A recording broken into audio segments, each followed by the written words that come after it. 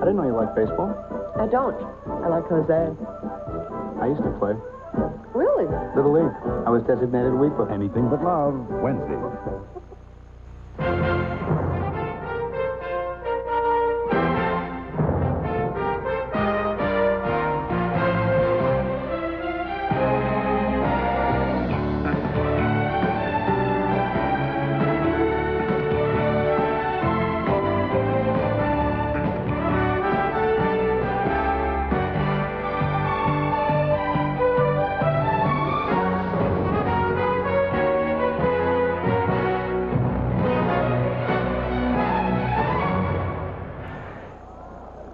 Ladies and gentlemen, may we direct your attention to the pitcher's mound for a very special ceremony.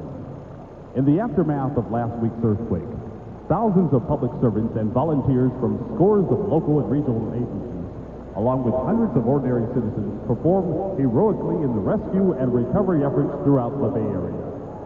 In recognition of these efforts, these 12 individuals are with us this evening to represent their organizations and to symbolize their countless co-workers and neighbors who also gave unselfishly in this dark hour. Throwing out tonight's ceremonial first ball, our San Francisco firefighter, Jerry Shannon. The medical director of Oakland Highlands Hospital, Dr. Floyd Hughes. Pacific Gas and Electric Company gas serviceman, Dave Lopez. San Francisco police officer, Alvin Wong. Caltrans Associate Bridge Engineer Steve Whipple. California Conservation Corps San Francisco Branch Volunteer Juan Moncada. Oakland Fire Department Captain Ron Carter. Santa Cruz County Red Cross Chapter Chairwoman Corey Livingston. Pacific Bell District Manager John Azez. Santa Cruz Area Salvation Army Volunteer Shelley Cruz. California Highway Patrol Lieutenant Clifford Gray, and San Francisco Deputy Sheriff Terry Tussey.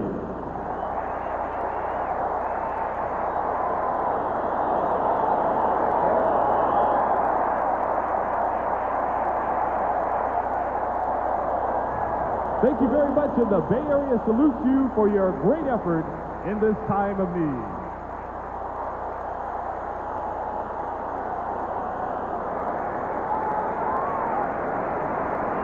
An unforgettable moment at Candlestick Park in San Francisco, where this crowd, and if you were with us during the introduction of the starting lineups, naturally the Giants, this being their home park, the crowd very much into it. Very much into it. No question. Some thought perhaps the response would be somewhat muted early on and then might build. But no, sir, as the Giants take the field.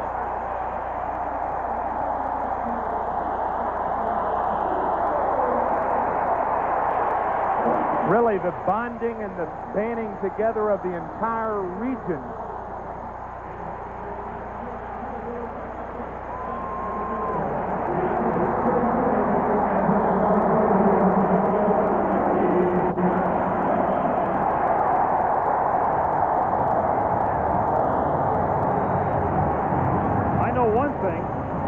Better late than never. Never felt better.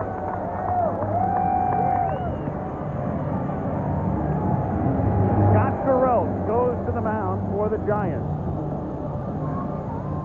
And he was the starting pitcher in Game 1 of the World Series, which took place 13 nights ago at the Oakland Coliseum. Among the things that have happened while we were waiting for the series to resume, there's an entire change in both pitching rotations.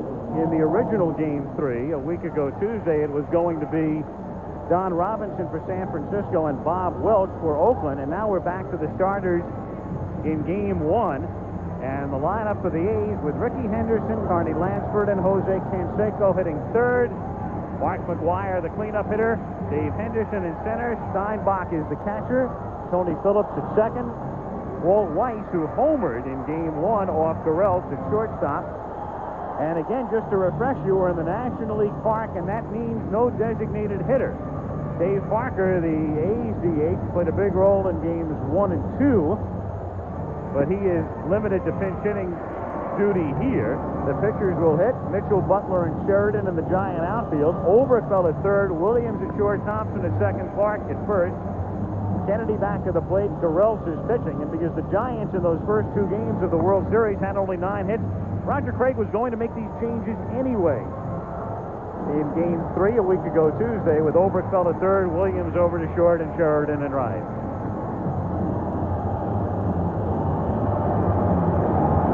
Ricky Henderson has been, throughout the postseason, dominating.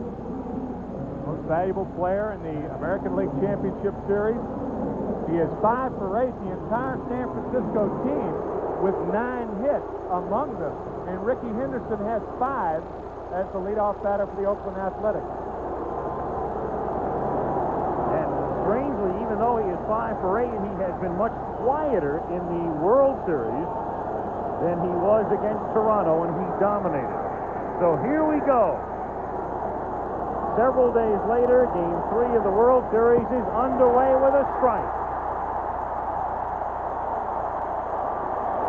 And you know that baseball is back when Henderson looks back at Voltaggio on the very first pitch of the game and questions the call. The delay didn't change that, did it? No. Breaking pitch away in the count, 1 ball and 1 strike.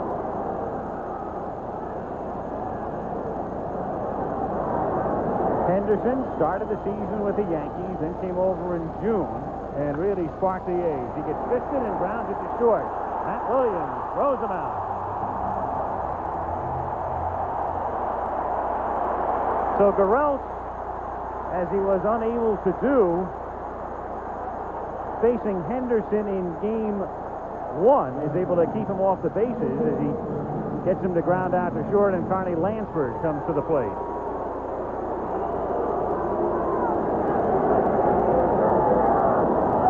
There you saw how Williams just nursed the ball over to Clark at first.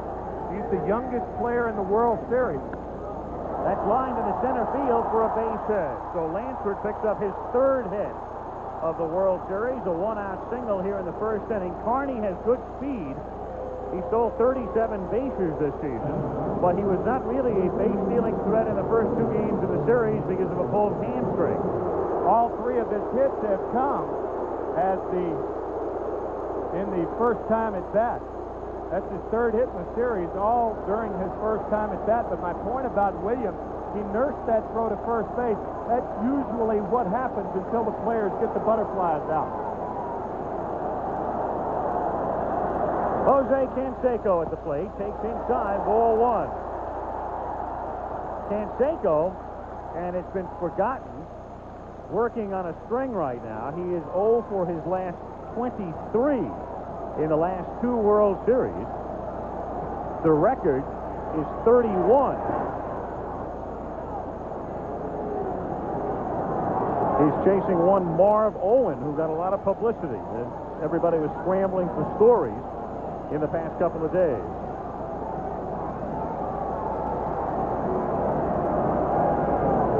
And again, it's up and in.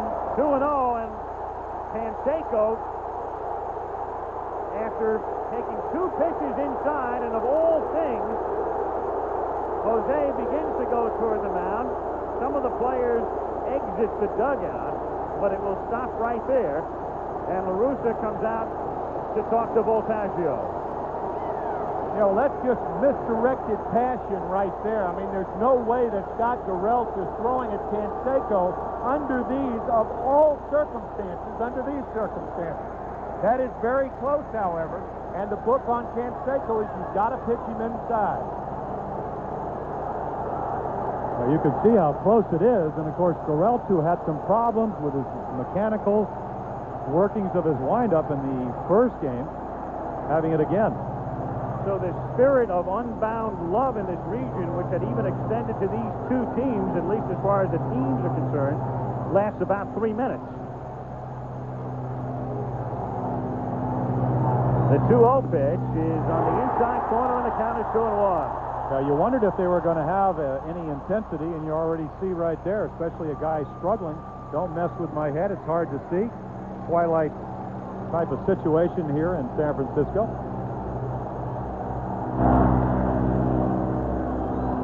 Clark holding Lansford on at first. 1 out, first inning, no score, and 2-1 on Canseco. Breaking pitch into the hole, and that's a base hit. Lansford will stop at second as Mitchell gets it back in. So Jose snaps the string. He had not had a World Series hit since that grand slam home run in Game 1 against the Dodgers last year, forever forgotten because Gibson ended the game with a dramatic homer, and now a single here in the first inning. A breaking ball that he did not get in a good location. A lot of times, as you look at Roger Craig, he's got to be a little concerned. He said he would go to the bullpen in a hurry tonight. Down 2 games to none. Mark McGuire swings late, and the count is 0-1. Well, Craig has to manage this game as if it's the last game of the season, in effect. No team has ever come back from a 3-0 deficit in the World Series. Several, however, have come back from 0-2. And McGuire fouls it away, and the count is 0-2. And so many times you learn from your mistakes. And Norm Cherry, Roger Craig, hoped that Scott Garrelts learned from the mistakes he made in Game 1. He did not pitch that badly. Did give up 5 runs, 4 of them earned. Only 1 walk, 5 strikeouts. But what he did do is have very bad pitch selection. Did not throw the proper pitches to the proper hitters. Lansford at second, Canseco at first. 1 out. And the runners go as it's grounded to the hole. Williams up with it. One-handed throws to first for the out. The runners advance with Lansford now at third and Canseco at second. And again, it's Matt Williams who has been playing third for the Giants for the most part through the second half of the season. Was the third baseman through the playoffs into the first 2 games, who moves over to short and makes the play here. Pretty exciting baseball with Mark McGuire hitting and running, runners at first and second. A play that, as far as the big leagues are concerned, happened much more often this year than in past years. The first and second hit and run. You saw a lot more teams do it this year. 2 on, 2 out, and Dave Henderson, who is 0 for 6 in the World Series and hasn't hit the ball out of the infield, takes away ball 1. Now, Garrelts with first base open naturally can afford to be more careful with Henderson here, but he has Steinbach waiting on deck. In the air to right field and deep, and Sheridan goes back, and it's off the top of the fence, and in play, 2 runs will score, and Henderson has a double. Dave saying, wasn't it a home run? But the right field umpire, Paul Runke, was down the line and there to call it. Said it hit the top of the fence and bounces back, and it's 2-0 A's and almost 3-0. And that's already more runs than Scott Garrelts averages here at Candlestick Park. 157. A little bit over a run and a half. As you look Sheridan go back, he's an outstanding defensive outfielder. Gets up, but just not high enough. The ball goes off the top of the fence. 2 extra umpires, one down the left field line, Paul Runke down the right field line. Makes this call a lot easier as you see it hit right on the top of the fence. Now Steinbach pops it up in foul territory. Kennedy comes back, and there is a lot of room, but not enough there, and the count is 0-1.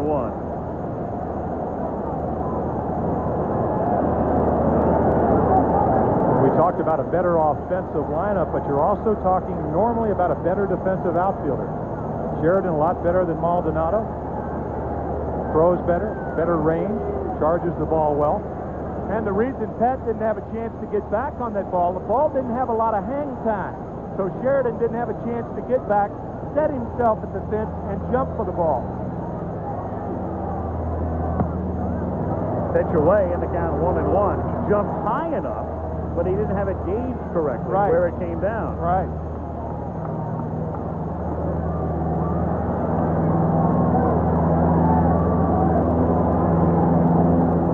Breaking pitch away. Vertically, Sheridan was okay. Horizontally is where the problem existed. So it's 2-0 on a double by Henderson. The first time that Henderson has hit the ball out of the infield in the 3 games. Good breaking pitch, and the count 2-2.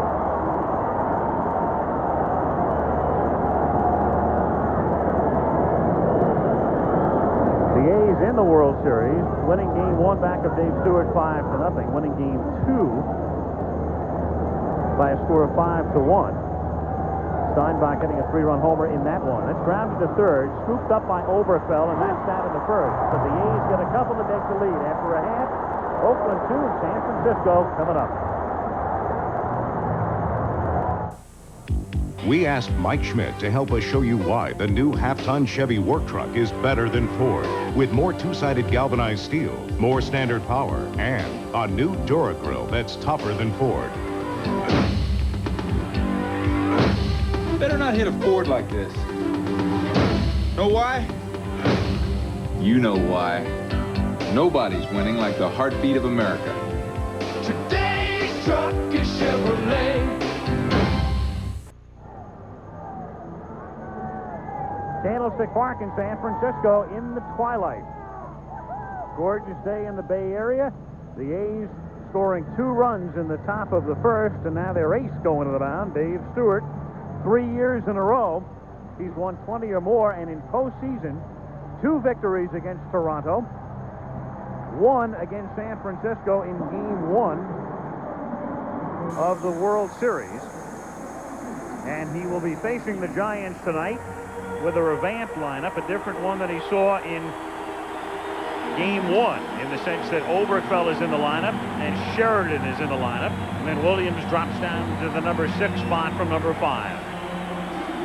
Brett Butler to lead off for the Giants. Butler, Robbie Thompson, and Will Clark in the bottom of the first. Brett 1 for 6 in the World Series, and the first pitch to the screen, 1-0.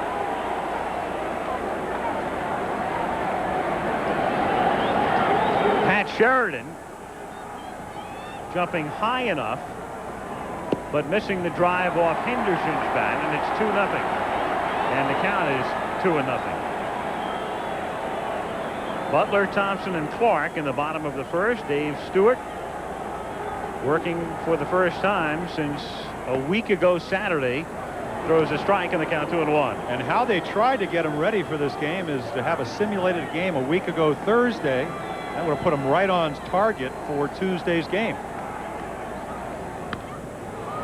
Lifted to left field, and Henderson was playing him in that direction anyway and makes the catch.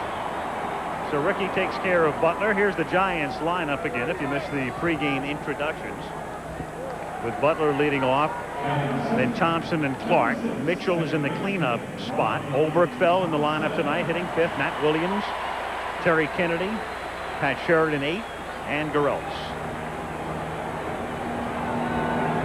Robbie Thompson, 241 during the regular season with 13 homers. And anything but the typical number 2 hitter, because he struck out 133 times during the regular year.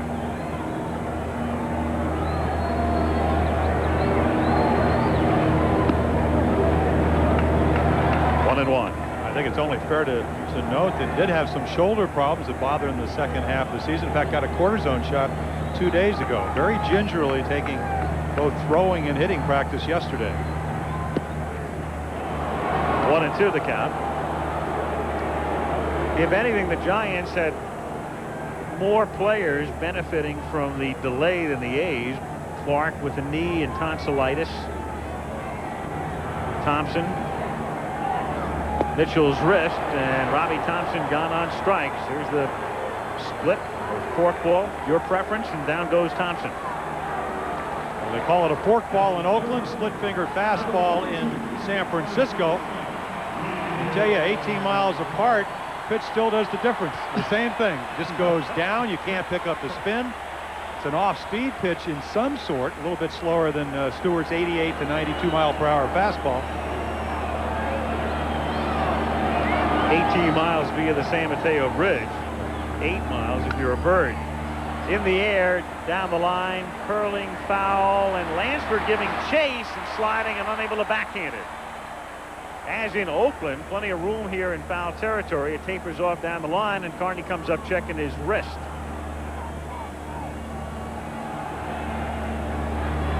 Candlestick Park, a stadium that was built in the late 50s and opened in 1960. The Giants came west in 58, spent 2 seasons at Old Seal Stadium. Then moved in here in '62, and this is the first World Series game to be played here since 1962, as Clark swings and misses, and the count is 0-2.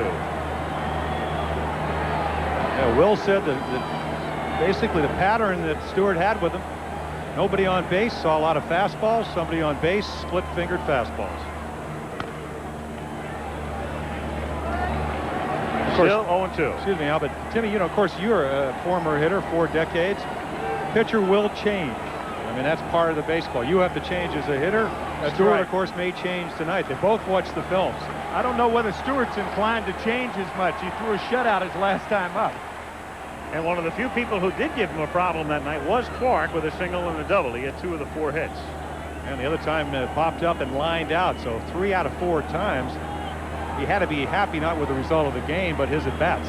Yeah, remarkably, Dave Stewart winning 20 for the 3rd year in a row. His first shutout of the season this year. And Clark gone on strikes. So after the A's get 2 in the top of the inning, the Giants are gone in order. End of 1 in game 3. When lunch and a day at the park are too much for Tommy Lasorda, he reaches for Rolaids. Nothing works better for acid indigestion. And why should heartburn take the fun out of the game? Relief. You know how to spell it. An ABC News exclusive reveals how a Soviet spy ring stole U.S. military secrets for 20 years. Watch Peter Jennings on ABC's World News tonight, Monday. Still a spectacular sight. Boy, you can only ponder. It's amazing. You look at it from the blimp. It's standing, folks. It sure is. There it is in all its regal splendor. The city of San Francisco. Cosmetically looking beautiful, as always. But, of course, we all know about the deep, deep scars. World Series, Game 3, 2nd inning. Tony Phillips, the batter, check swing foul at the plate, evening the count at 1-1. Phillips, Walt Weiss, and then Dave Stewart.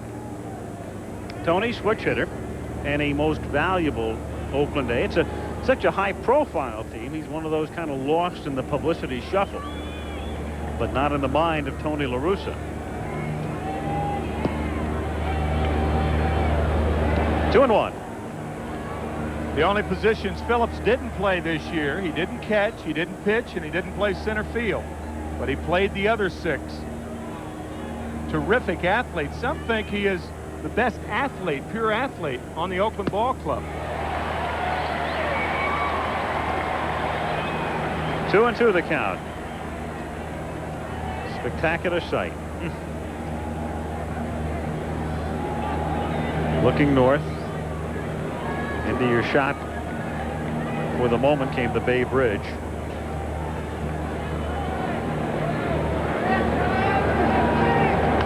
As Phillips on a check swing foul rolls it off to the left, and the count remains 2 balls and 2 strikes. Tell you, Al, as far as the Giants are concerned, it might be too nice a day today. One of the big reasons the Giants and Scott Garrelts 10-2 in this ballpark, Roger Craig's troops, one of the reasons that they had the best record in the National League was because most of the teams that come in here have to fight the elements. Check swing, the appeal, and he's punched out at 3rd by Gregg. Vic Voltaggio didn't call it a swinging strike. The ball was dropped by Kennedy. He made the tag, and then it's official when Gregg puts the big right arm up. See Voltaggio not making the call. He checks with Eric Gregg, and Eric gives him the strikeout sign. You can see right here, it's where the bat goes, and did he catch the ball in the air? Kennedy does it, and there's Eric. Weiss pops it down the line in foul territory, and that drops untouched in the bullpen. 0-1 on Walt, who hit only 3 homers during the regular season, but homered in Game 1 against Garrelts.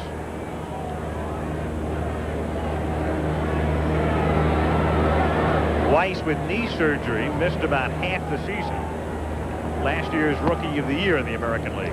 1-1. And the home run came on a split-fingered fastball, same pitch that just struck out Tony Phillips. It was not a good pitch in Game 1 for Scott Garrelts because he didn't have command of it. To center field.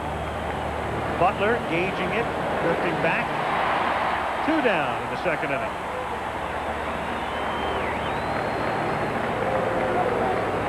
Two out, bases empty. The A's are ahead 2-0. And Dave Stewart will come up, obviously for the first time this season, even though Stewart, in parts of 6 seasons in the National League, hit 196. He was 10 for 51. There it is, his career mark. In there in the count 0-1. And it has been a long drought for American League pitchers in World Series play. 0 for their last 67, dating back to 1979 when Tim Stoddard, teammate of yours, Jim. Yeah, you know what happened that day? The Orioles were staging a rally, coming from behind as a game they won. I was on the bench. So anyway, Stoddard, as you look at Dave Park, he couldn't even get anybody else in there. He let Stoddard hit. He got a base hit. A's gone in order, to the amusement of even Parker.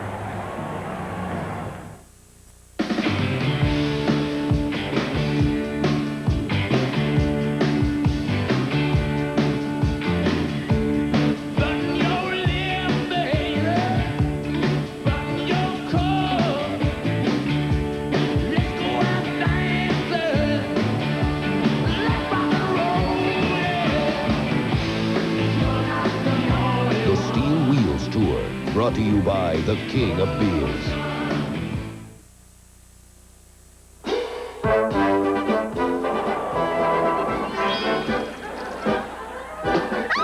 You missed a spot. Free Spirits Sundays. Candlestick Park, Al Michaels with Jim Palmer and Tim McCarver gain 3 of the World Series. Oakland on top 2-0 as we go to the bottom of the second inning. And the middle of the order for the Giants, Kevin Mitchell, who led the majors in homers and runs batted in, and Ken Oberkfell and Matt Williams. Stewart set the Giants down in order in the first and begins by missing away here, ball 1. 1-0.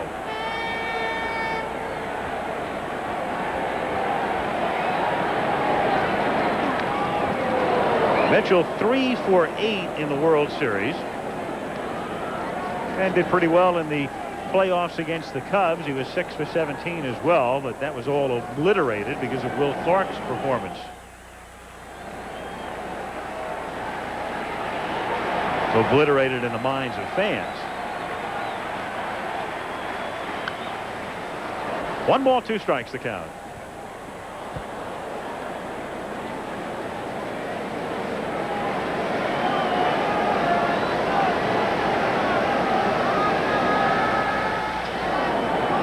Here at Candlestick tonight, all you needed, of course, was your ticket stub. The original Game 3 was sold out. And the stub alone gets you back into the ballpark. Only about 75 people turned their original ticket stubs in. And Mitchell has gone on strikes. And so Dave Stewart, picking right up where he left off a week ago Saturday, has retired the first 4, and he has struck out 3 in a row. Well, power hitter, power pitcher. Did not get that ball where he wants to. Tried to go inside. You can see Steinbach sitting in. That ball's away, but you see the great movement along with the velocity that Dave Stewart has. Plus, he's already thrown enough split fingers to make the hitters look for it. Oberkfell at the plate.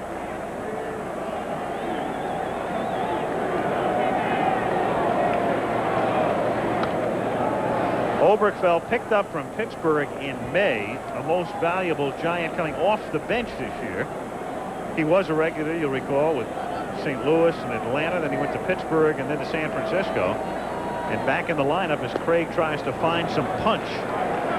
Giants limited in this World Series to 9 hits in now 19 in the third innings.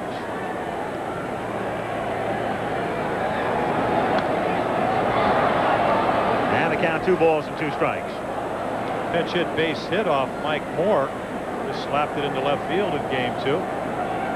Likes to describe himself, Ken does, as a patient hitter. And he said, that's what I'm going to try to do off Dave Stewart. Not swing at the split finger until I have to. I got to do it with 2 strikes.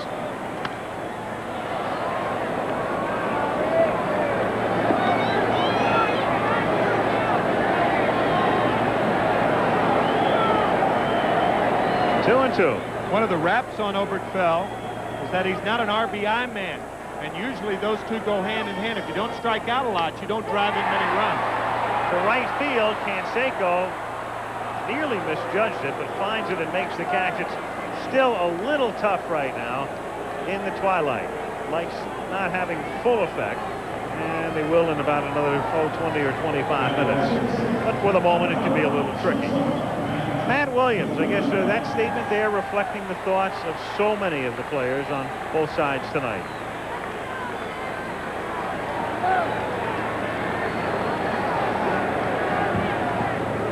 One and 0 the count. Williams expressing his thoughts. Boy, you find out a lot about these players in times like this. Dave Stewart in particular. I mean, every time you saw Dave Stewart interviewed before this tragedy, it was always in regard to baseball. And you knew that he was an articulate man and an intelligent man, but of all the players who have expressed their thoughts during this terrible time, no one with any more articulateness than the man on the mound, Dave Stewart. And he can really feel it because he's from the area originally. That's driven to deep left field. And Matt Williams has hit it out.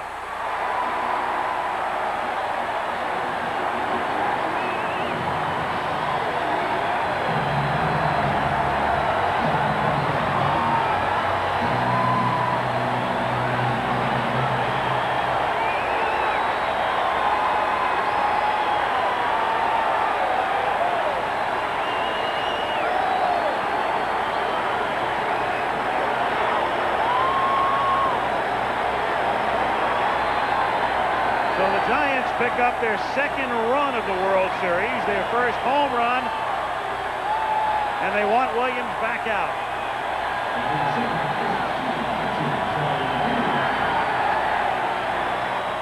Terry Kennedy, the batter, takes a strike. Williams did come out for his curtain call, and the score is 2-1.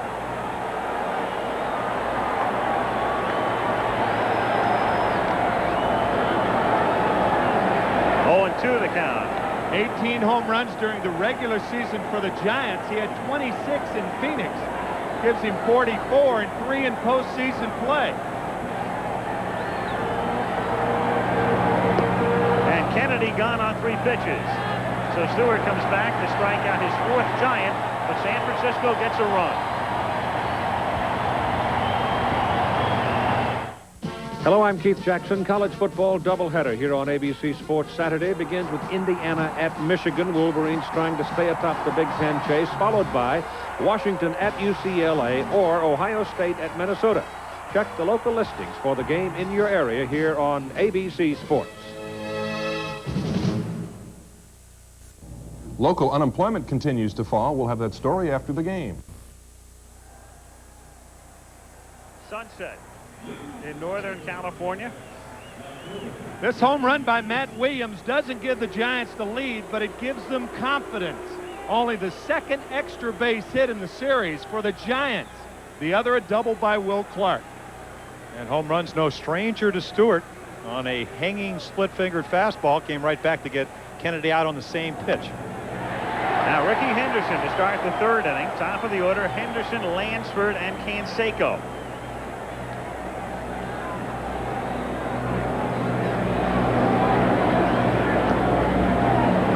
On the count. Stu, I guess forever destined to finish 2nd or 3rd in the Cy Young balloting. It's going to happen again this year, probably. Oh yeah, a lot of people wonder how you can be baseball's most consistent player or pitcher over the last 3 years and not win a Cy Young award. Well, it's simple. Just have 3 superlative years, and then somebody each year has a little bit better. 87, it was Clemens. 20-9 with a lower ERA, and 88 it was Viola, and this year Brett Saberhagen.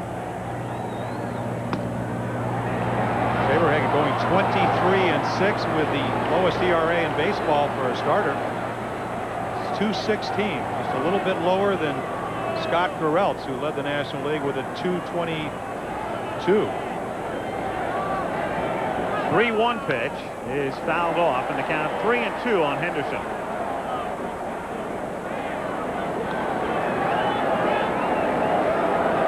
Ricky was one of the few A's who got here in plenty of time for the game. The team bus left the Oakland Coliseum at about 1:45 and didn't arrive at Candlestick Park until around 3:20 this afternoon. So they had a truncated batting practice as Henderson rips one into left center for a base hit and more as Mitchell has to play it off the fence, and Ricky has a double.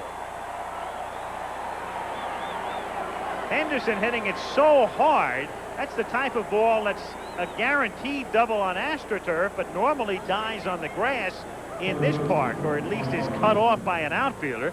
And Henderson able to drive it through the gap and winds up at second.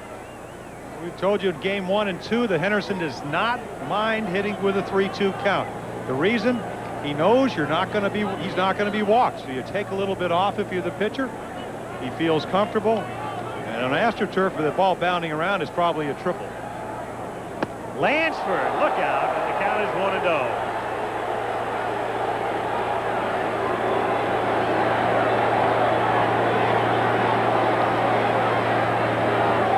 Lansford trying to go the other way. He has right field on his mind, so therefore he's ducking out over the plate. That's the second close pitch thrown by Scott Garrelts. The other one, of course, to Jose Canseco in the first inning. But that pitch looked more inside than it really was because Lansford is trying to hit the ball the other way. Which he does there and strokes it foul, and the count 1 ball and 1 strike. A great right field hitter. Reminds me of a great former Oakland A, Joe Rudy. Similar batting style. Rudy with more power. But Lansford had a terrific year, hitting .336. Only 2 home runs, so he hits the inside out of the ball. This is a perfect situation for him. 1-1. Williams ducking in back of Henderson to keep him close to second, and the pitch is inside. When Henderson's at second, you have to pay attention to him, much as you do at first base, obviously, because Ricky, if you give him a decent lead, and sometimes even if you don't, he'll take off. Well taken point. You got to make him stop, and he does not need a big lead to steal. And again, Lansford's fighting it off, trying to go the other way with it, and the count 2 balls and 2 strikes. Roger Craig, Bob Lillis. Lansford again trying to go the other way. That's why Henderson isn't going to steal with nobody out. He's less likely to steal with none out than he is with 1 out. Because with nobody out, Lansford may push him to third, and for that reason, you don't need to steal third base.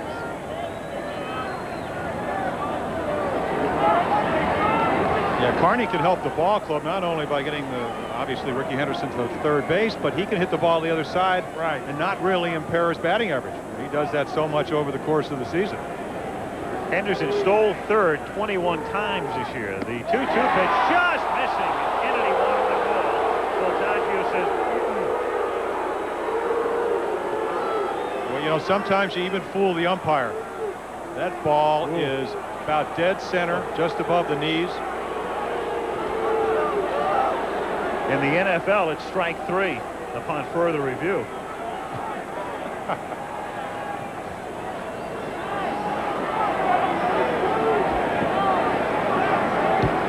Henderson at second, nobody out. Third inning, 2-1, Oakland. 3-2 to Lansford, got him.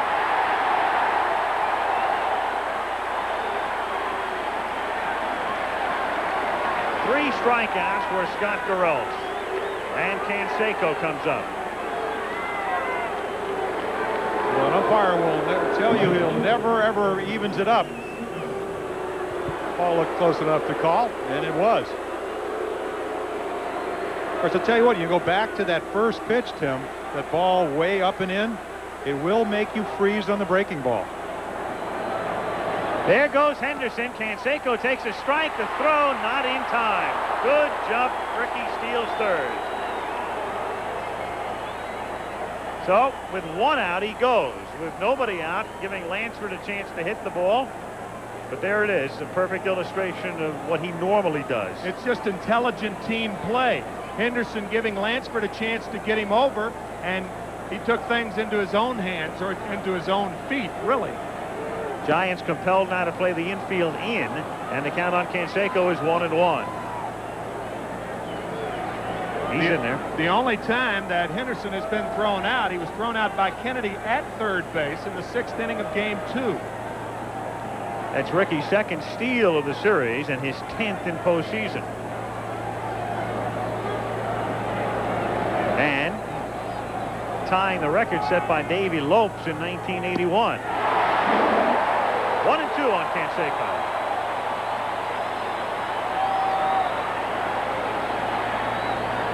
Jose, 1 home run in that championship series, and that, of course, was the monstrous shot at the Sky Dome.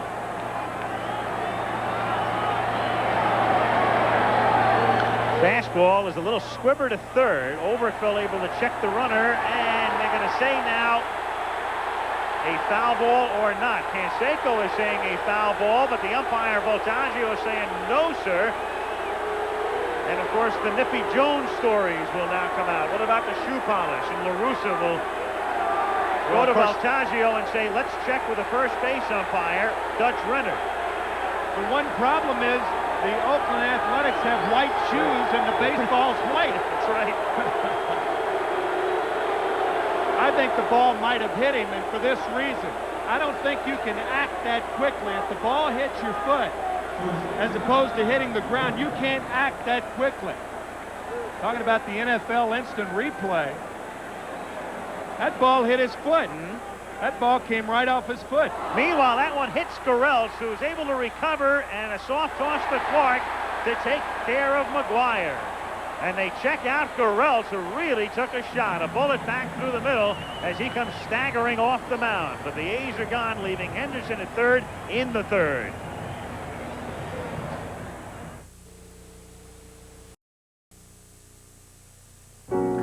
Hi, I'm Will Clark of the San Francisco Giants. You can help the Bay Area recover from the earthquake. Make a credit card contribution by calling 1-800-453-9000 or send your contribution to American Red Cross Disaster Relief, P.O. Box 37243, Washington, D.C. 20013. Please specify that your contribution go to the Bay Area earthquake relief effort. Thank you for your support.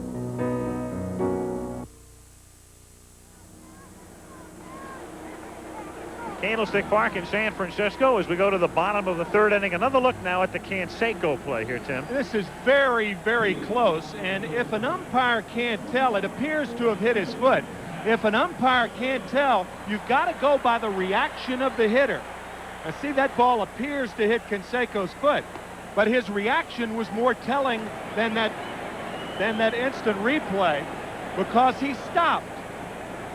Your natural inclination when you hit a ball on the ground that didn't hit your foot, you run to first. But because he stopped, I think that was the best indication of all. Pat Sheridan leads off the bottom of the third by hitting a soft bouncer down to Phillips, and he's gone. So one away here in the bottom of the third inning, and the batter will be Scott Garrelts. Yeah, you're exactly right, Tim. It's a case of you know it's off your foot or it's hit your foot, so you figure, well, everybody else knows. Right. And you can't think that quickly. A more telling sign of you trying to get away with something would be to run 3 steps toward first and then stop. Then it's a different story. Here's Garrelts. I mentioned Nippy Jones. You go back to 57, the Braves and the Yankees, and one of the key plays in that, Jones hit by a pitch, and it was only determined that he was hit by a pitch when they discovered the shoe polish on the ball. 1-1. Good thing he used his kiwi that day, huh? That is Alcatraz, the island sitting out in the middle of San Francisco Bay. Marin County in the background and the great city of San Francisco in the foreground as Garrelts fouls it away and the count 1-2.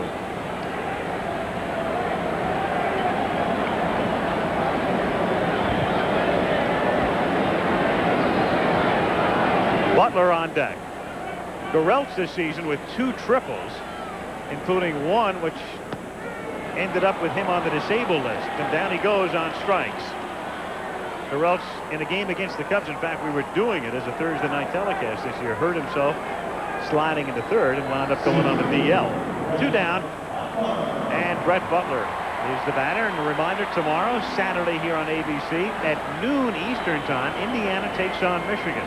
College football.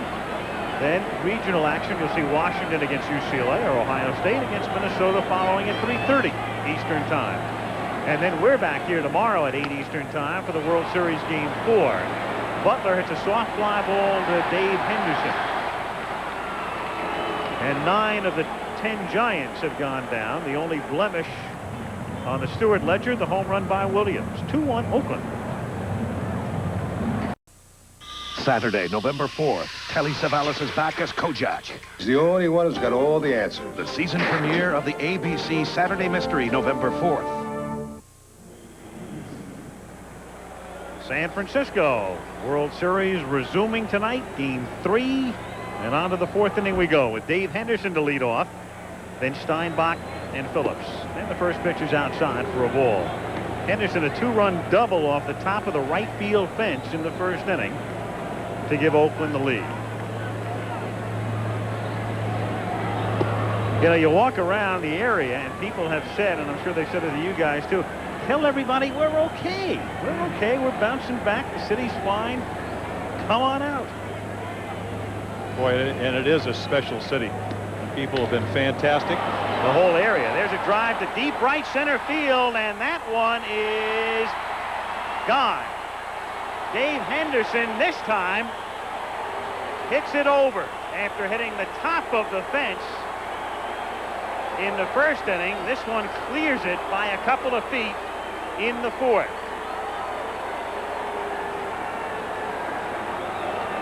He was such a clutch player for Oakland. Playoffs, World Series. Even when he had a bad playoff, the one hit he got was a home run. That was in '86. 2 outs, 2 strikes. And fine center fielder, and he's put it on a show tonight. Garrelts tried to come up a little bit different pitching pattern. Here's Steinbach grounding one to short. A nice convenient hop for Matt Williams. And the A's catcher is out, number 1. Now, what Garrelts would like to do is get him out with breaking balls. He threw him 2 breaking balls, got behind, had to come in with a fastball. Still got to hit it, and that's what Dave Henderson did.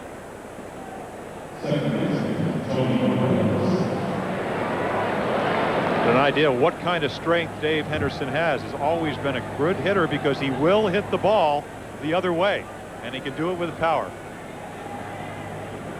Plus, the ball carries better to right center in this ballpark than any other park. And that one carries very well to right field, and that one is gone off the bat of Phillips. And the Giant bullpen is busy. You got to wonder, Al, what the line drive off Garrelts did last inning. He came off the mound. He's had that type of year where you don't want to leave, but all 3 really hits this inning have been hit right on the number. And here comes Craig. It's always a tip-off when the catcher looks over into the dugout. It's almost as if he's saying he's lost it. And Kennedy took a long look into the dugout, and Craig comes out. And Kelly Downs throwing in the bullpen. And in he comes. And as we mentioned before, Craig has to manage like this is the last game of the year. Garrelts out. Downs comes in.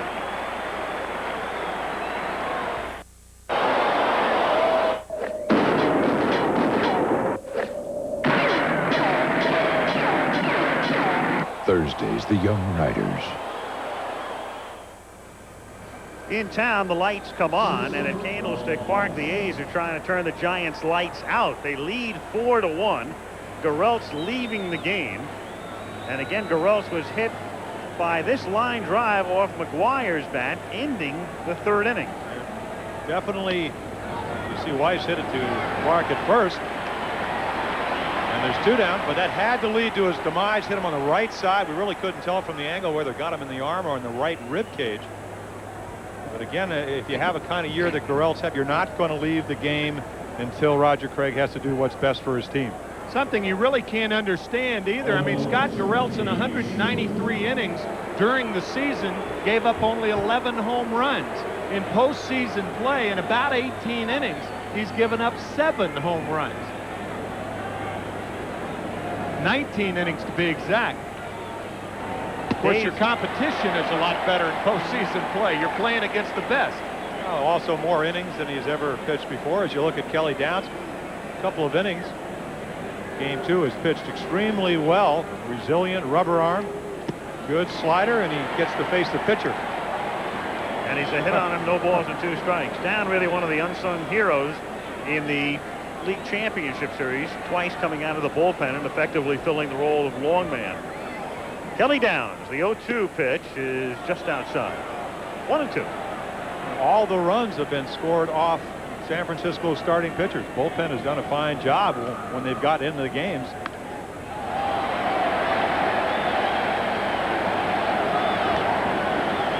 One ball, 2 strikes. People sitting at home, excuse me, why you don't start a Kelly Downs after he pitched so well in the championship series? You got to go with the guys that got you to the playoffs. And again, Downs, as we said, even though he's had some shoulder problems, has shown Roger Craig a great fastball, a good slider, and again, that resilient arm that can bounce back with only a day between pitching performances. Well, I think Craig felt that was the perfect role for Downs with his reconstructed pitching staff, because he could do something that he figured Garrelts couldn't do. Soft looper right into the glove of Thompson. But a couple of homers in the 4th by Dave Henderson and Tony Phillips. 4-1 is the score, and back we come after a word from our ABC stations. He faced the outrage of a nation.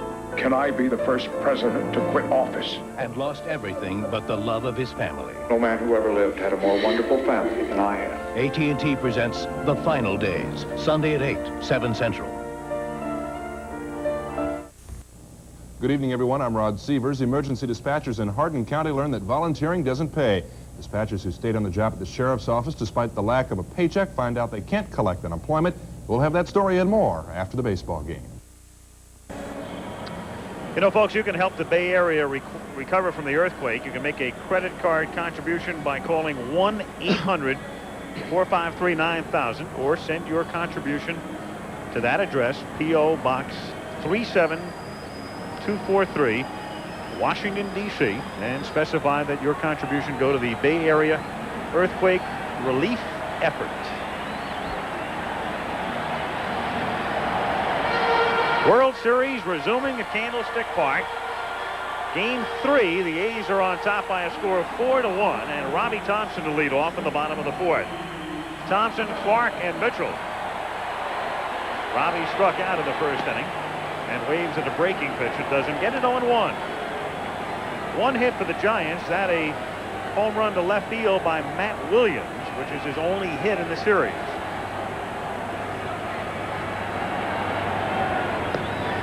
Got the inside corner, and the count is 0-2.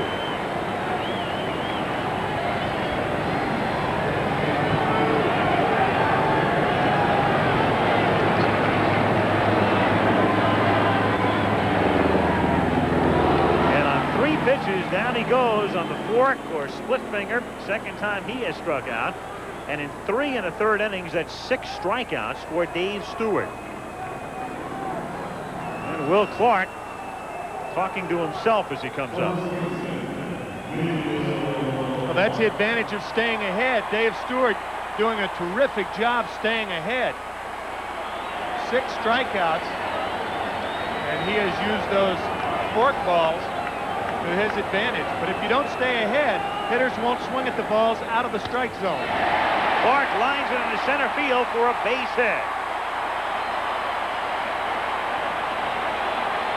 So with 1 out, a single by Clark here in the 4th inning, and the crowd comes very much alive again as Kevin Mitchell comes to the plate. And that's the way to combat that. When they try to get ahead, hit the first pitch.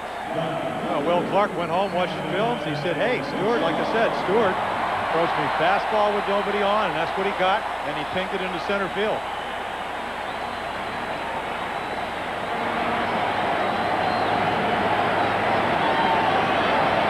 Kevin Mitchell struck out in the 2nd inning. Takes away ball 1. You talked about the home runs. You're looking at the home run leader in the major leagues with 47. Stewart threw 23, 3 in the playoffs, and then 1 here tonight. never, ever a 3-run home run. No grand slams either. That's grounded to the hole, and a base hit, and the Giants have runners at first and second.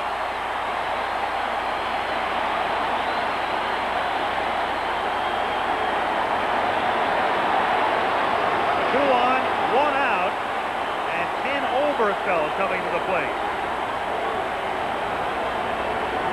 Similar pitch that Matt Williams hit for a home run, except this ball is a little bit farther outside. Fork ball up in the strike zone. You see it.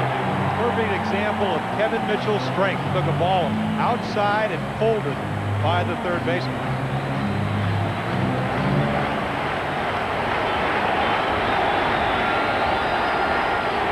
Oberfeld flying to Canseco in the second inning.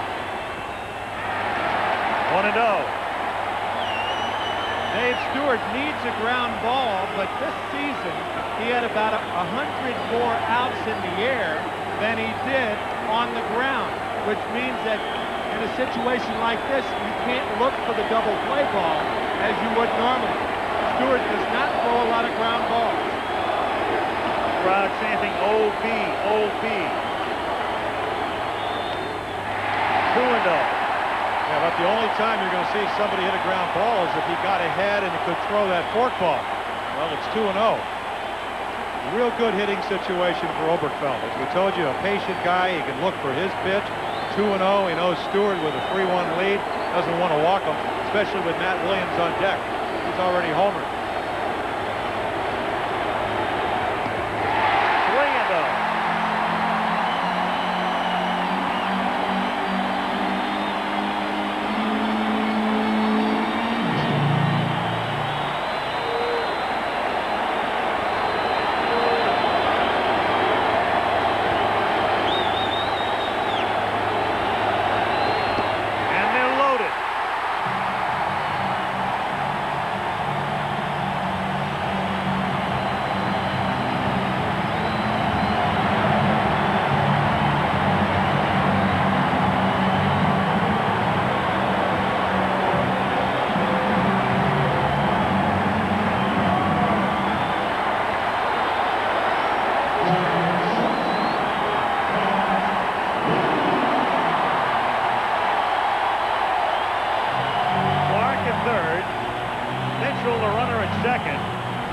Oberfeld at first.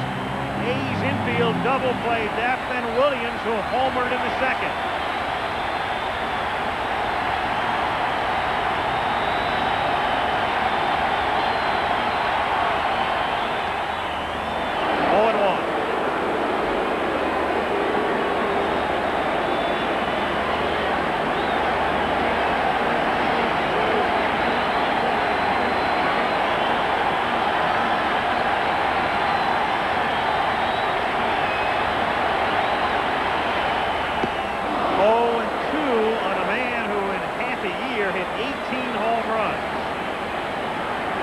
Side of that coin, and 292 times at bat, struck out 72 times.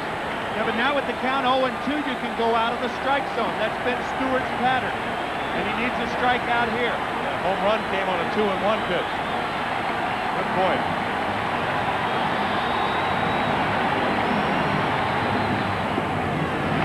Williams not fighting. 1-2. Jeff Brantley gets up in the Giants' pen as Craig looks ahead. Williams is hitting in the 6th spot. Kennedy is on deck.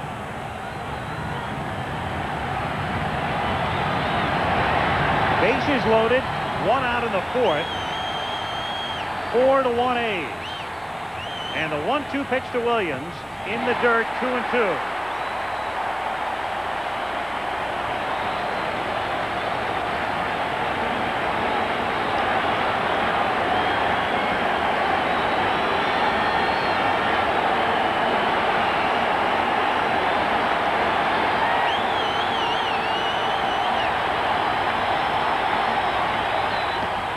Got him. Williams couldn't pull the trigger. Perfect pitch by Stewart, and a big second out. 2 down, and Kennedy comes up. And that's 7 strikeouts for Stu. Wonder how you win 20 games 3 years in a row. You got to make clutch clutch pitches at clutch times. And you can't be afraid to throw the ball over the plate and challenge a hitter. Of course, that challenge was right on the outside corner. Now Kennedy, who's been cold at the plate in postseason, swings and misses. He hit .239 during the regular season.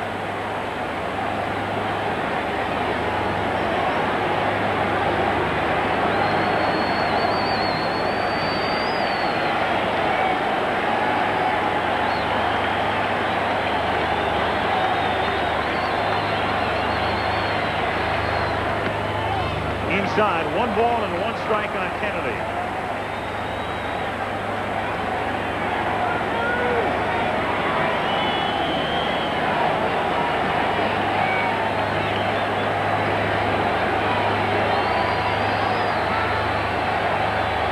And that's lined into center field for a base hit. Clark comes in to score. Here comes Mitchell. The throw is cut off. It's 4-3.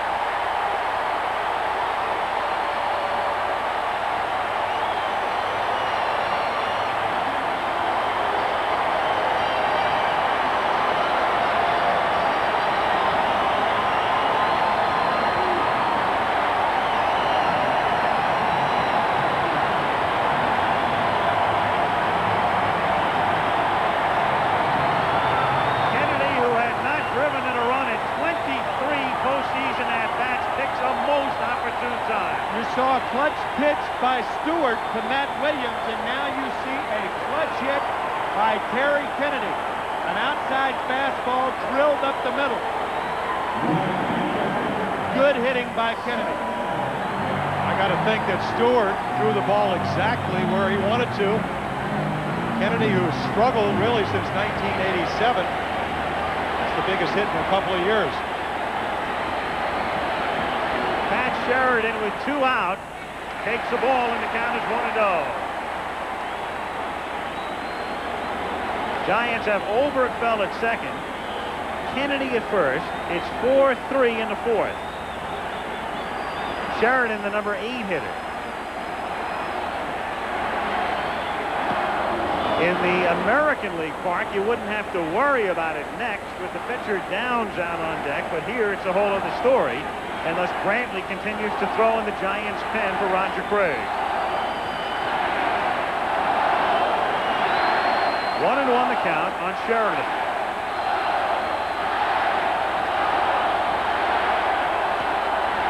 Ball 2.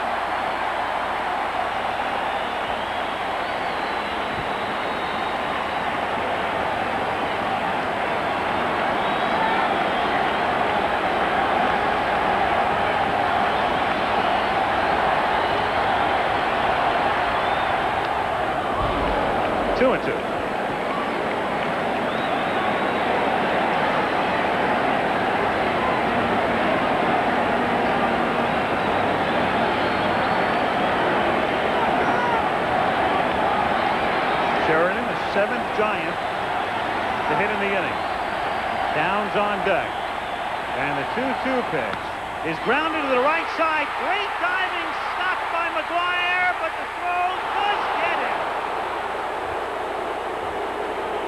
Stewart gets over there just in time to take care of him at first base, but the Giants get 2 to make it 4-3. IBM presents You Make the Call. With a runner attempting to steal second, a batter swings and misses at the pitch. His bat then hits the catcher, interfering with his throw. Is the batter out? Is the runner out? You make the call. Because the batter did not intentionally interfere with the catcher, he is not out, nor is the runner. However, the runner must return to first base. If you said so, you made the right call. Who on earth could assemble in one place television journalists of such unprecedented talent and intelligence? Who indeed? But ABC News, we're America's choice. One of the first things Dave Stewart will tell you, how do you win 20 games? You take advantage of an underrated defense. McGuire at 6'5", about 230. Well, he just heads off a ball destined for right field. Would have tied it up 4-4. Good play by Stewart covering first base, something you do all spring training and really paid off here. Great agility for the big guy.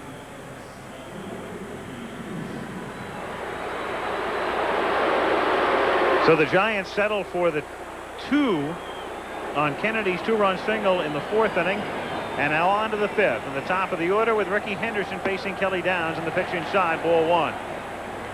One thing McGuire's play did is it kept Downs in the game. Had he not been able to throw Sheridan out at first base, Craig would have been compelled to go to the bench, and then Brantley would have been in. Now you not only have Downs pitching in the top of the 5th inning, but assuming he keeps the A's close, he would probably lead off in the bottom of the 5th.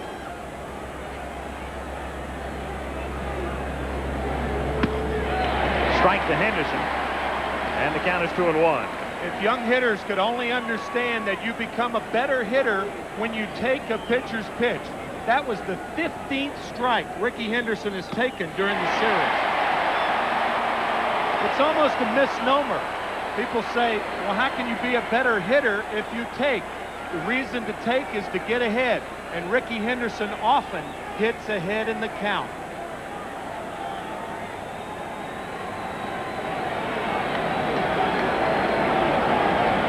Two and 2 the count.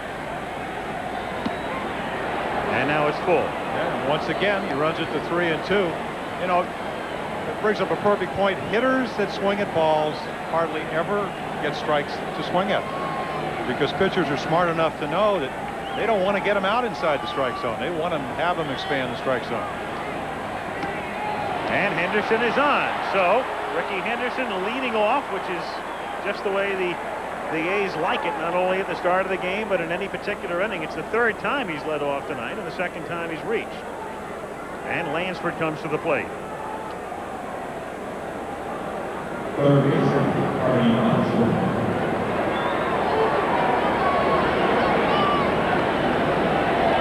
Clark holding Henderson on at first. Ricky 77 steals during the regular season and caught just 14 times. And the pitch to Lansford is inside, ball 1. And what he makes you do, Ricky Henderson, as a pitcher, is most of the time you got to either throw a hard breaking ball or the fastball. It makes you jump because you want to get the ball to home plate in such a hurry. It ruins your timing. 1-1.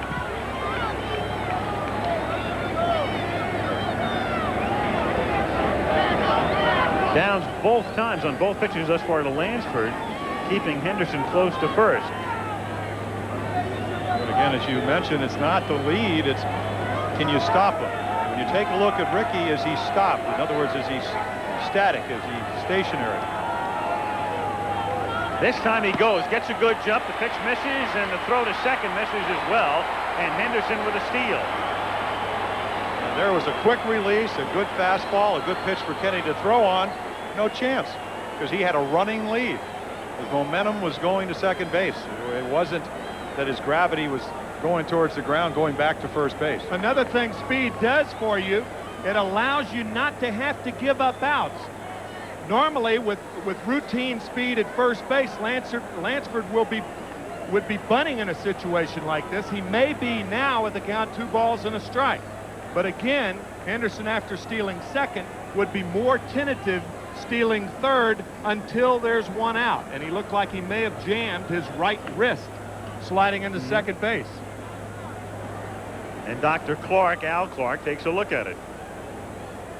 Meanwhile, Henderson, 11 steals. That breaks Lopes' record in 81. And again, of course, you only had the World Series through 1969 when the leagues expanded and divided into divisions and then postseason play. And in 81, in fact, Lopes had an extra set of games because that was the year of the strike, and they had divisional playoffs as well. Inside ball 3, 3-1 the count on Lansford. So Henderson setting the record in what would be his 8th postseason game. 5 in the playoffs and now 3 in the series. And Lansford is on. So Downs has walked the first 2 A's here in the 5th inning, and Canseco comes to the plate. And Craig goes to the mound, and what's the most important inning for Downs, because the Giants scrambling back into the game with 2 in the bottom of the 4th. And the last thing they'll want to see is the A's reestablish a 2 or 3 run cushion. Any momentum the Giants have going for them can be stifled right here. First 2 guys on. Boy, what a tremendous year Lansford's had. Only 1 month that he hit under 300. I think that was June. 2 months he hit over 400. 336, and Tim, you told us that's the highest since he led the American League in batting back in the early 80s.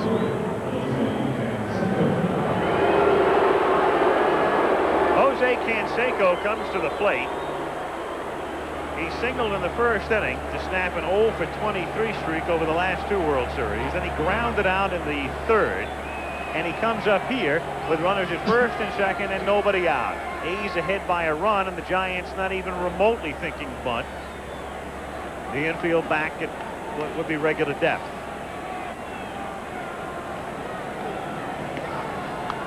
And it's popped foul back into the upper deck behind us, and the count is 0-1. There's Brantley again, throwing in the bullpen, up for the 2nd time. Again, the pitcher due to lead off in the bottom of the 5th. If Craig had to go to his bullpen here in the inning, he'd probably make a double switch and send either Maldonado or Nixon into right field and have them bat 9th, and the pitcher hit 8th.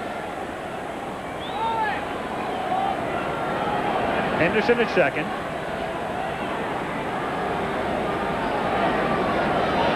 Lansford is the runner at 1st. 0-1 the count. Breaking pitch. 1-1.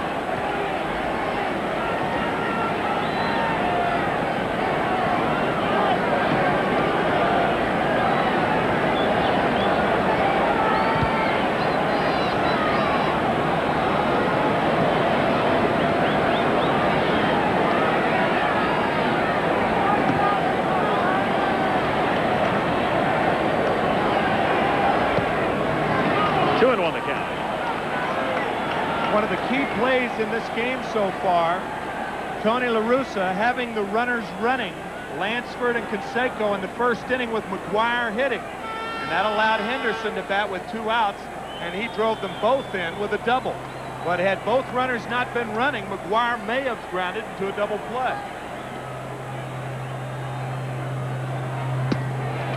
On the corner, and the count 2-2.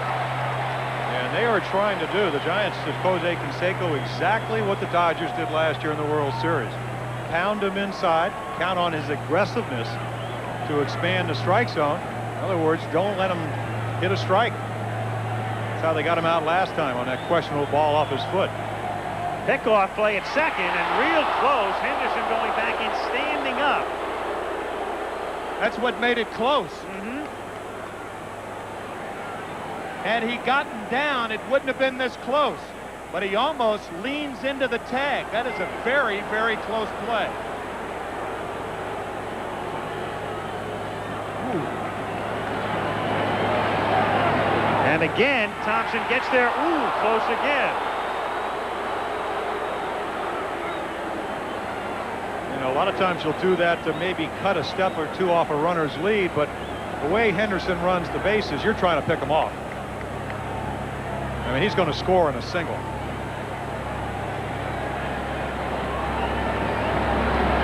You get a slow guy out there, you can make him a step or 2 back towards 2nd. It can make a big difference for your outfielder as far as throwing somebody out. But with Ricky,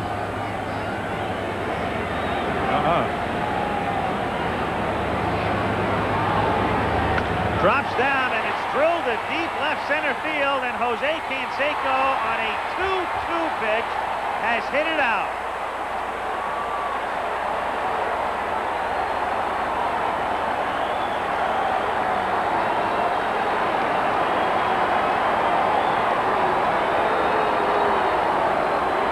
A 3-run home run, and it's 7-3 Oakland.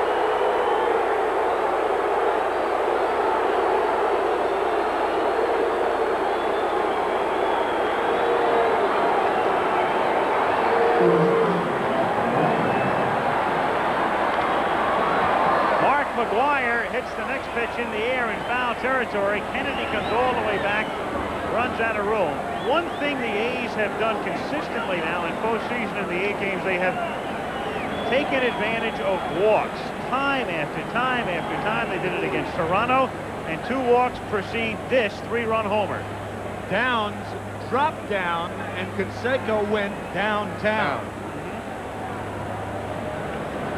Flat breaking ball. Hit it into area code 900. The count 0-2. Yeah, that's the way to exercise the demons of World Series pass. Get a hanging slider when you're trying to make contact. You know he can hit it 550 feet. Well, he only drilled that one about 420 on the line. And the count on McGuire is 1 ball and 2 strikes. Now, if you went to any pitcher in the American League and you say, what's the one pitch you don't want to throw Jose Canseco? That's a flat slider in the center of the plate. That's what Downs did. Breaking pitch takes care of McGuire, so Downs finally gets the first out of the 5th inning. 1 down, and it will bring up Dave Henderson, who has done his damage tonight by virtue of a double to score 2 in the first and a solo homer in the 4th. Oakland has hit 3 homers in the game. Dave Henderson, Phillips, and Canseco. And the Giants, the home run by Matt Williams. And your point about walks, so well taken. Of the 9 Oakland Athletics that have walked, 6 have scored. Well, when you look at their lineup, there are situations, of course, in baseball where you could just say all of the time, hey, you can't walk people, it'll come back to hurt you. But especially in a lineup like this one. And there's another towering drive to deep center field. Butler goes back, and Henderson has hit his 2nd home run.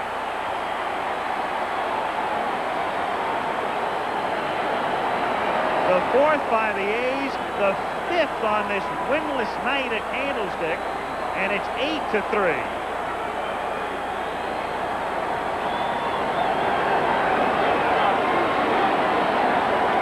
And everybody was figuring, well, the layoff would do one thing. The pitchers would be way ahead of the hitters. Say what?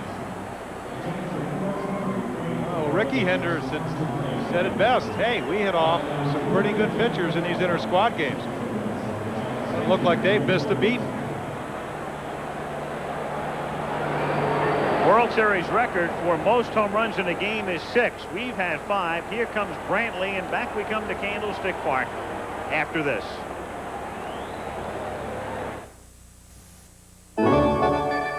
When lunch and a day at the park are too much for Tommy Lasorda, he reaches for Rolaids. Nothing works better for acid indigestion. And why should heartburn take the fun out of the game?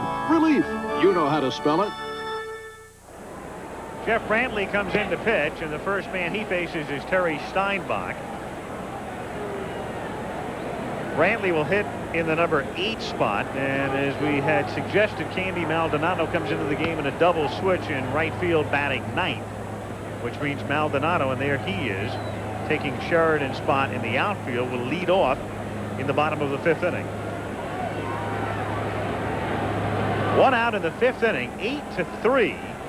Oakland. Dave Henderson with 2 home runs and a double that hit the top of the fence.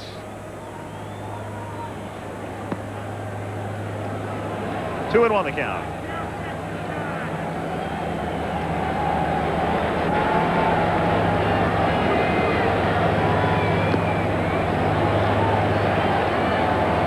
Brantley used as a long man now, but as Craig looks ahead and looks down the line, he thinks Brantley will make a terrific closer.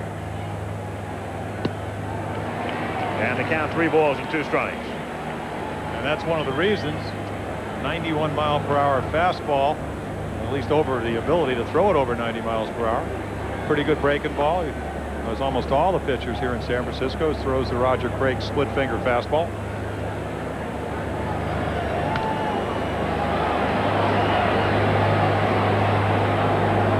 Still 3-2 on Steinbach.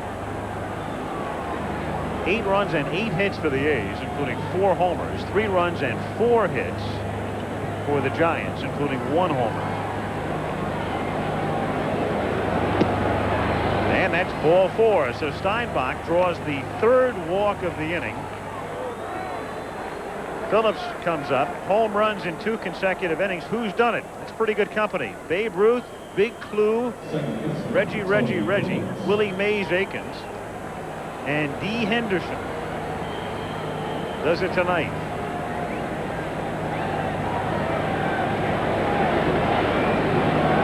And Tony Phillips could do it too. He homered in the 4th inning. Bay Day. Yeah, I'll tell you what, if Phillips, after only hitting 4 all year, hits 2 home runs in back-to-back innings, we're playing with 1987 baseballs, in spite of what it says on them. They're going out like that tonight, but that's Candlestick Park on a windless night.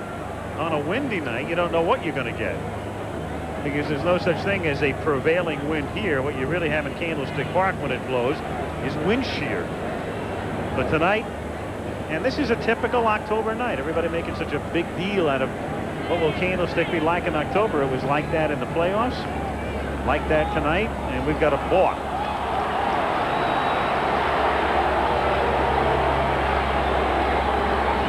So you even have balks on windless nights at Candlestick. The most famous balk of all, of course, was Stu Miller in the wind in the All-Star game in '62.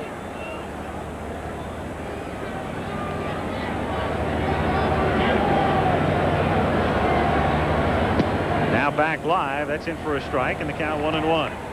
Oh, Vic Voltaggio thought he started his windup. If you start it all and stop, of course, Jeff Brantley will tell you I stepped off before I broke my hands or I stopped my windup. Does put a runner in scoring position.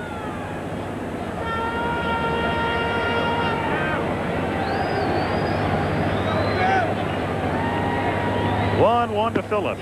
Good fastball, and the count is 1-2. I believe Stu Miller still lives around the area here. Boy, what a relief pitcher he was. Do you ever hit off him, Tim? Or try to hit off it? I was up there against him. The head jerk, right? Oh, the parachute ball. In fact, he originated the BP fastball. Just a routine pitch he threw in there with a neck jerk.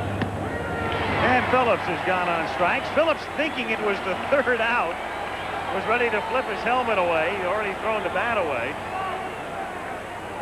And momentarily avoids a little embarrassment, and would have had we not brought it up, I suppose. But there it is for all of you to see. Oh, yeah. 3 gone. Not quite. Yeah. Okay. That's what long innings will do to you. Tony almost had our tape truck rolling in a commercial. 2 down, and Weiss at the plate. The count 1-0. 8-3 Oakland in the 5th inning.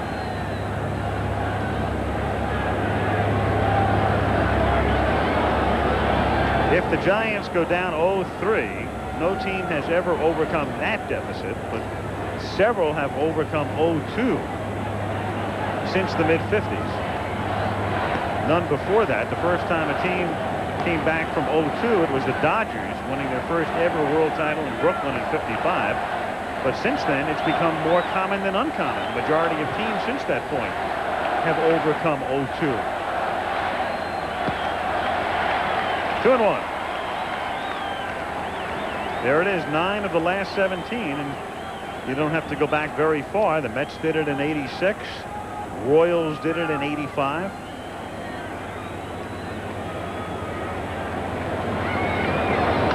And Weiss hits a bouncer to the hole. Clark fields and flips the ball to Brantley, and that's that. But a damaging inning for the Giants as the A's pick up 4 and lead it 8-3. Find out about Fergie, the Duchess of York, Kathleen Turner, and Ted Danson.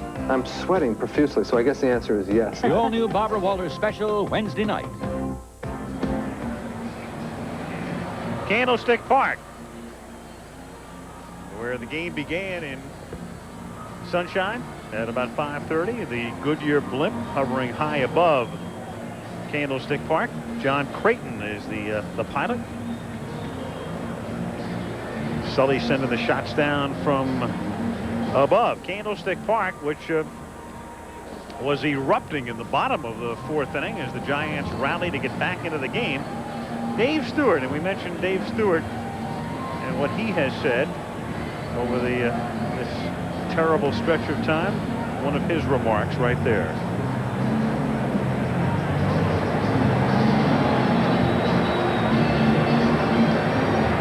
And a man who we mentioned before is from the area, born and raised in what's known as the East Bay, and now coming back home to enjoy the fruits of his career, and he's at the pinnacle of it right now. A man who, as many of you know, was released in 1986 looking for a job. Boy, has he ever found one. Maldonado on a half swing, gets it softly by the mound. Phillips is there to come up with it, and Candy is gone on the first pitch in the bottom of the 5th inning. So 1 away, and Brett Butler comes to the plate. Stewart, released by the Phillies in '86, and told us before the World Series that that wasn't the low point. The low point was 5 days later when the phone had not rung. He said that was the lowest of the low, because then you feel you may be done. Truly. Butler takes outside, ball 1. Yeah, and such outstanding ability. I saw him pitch early 80s and into the 80s. Always had a great arm, but he's certainly become an outstanding pitcher. When I say that, I mean really mixes up his pitches well. We have not seen a curveball. He used to be a fastball curveball pitcher. Tonight he has stayed really with a fastball and a split fingered, and it's been a struggle. Butler hits one to center field. Dave Henderson is right there. 2 down. The one thing that Dave Stewart will do is throw the ball over. Only 1 walk tonight. That was Oberfeld last inning. So with an 8-3 lead, he's not afraid to come in there, even if he gets behind. Well, the split finger fastball has really been his salvation. Encouraged to throw it by Dave Duncan. Interesting story about how Duncan learned about the split finger fastball. Robbie Thompson hits a fly ball to shallow left field, and Henderson comes on, and Ricky makes the catch on the run. So a quick inning for Dave Stewart as the Giants go out 1-2-3 here in the 5th. It remains 8-3 A's, and will return after a word from our ABC stations. Coming up after Game 3 of the World Series, just a reminder to set your clocks back an hour Saturday night. Fire officials say it's also a good time to replace smoke detector batteries. They say many folks tend to remove weak batteries and forget to replace them. We'll have more on that and a lot of other news after the game. 3, Al Michaels, Jim Palmer, Tim McCarver, with the A's on top 8-3, and Dave Stewart leading off. Then Ricky Henderson and Carney Lansford. And Stewart chops one off his arm at the plate. 1-1 on Stewart, who is 0 for 2 tonight, and again, no American League pitcher with a World Series hit since 1979. Dave not worried about hits, he's worried about at-bats. If he gets up 4 times, he's pitched well. Shallow right center. Robbie Thompson says he'll take care of it. Stewart is 0 for 3, and Ricky Henderson comes up. It's the first time in the game Henderson has not led off an inning. Talked about Dave Stewart and that split finger fastball. Everybody thinks Roger Craig is the guru, and certainly he's the modern day guru of the split finger fastball. But we mentioned Dave Duncan. Dave Duncan, the pitching coach of the Oakland Athletics, found out about the split finger fastball in a very unusual way. Gaylord Perry, when pitching for the Cleveland Indians, there's Dave in the middle of your screen, when pitching for the Cleveland Indians in 1973, Dave told me everybody thought he was throwing splitters or spitters then, and he was throwing splitters, not spitters. And he saw how effective that pitch was, and has been very helpful with the Oakland pitching staff in teaching it to them. That's grounded sharply on a hop to third, and Oberfeld fires to first, and they take care of Henderson. So Ricky is gone. Henderson, by the way, that's the 35th plate appearance for him in postseason, and he's reached 21 times, and that's 60%. So 60% on and 40 off. Oberfeld throwing him out. Not a tough play, but when you've been a pinch hitter all year, they're all difficult. Makes it easily.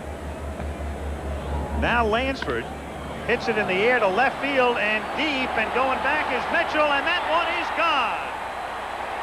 And that ties a World Series record for most home runs in a game by a team, and most in the game by two teams as well. It's 9-3.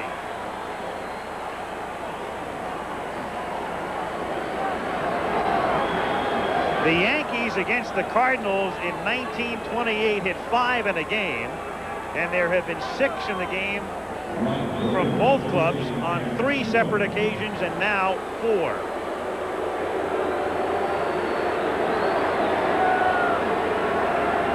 And Canseco at the plate takes a strike, and the count is 0-1.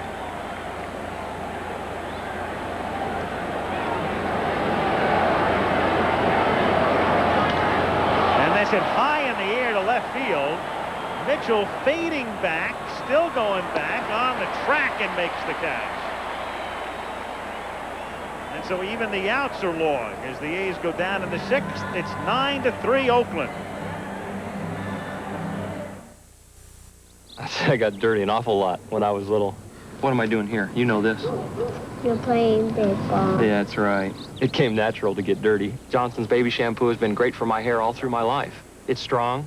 It makes my hair look clean. It makes my hair feel clean, and it's gentle. Look at this kid's hair. I think it looks good. Johnson's baby shampoo, now also with conditioners for extra control. I shower 4 or 5 times a day. It's never made me cry. Johnson's for the life of your hair. Happy man, Walter A. Haas Jr., his wife Evelyn. He owns the Oakland A's. He's also the managing general partner, and he is a San Franciscan. But he is more of an East Bayer in the world of baseball, as his team is now 12 outs away from being 1 game away, 1 victory away from a world title. 9-3. The A's on top as we go to the bottom of the 6th inning. Will Clark, Kevin Mitchell, and Ken Oberkfell. 2 balls and no strikes the count on Clark.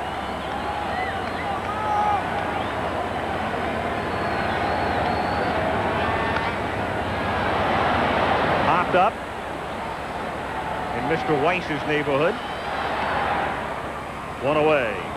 So 1 gone, and Kevin Mitchell is the batter. And with the NFL season coming up to the halfway mark, the Minnesota Vikings take on the New York Giants. A great matchup at the Meadowlands on Monday at 9 Eastern time. You'll see Herschel Walker against the Giants, leaders in the NFC East. A great way to spend Monday night, as always, with the Giffer and Double D. And I don't know who else at this point. Pitch to Mitchell for a strike, and the count 0-1. The way things are going, you might make it. Well, game 4 here tomorrow. Game 5, if necessary, would be played at Candlestick Park on Sunday. And if the series were then to continue on, Monday would be an off day, and then Tuesday, and if necessary, Wednesday, at the Oakland Coliseum. Rolling Stones notwithstanding. Don Robinson will be tomorrow night's pitcher. Rick Russell was hit the other day by a line drive off the back of his shoulder, had a flu as well, and he's been pushed back in the rotation. Big Daddy, and there he is. I think he's feeling a little better as far as the flu is concerned. The question is his shoulder. But Robinson is in ink tomorrow, and Russell in pencil for Sunday. You know, baseball is a marvelous game. Tim, you talked about the fact that Stewart's a fly ball pitcher, 100 more outs with fly balls and grounders. And on a night where the ball is flying, and yet to hit a home run. Excuse me, only the home run by Williams. Only 3 ground ball outs retired by Dave Stewart.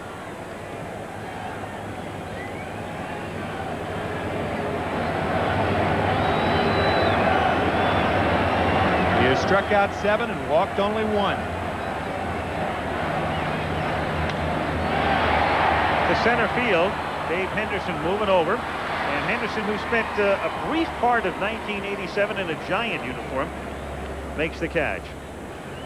Well, we mentioned most home runs in a game, 1 team. The A's tying the mark tonight. The Yankees against the Cardinals. Babe Ruth hit 3. Lou Gehrig hit 1. I'm not sure if you heard of those two fellas, but I know you all remember Cedric Durst, who hit the 5th. Pitch to Oberkfell, missing, ball 1, 1-0.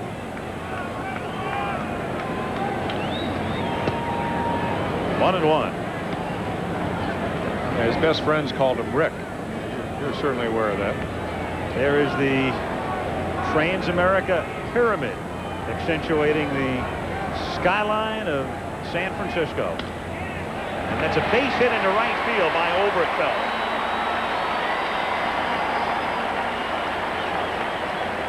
So Oberkfell picks up the Giants' 5th hit. 2-out single here in the 6th inning, and Matt Williams comes to the plate. He homered in the 2nd and struck out in the 4th. Tony La Russa, Dave Duncan.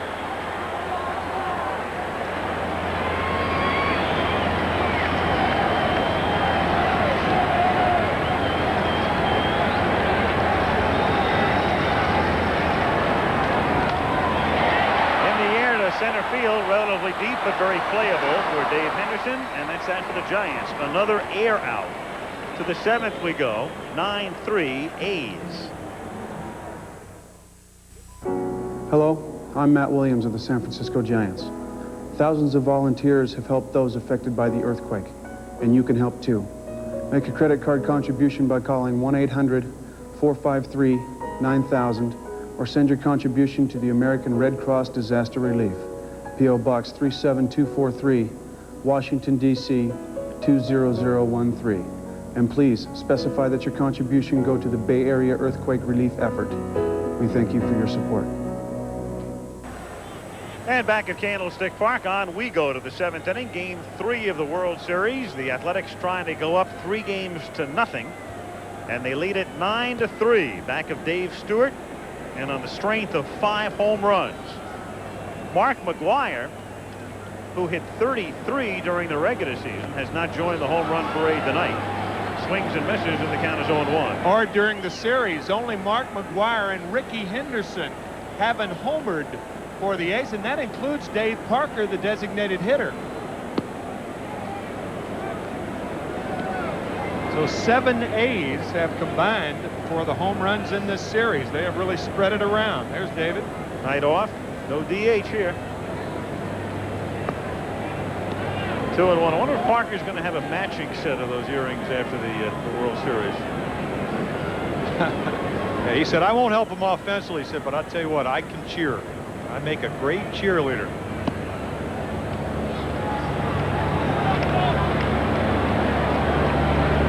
Had a fine year. 38, come back to have that kind of year. 22 home runs, 97 RBIs, which led the A's. 3-2 the count. Yeah, well, there you saw Dave Henderson. You saw one earring. Probably will get the other one. With McGwire, 49 home runs 3 years ago, then 32, 33 this year. And the 2 guys in Major League history, the other guy, Jose Canseco, to hit 30 plus their first 3 years. And McGwire is on, so another walk to an Oakland A, and that's been poisoned through postseason for the opposition. And here is Dave Henderson. Hit a double off the top of the fence, missed a home run by inches in the 1st. Homered in the 4th, homered in the 5th. Outside of that, nothing. It doesn't look like the Giants pitching staff, not pitching in their squad games, are very sharp. You know, Garrelts struggled, down to pitch well. Struggled not only with his control, but also the type of stuff he had, and Brantley's all over the place.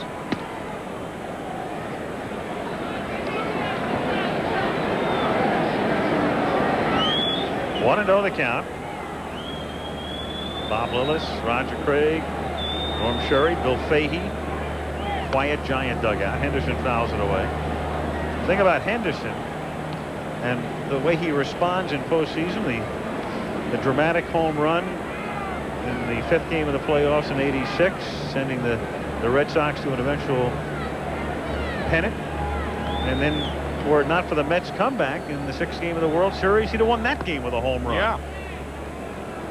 And also a sacrifice fly in the 11th inning won it for the Boston Red Sox in Game 5 after he had tied it in the 9th. Exactly. Lost in the shuffle. And that home run, by the way, in the 5th game of the playoffs against the Angels was his only hit in that series. 1 for 9. Mm-hmm.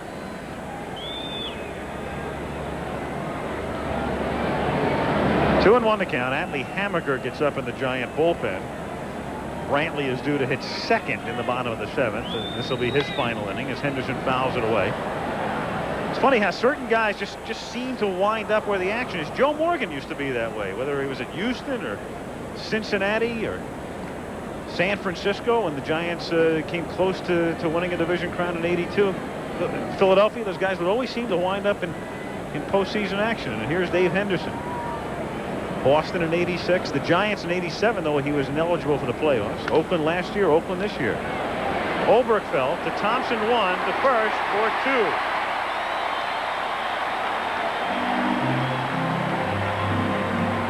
So they finally get Henderson and get a bonus as well as he grounds into a double play, and there are 2 down with the bases empty. And Terry Steinbach coming up. Yeah, I always felt that Dave Henderson was a realist, and the statement he made during the delay from the earthquake, he said, you know, when guys were complaining, a little bit impatient, he said, let them go home. They're not under contract. They don't want to hang around and play the World Series, something we have strived all year for. Let them go home. That's grounded through Oberkfell's legs, backed up by Williams, and too late at first base. So E5, as Ken Oberkfell can't come up with it. And the A's with Steinbach at first base and 2 down have Phillips coming to the plate. Ball stayed down on Oberkfell. Watch it hug the ground. And Obi's glove is up, and it scoots on through for the first error of the ballgame. That brings up a point you made in, I think, first in '87. If you're playing the infield, you always want to stay below the hop. In other words, a lot easier to come up than to go down. That was a perfect illustration. I'll tell you, the first time I ever heard that explained in that particular fashion was from Bob Kennedy, who was the minor league director of the Cardinals back in 1973. Keep your glove below the hop. And that's the Bob Kennedy who's Terry's dad. Right. And is now a Giants executive. Now is the minor league director of the San Francisco Giants.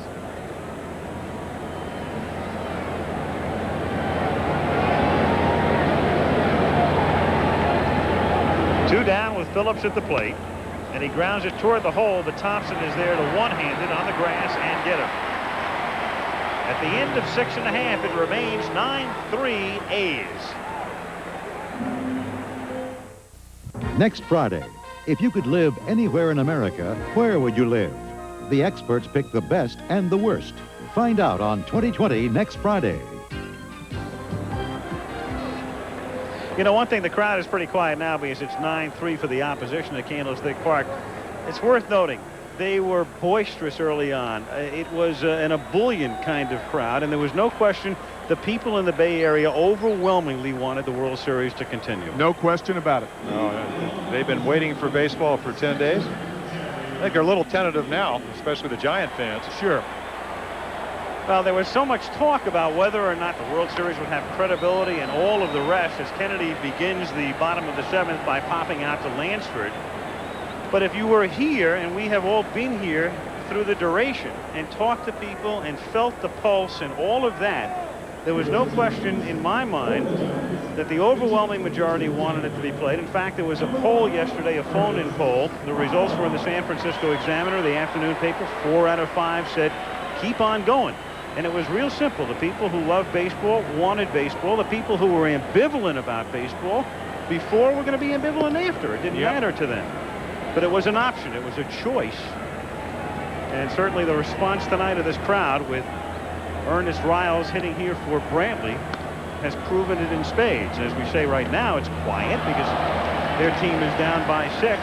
But you could really feel it during the pregame ceremonies, at the start of the game, when Matt Williams hit his home run, and when the Giants rallied for 2 in the 4th. I mean, they were really into it.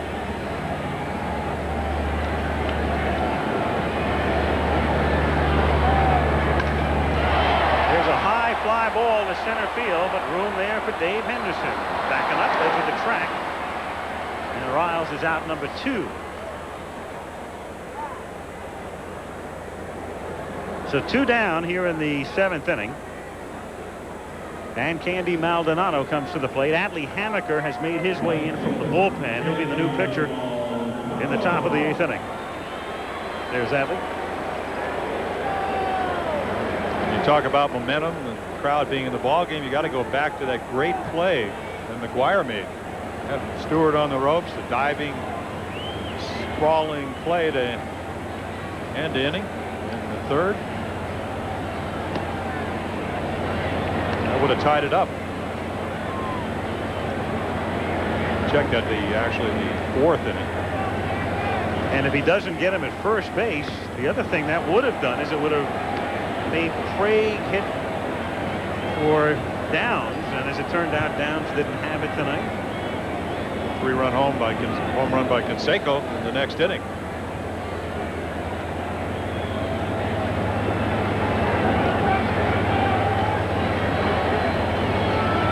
0-2 pitch is taken high, ball 1. 1-2. A lot of people would argue, of course, the Dodgers had the lowest earned run average in all of Major League pitching. They don't have a DH over there in the National League, but second consecutive year, the A's have led the American League in earned run average. And there's a reason for that. Postseason play, no pitcher winning 2 games in both the Championship Series, the World Series in the same year. Stewart trying to do it tonight. There was, however, a pitcher that won 4 games in postseason play. That was Bert Hooton back in 1981. But one of those games was in the Divisional Championship Series when the Dodgers played the Houston Astros. They won 1 in the Divisional Championship Series, 2 in the NLCS, and 1 in the World Series. Maldonado barely stays alive, and the count 3-2.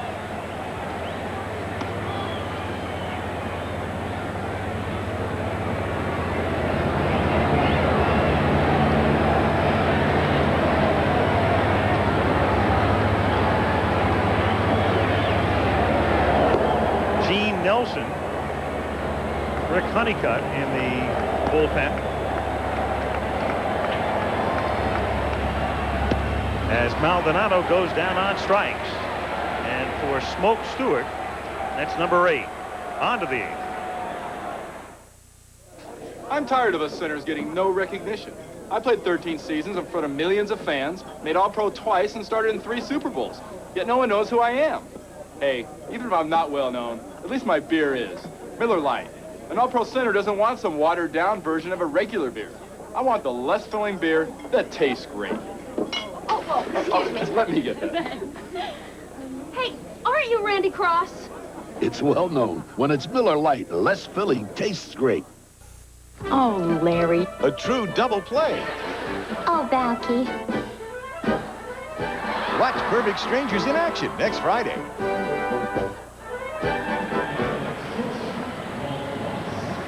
Al Michaels, Jim Palmer, Tim McCarver to the 8th inning. Atlee Hammaker is the new Giant pitcher.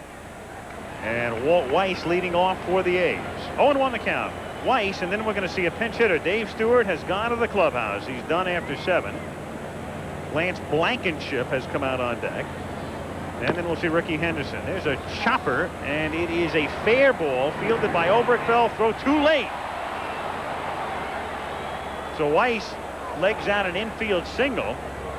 Looked like it may have even bounced off the corner of the plate and high in the air, and so Weiss is on. And Will Clark does all he can. He tries to cheat. Watch him leave the base just a tad early.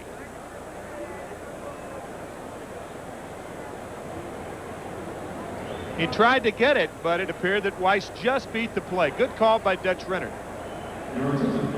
Here is Lance Blankenship getting his first chance to play in the World Series. This year, spent some time at Tacoma, 25 games in AAA, 58 games with the A's.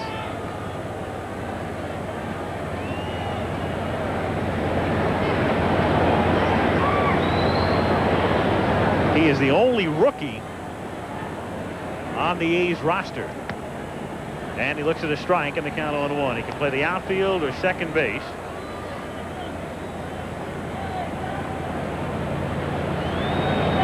I assumed the role of a utility man with Weiss out with a knee injury for about 65 ball games. And he fouls it away, and the count is 0-2. A pretty good right fielder. I saw him make some excellent plays in Baltimore this summer. Very unusual that he's the only rookie on the Oakland roster also, because Canseco, McGuire, and Walt Weiss were rookies of the year 3 consecutive seasons, 86, 7, and 8. So by saying that Blankenship's the only rookie on the Athletics club is by no means to say that they're an old ball club.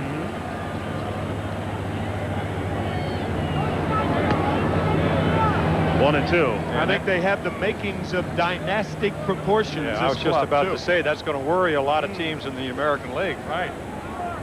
99 wins, 104 last year. And not only that, but as they say with Henderson on deck, they're prouder of what they've done this year. With Canseco gone half the year and Weiss gone half the year, and Eckersley was out for a quarter of the season. And they were able to withstand the challenges of the Royals and the Angels.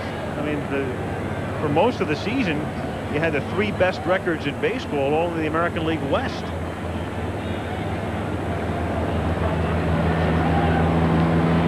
Kansas City winning over 90 games. The same with the Angels. I think they won 91. Stayed right with them. 2-2 is ripped back through the middle for a base hit.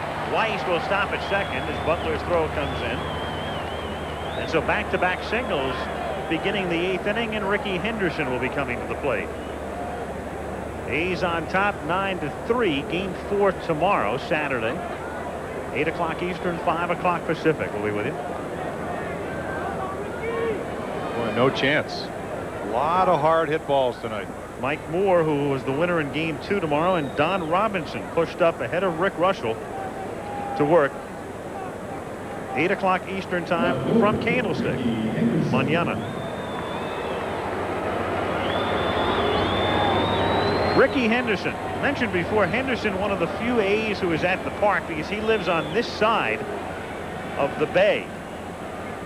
And if Tony La Russa did, well, I guess, one thing wrong in this World Series, he had the team bus leave a little too late today at 1:45 with the Bay Bridge down and down until the end of November. That cuts off the major artery and meant the A's had to come over on the San Mateo Bridge with a lot of traffic, and they didn't get here till about 20 after 3. And unless they had a shortened batting practice. Though you'd never know it. Actually, when I think about it, maybe La Russa was dead right. They didn't leave it in the cage. Didn't leave it in the rehearsal hall, did they? No. But Henderson lives here in Hillsborough, where the elite meet to eat. And he is among the elite.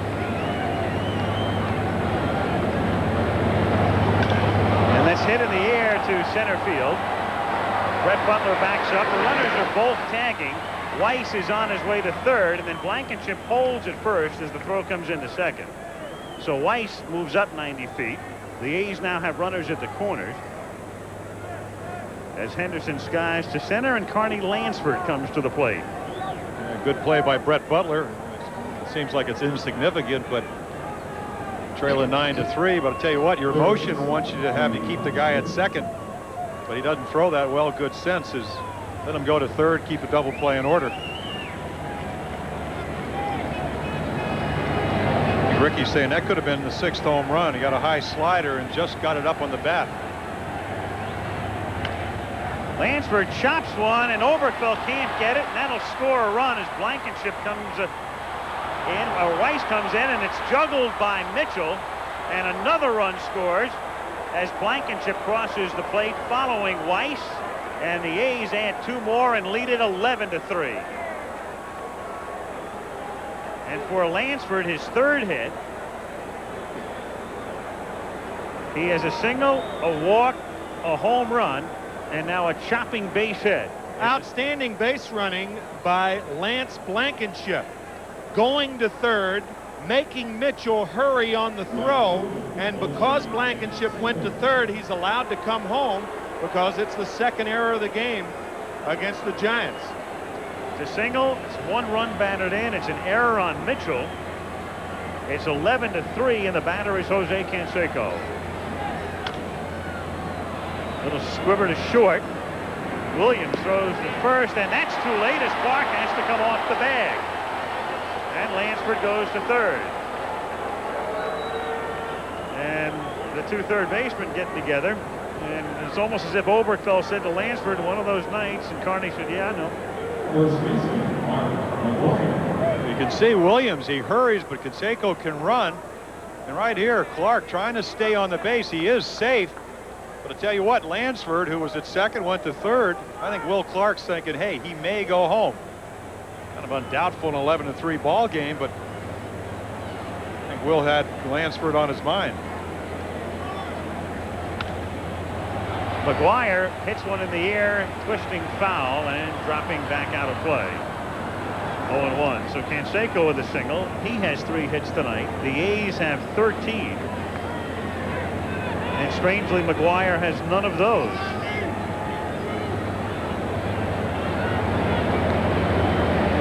And he's the cleanup hitter. So on a night when they tie the World Series record for most homers in a game, the man in the 4-hole hasn't hit the ball out of the infield. Of course, one of those did a lot of damage. The ball off Scott Garrelts' right side eventually led to Scott leaving the ball game. Barrage of a couple of home runs. 0-2 the count.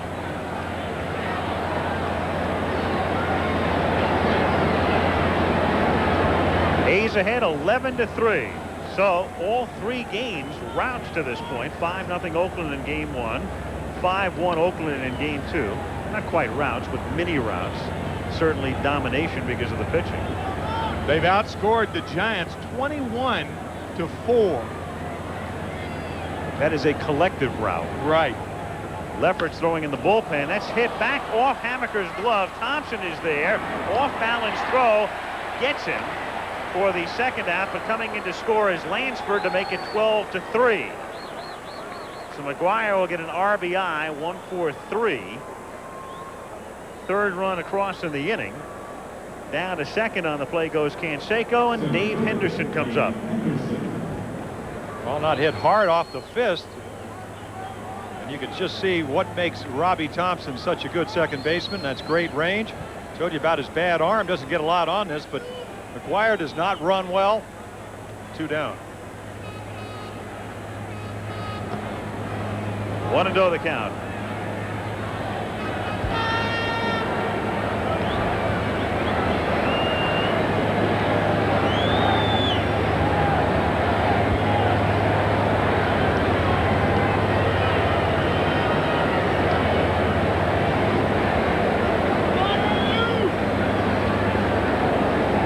Don Robinson in the middle of your picture is the man who goes to the mound tomorrow, and he'll try to preserve a start for the other man who was in your picture, Rick Russell.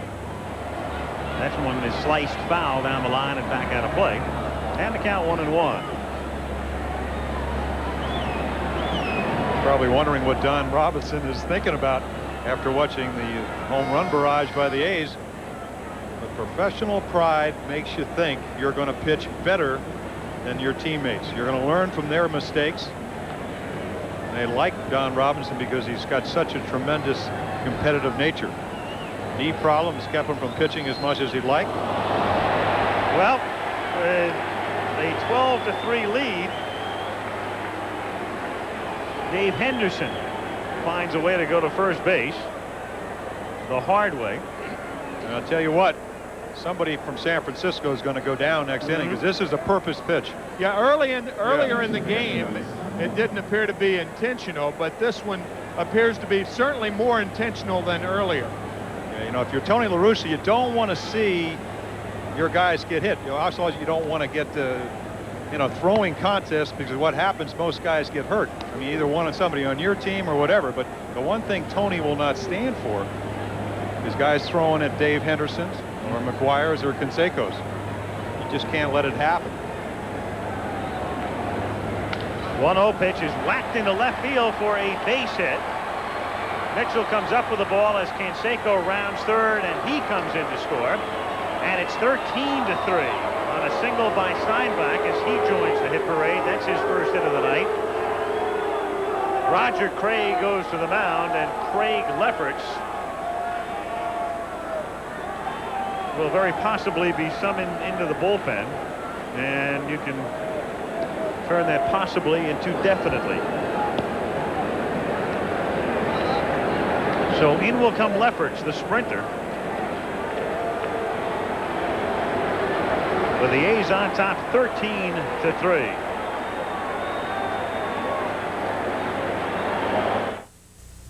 Behind the closed doors of Richard Nixon's White House, a private look at the fall of an American president. AT&T presents The Final Days, Sunday.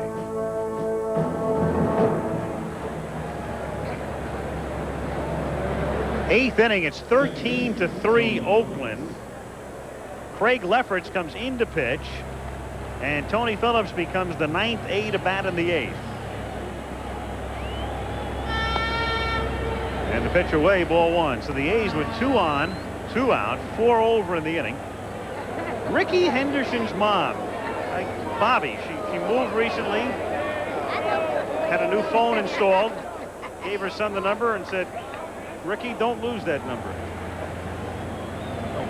Oh, no, stop it. Yeah, well, it's 13-3. What do you want?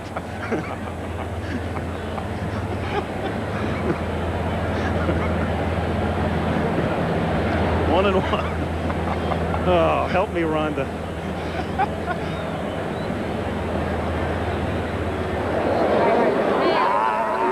That is Ricky's brother, Tyrone.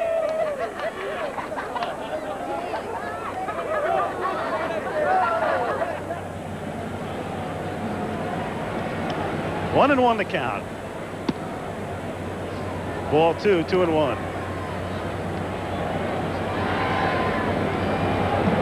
Tyrone loved that line. Yeah. So did Dave Henderson. So did Dave, yeah, right. Guess which team's ahead? That's hit in the air to center field. Brett Butler is there. And he makes the catch. But the A's bat around in the 8th. They had 4. And at the end of 7.5, it's 13-3 Oakland. 13-3, the A's on top. Those in yellow making a change or coming into the game. The new right fielder, Stan Javier. He'll hit in the 2 spot. Lance Blankenship, the second baseman, stays in the game, hits 9th. The new pitcher is Rick Honeycutt, who will bat in the 3 spot. Canseco comes out of the game. Tony Phillips at third base now moves over from second. So you saw the defensive alignment as Honeycutt takes the mound after Stewart goes 7. And Donnell Nixon will lead things off against Honeycutt. So Nixon batting for Butler. He'll be followed by Thompson. And Litton has already come out on deck, so even Robbie will come out of the game. And then Clark. 2 hopper to short. One-handed by Weiss over to McGuire. And quickly 1 away. Robbie Thompson due up, and Greg Litton to bat for him to make his first appearance. Goodyear Blimp hovering high above Candlestick Park, where they have begun to file out, as you might suspect. But did we get an official attendance figure tonight? We'll have to round that up for you. It was totally sold out as Litton grounds one just out of the outstretched reach of Weiss into center field for a base hit. So Litton is on with 1 out in the 8th inning, and Will Clark will come to the plate. Well, Litton, who had an excellent year, a utility player, can play a little bit of the outfield, infield. An alley hitter, and he does what you want to do when you're trailing by 10 runs, 13-3. Hit it back up the middle. Another perspective, you got a pretty good idea of what kind of range Weiss has as shortstop. Almost got to that ball. The attendance tonight, 62,038. And that's just about total capacity. Clark fouls it away. I thought, actually, the only people who probably didn't show up are those who may have thrown away their ticket stubs or lost them. I know a lot of people obviously came to town and then had to leave town for whatever reason. But About as close to capacity as you can come, though they have begun to filter away. 0-1 on Clark. Of course, for those who have followed this franchise through the years, it is some sight to see this place filled. The Giants were a team that were a step away from leaving the area in the mid-70s. The nadir of the franchise, Horace Stoneham, starting to run out of money. In fact, it precipitated the great line by then third base coach Joe Amalfitano in 1974 when Patty Hearst was abducted and nobody had any idea as to her whereabouts. Joey said, why don't they check the upper deck? Nobody's been there for 5 years. Clark fouls it away in the count 1-2.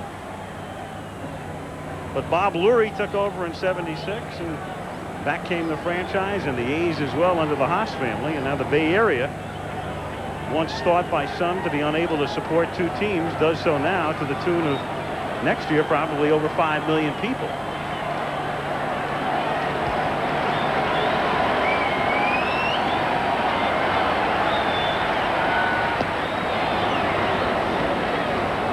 Will Clark runs into Rick Honeycutt. Joe DiMaggio next to Bobby Brown. And Joe, and you've probably been reading about him with his home in the Marina District, but he is now, we understand, able to move back into it. I'm not sure he is in it, but I know he is able to. The house has been checked. Will be without natural gas for about 5 months, though. Some of the pipeline's still broken.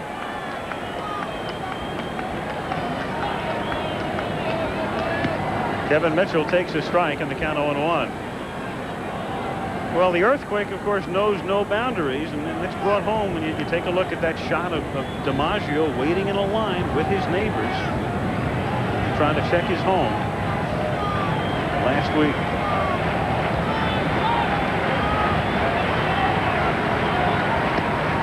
One and one.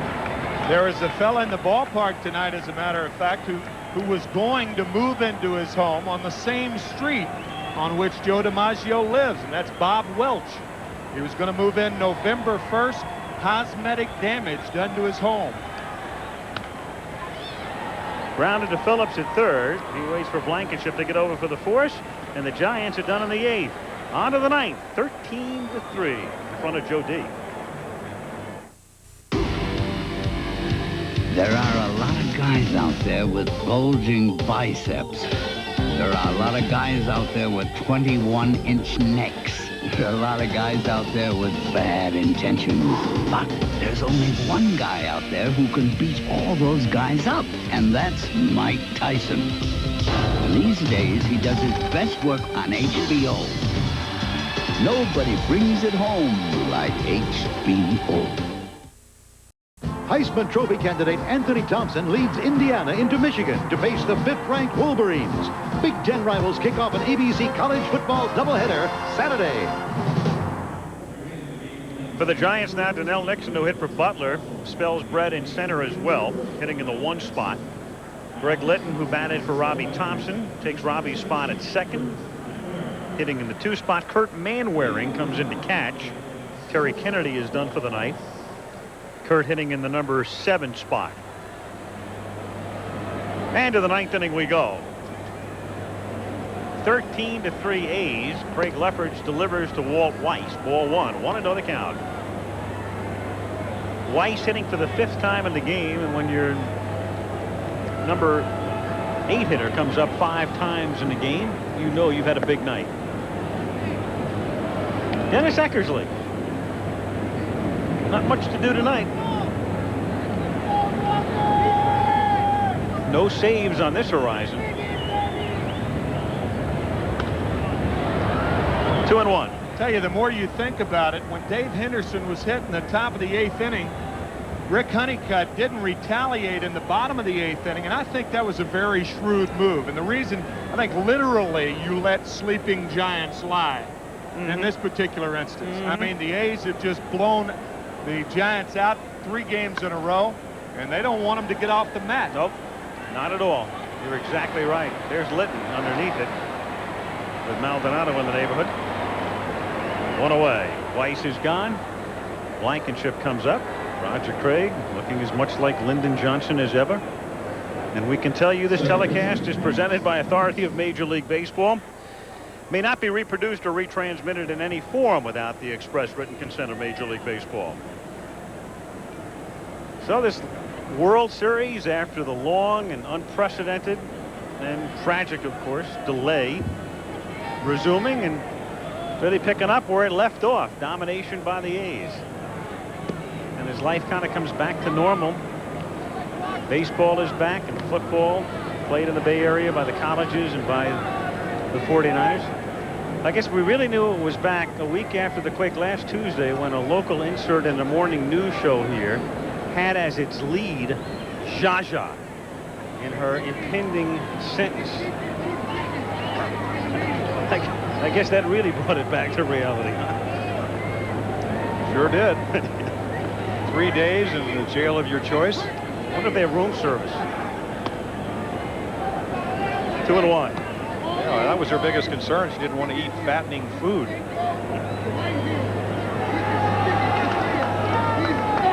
I wonder if they put stars on their menu. You know, these are the healthy dishes. A little squiver off to the right of the mound, and it's overrun by Lefferts, and then Clark's sweep nets nothing but air, and Blankenship is aboard again.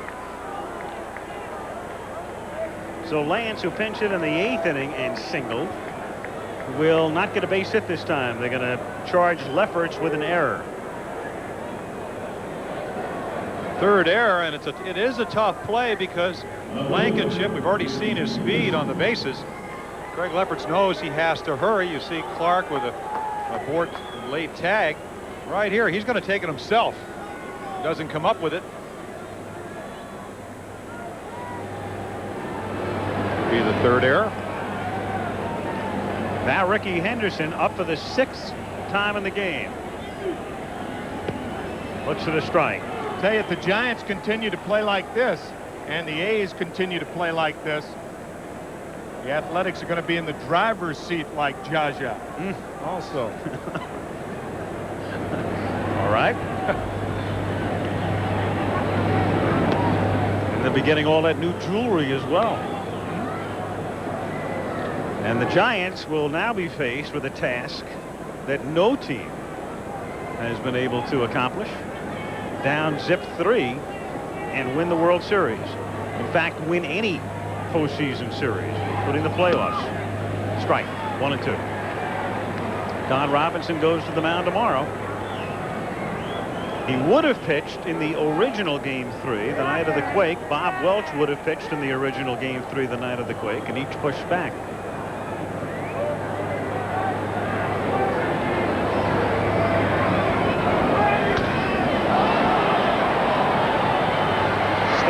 For Mitchell. Blankenship gets back to first. Henderson hit that one off the end of the bat and still gave it a pretty good ride. 2 down. Saw that shot of Bob Welch. He was telling us before the game that he and his wife had looked for that house on the same street as Joe DiMaggio for 18 months and had yet to move in it. Closed it, and then the earthquake hit. Yep. About 10 days before he was supposed to move in. Mike Gallego will now pinch hit here in the 9th inning. Gene Nelson in the bullpen. What they did, they moved Javier when he came into the game into the 3 spot. We had assumed they were going to put him in the 2 spot. Normally you take the non-pitcher and move him higher in the order, but they're staying on deck batting in the 3 spot. So Gallego is really hitting for Honeycutt, and we'll see Nelson in the 9th inning. And Gallego fouls it back. And there is Gino, who will finish it up.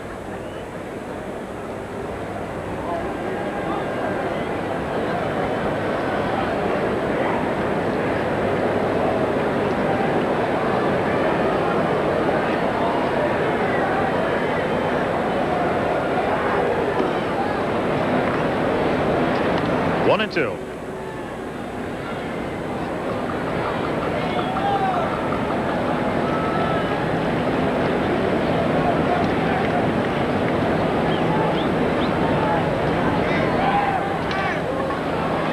Softly to right.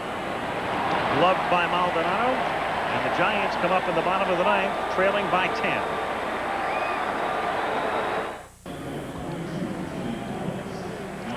Candlestick Park, 13-3.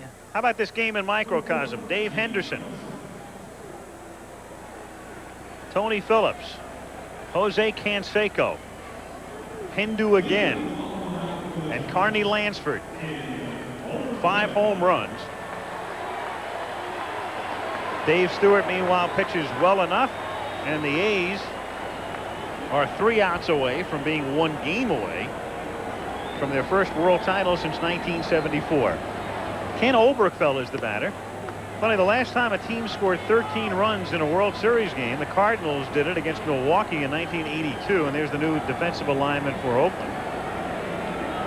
In that game, in that 13-1 Cardinal win over the Brewers, Oberkfell was a Cardinal.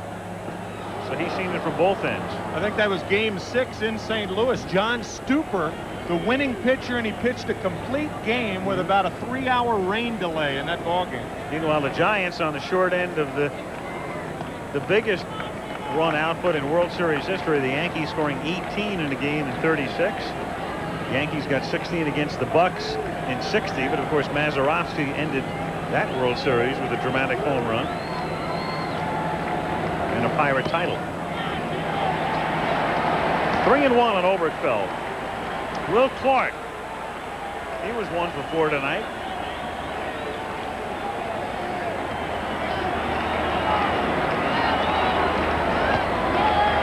And a walk to Oberkfell.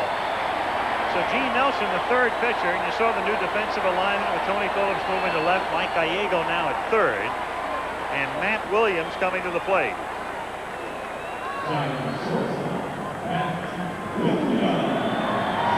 Giants 3 runs tonight, but only 6 hits, and what that means is the Giants have 15 hits in almost 3 complete games. 2 extra base hits, a homer and a double in 3 games. 0-1 on Williams.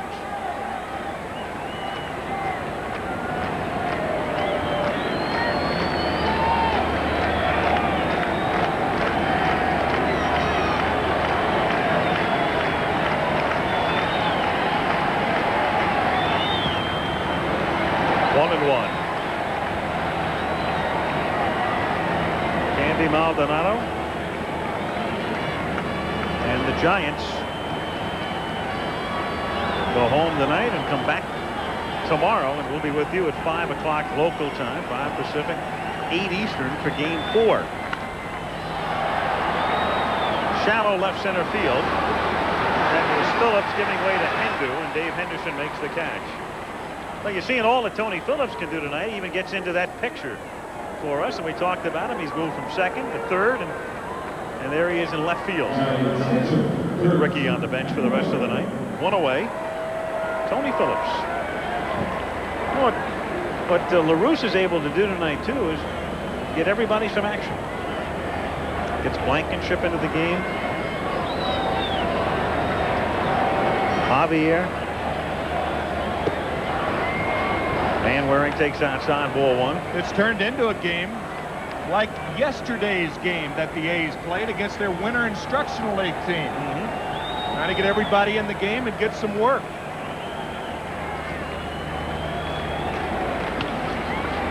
Little looper to shallow right field, and coming in and not able to make the catch is Javier, as Van Waring almost runs up the back of Oberkfell, who winds up finally at third with Van Waring at second. So a little dunker down the line winds up as a double. That's the Giants' 3rd extra base hit of the World Series. And with runners at second and third, Bill Baith comes up to bat for Lefferts. And the reason Oberkfell pulls up is because of Javier's excellent speed. He almost makes the play. He's played a lot of center field, a lot of right field when Canseco was injured early in the year with a wrist injury. He almost turned a double into an out. Ken held up, almost got run right by. Bill Baith He's the answer to a trivia question. He and a couple of others who have both performed for the A's and the Giants. He was with Oakland in '86 and 39 games. And this year up and down between here and Phoenix. And Roger Craig really loves his bat. Hurt his shoulder a couple of years ago. Snapped his collarbone in two in winter ball. So his throwing has been a problem, but they think he may be starting Giant catcher in 1990. There's a high drive to deep left field. Tony Phillips goes all the way back, and that one is gone.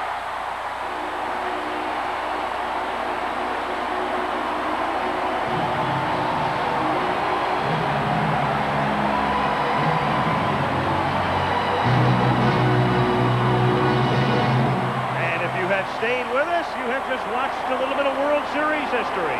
7 home runs in a game.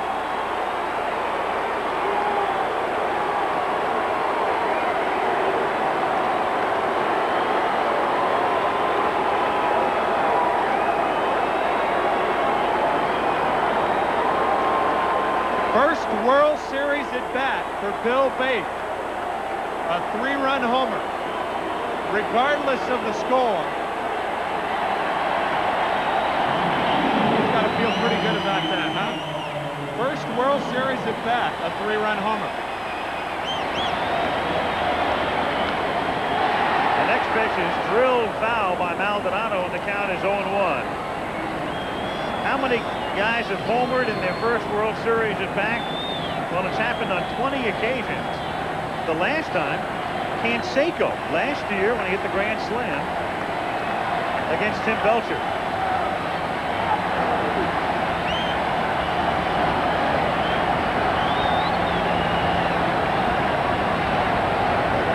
Now, meanwhile, of all things, don't ask me why, the lights are out in deep right center field. I don't think that has anything to do with any sort of a tremor or whatever. We've not felt a thing.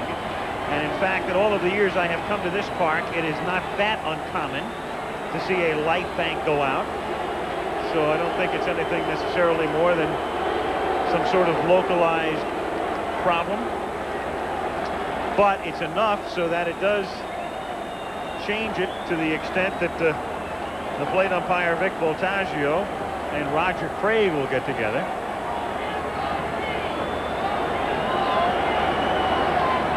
And what will they decide to do? And Roger says, okay, let's keep going. We've got enough light.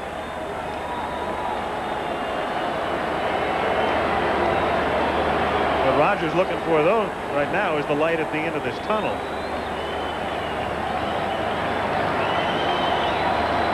(13-6) is the score. Well, in a World Series we will never forget, obviously. They're going to wrap this one up without a light bank. 1-1 the count. There it is. Somebody didn't pay the bill.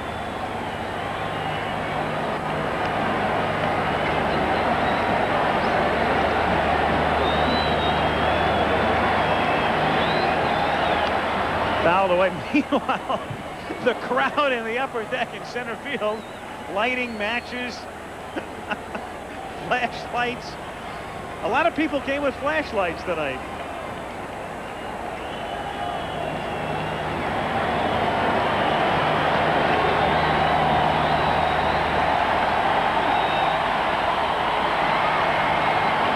To the count.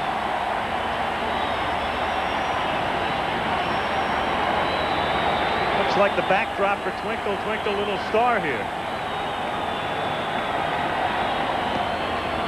And called strike 3. And Maldonado would like to blame it on the lights, but he's blaming it on Voltaggio. See for yourself, 2-2 pitch. Andy thinks it's low. Vic thinks it's not. They always get the last word. 2 down.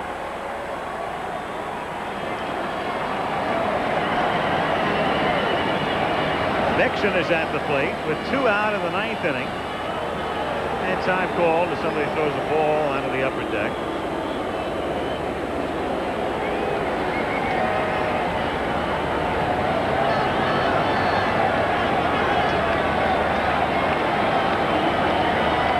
And Weiss makes even that play flawlessly, as the A's have done defensively through the whole series. 1-0 the count. The only error the A's have made on the first play of the game back in game 1. That was Dave Stewart's throwing error.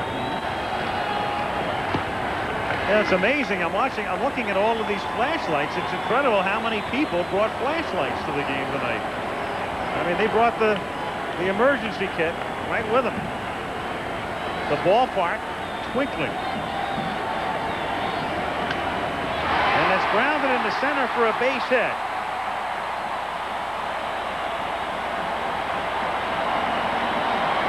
Nixon with a 2-out single in the 9th inning. And Greg Litton comes to the plate.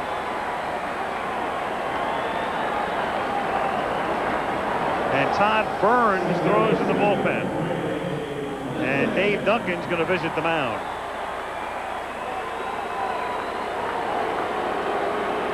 And actually, it's LaRussa who's going to visit the mound. After Duncan had started out, Tony says, nope, I'll take care of it, and bring in a reliever. From now on, nobody uses a drop of water in this house without written permission from me. They don't use this much water at SeaWorld. Family Matters, next Friday. Greg Litton to hit here in the 9th inning, facing Todd Burns. The A's are an out away from wrapping it up. They lead 13-6. The Giants have Nixon at first base. 2 down. And the pitch away for ball 2.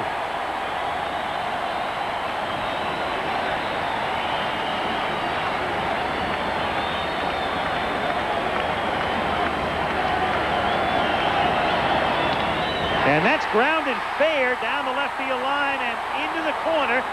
Nixon heading toward third. Phillips tracking it down in foul territory. Nixon around third. He'll come in to score on a double by Litton.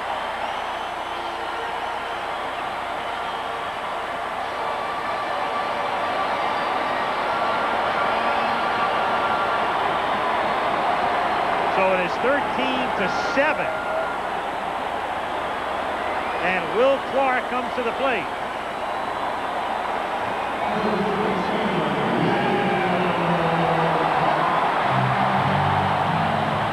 Litton's second base hit. Good hitter's count. You see the first pitch to Clark. It's high.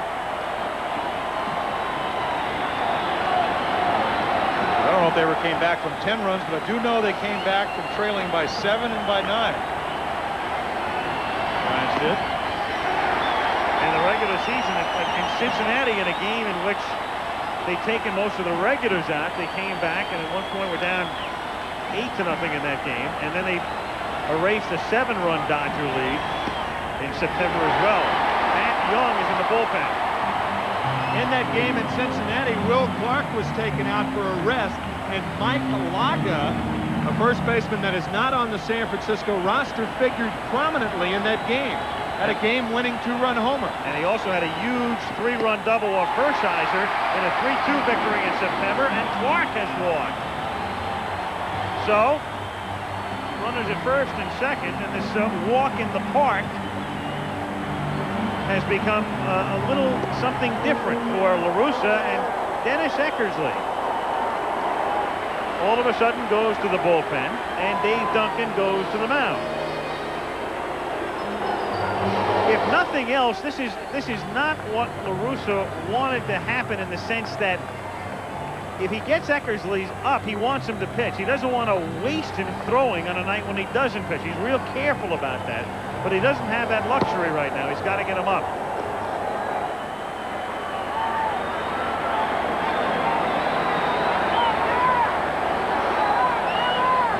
(13-7). In the 9th inning, the Giants have hit around. Mitchell 1 for 4 tonight.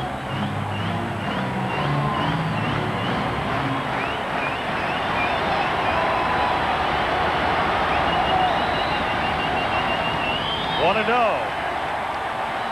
So maybe the Giants have found the secret. Just turn out a bank of lights in center field. They are still without power. 1-1.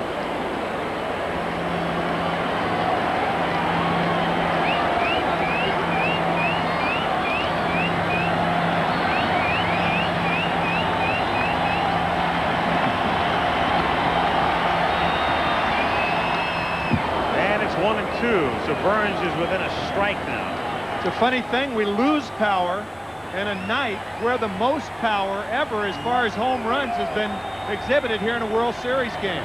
7 home runs in this game, and now the power is coming back sporadically.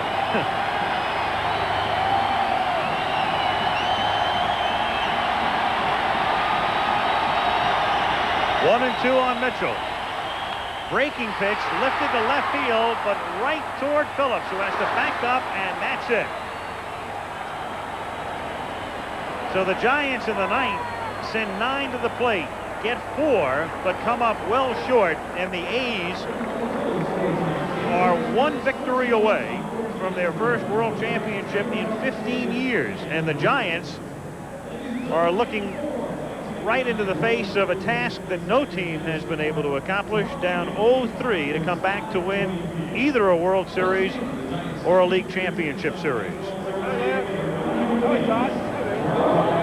So on a night when a new record is set for most home runs in a World Series game, a total of 7 on this winless night at Candlestick Park, Don Robinson is faced with the task now tomorrow of keeping the Giants alive, and he's down on the field with Joe Morgan. Joe? Thank you, Al. Donnie, I feel that of all the Giants starters, you're probably best suited to pitch against the A's down 3-0. How do you feel about tomorrow's start? Well, Joe, you know our backs are against the wall now, and I got to come out tomorrow and try to throw some quality pitches. Hopefully we can grab a lead early, and hopefully that we can just play better than what we did tonight. You see anything different in the scouting report that you want to try tomorrow? Well, you know, they're hitting the ball pretty well. I think tonight, without the wind blowing, a lot of balls went out of the ballpark tonight that wouldn't have on a normal night here. So hopefully for me tomorrow night that the wind will be blowing and it'll be a regular Candlestick night. How's your knee? Well, I won't know that until I warm up tomorrow. Hopefully it'll be okay. Thanks and good luck. Thanks, Joe. Back to you, Al. All right, thank you, Joe. And of course, the big man tonight for the Oakland A's, big man among many, Dave Henderson. He began the night by hitting a ball off the top of the fence, Pat Sheridan leaping. He was there vertically but not horizontally as it bounced off the pipe and came back, and that double scored 2 runs to put Oakland on top. Then in the 4th inning, Henderson leading off against Scott Garrelts hit this drive to right center field that was gone. And then in the 5th inning, after Canseco had hit a 3-run homer, Henderson hit that shot and it was gone. He subsequently hit into a double play, and then he was made to pay a price in the 8th inning when he was hit by a pitch. And Hindu is with Gary Thorne. Gary? Thank you, Al. Hindu can do. That's the sign in Oakland in the outfield, and Hindu did tonight. Congratulations. Thank you very much. It was a whole team effort, and, you know, a lot of guys pitched in, and we hit the ball well tonight and, you know, put 11, 12 runs on the board, and makes it easy for the whole team. You know, you were just saying it's a matter of timing. You make some outs, too, but tonight the timing was perfect. I think that's the name of baseball. You can go 0 for 4, and you get a base hit in the 9th inning to win it, you're a hero. Look, you guys didn't even take batting practice today, or it had to be shortened because you couldn't get over here in time, and still pounding the ball. Now, everybody was saying after the delay the hitters would suffer. Not so. Well, I think it's an individual thing, and you know, with me, a little time off helped because I wasn't hitting, you know, the first couple of games, and it just helped me to get my mind straight and take a few days off and, you know, get my swing back. Sometimes you have premonitions of nights like this. Did you feel you were going to have a good offensive night? Anything particular tonight before the game? No, not at all. I thought I was going to catch a ball over the fence and rob a home run and, you know, make a few great defensive plays, and, you know, it'd be a 2-1 ball game, and, you know, I come out smelling like a rose. Hindu did. Thanks. Congratulations. Thank you. Al? All right, thank you, Gary. Well, that's the story from Candlestick Park. There are the salient numbers. Al Michaels along with Jim Palmer and Tim McCarver. And that'll do it for tonight, where the A's win it by a score of 13-7. And here's a reminder that tomorrow ABC's College Football presents exciting doubleheader action. First, at noon Eastern time, Indiana meets 5th-ranked Michigan. Then at 3:30 Eastern, regional coverage begins. You'll see either Washington against UCLA or Ohio State taking on Minnesota. Then tomorrow night on ABC Sports, back we come from Candlestick Park for Game 4 of the 1989 World Series. Our coverage begins at 8 o'clock Eastern time, 5 Pacific tomorrow. Now, except on the West Coast, stay tuned for ABC News Nightline, which follows your late local news over most of these ABC stations.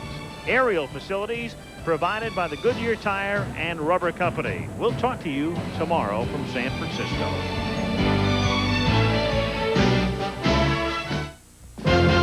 Game 3 of the 1989 World Series has been brought to you by Miller Lite. When it's Miller Lite, less filling tastes great. By AT&T, the right choice. By Merrill Lynch, a financial firm built on a tradition of trust. And by Federal Express, the best way to ship it over there. This has been a presentation of ABC Sports, recognized around the world as the leader in sports television. A promotional fee has been paid to ABC by United Airlines, rededicated to giving you the service you deserve. Come fly the friendly skies. Wednesday. Maybe I should get out of your way, Doctor. Maybe. Duke, we're libido slaves to something that's bigger than all of us. David, did you take out the trash? Doogie Howser, MD. Then. You went like this, and the rest is history. I used sex? Not sex. Those. Anything but love. Then, find out about Fergie, the Duchess of York, Kathleen Turner, and Ted Danson. I'm sweating profusely, so I guess the answer is yes. The all-new Barbara Walters special, Wednesday night.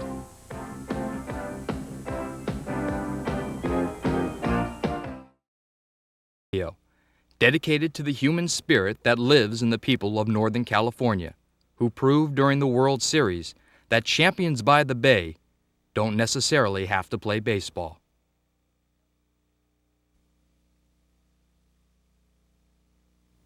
There has never been a baseball season in the Bay Area quite like 1989. The Oakland A's, the San Francisco Giants, two teams battling through a regular season of injuries and adversity, guided by managers who by year's end look like magicians. Baseball fever reached a peak when San Francisco won the National League pennant, and Oakland took the American League title. Finally, the World Series, a 4-game sweep by the A's. The World Series was supposed to be the ultimate battle by the Bay.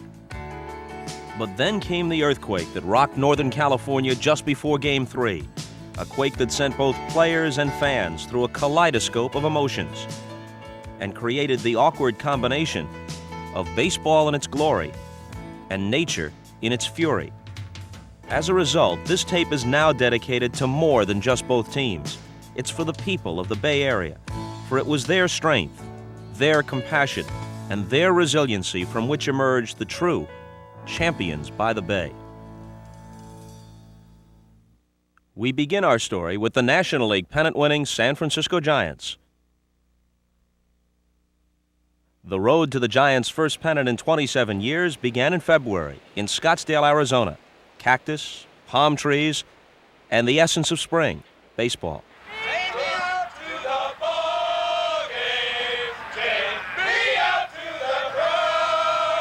By the time I wake up in the morning, I'm ready to get back to the ballpark. I really am. I start to get that itch. I'm ready to go. When the Giants come to town, it's bye-bye, baby. Where you had it cross the scene like this before, now you're here. Which you learn in 2 days. You learn that already, so that's not really a problem. Oh, when the thrill comes marching in.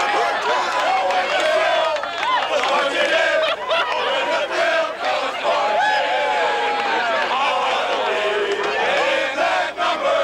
Oh, when the thrill comes marching in. I feel good. Oh, baby.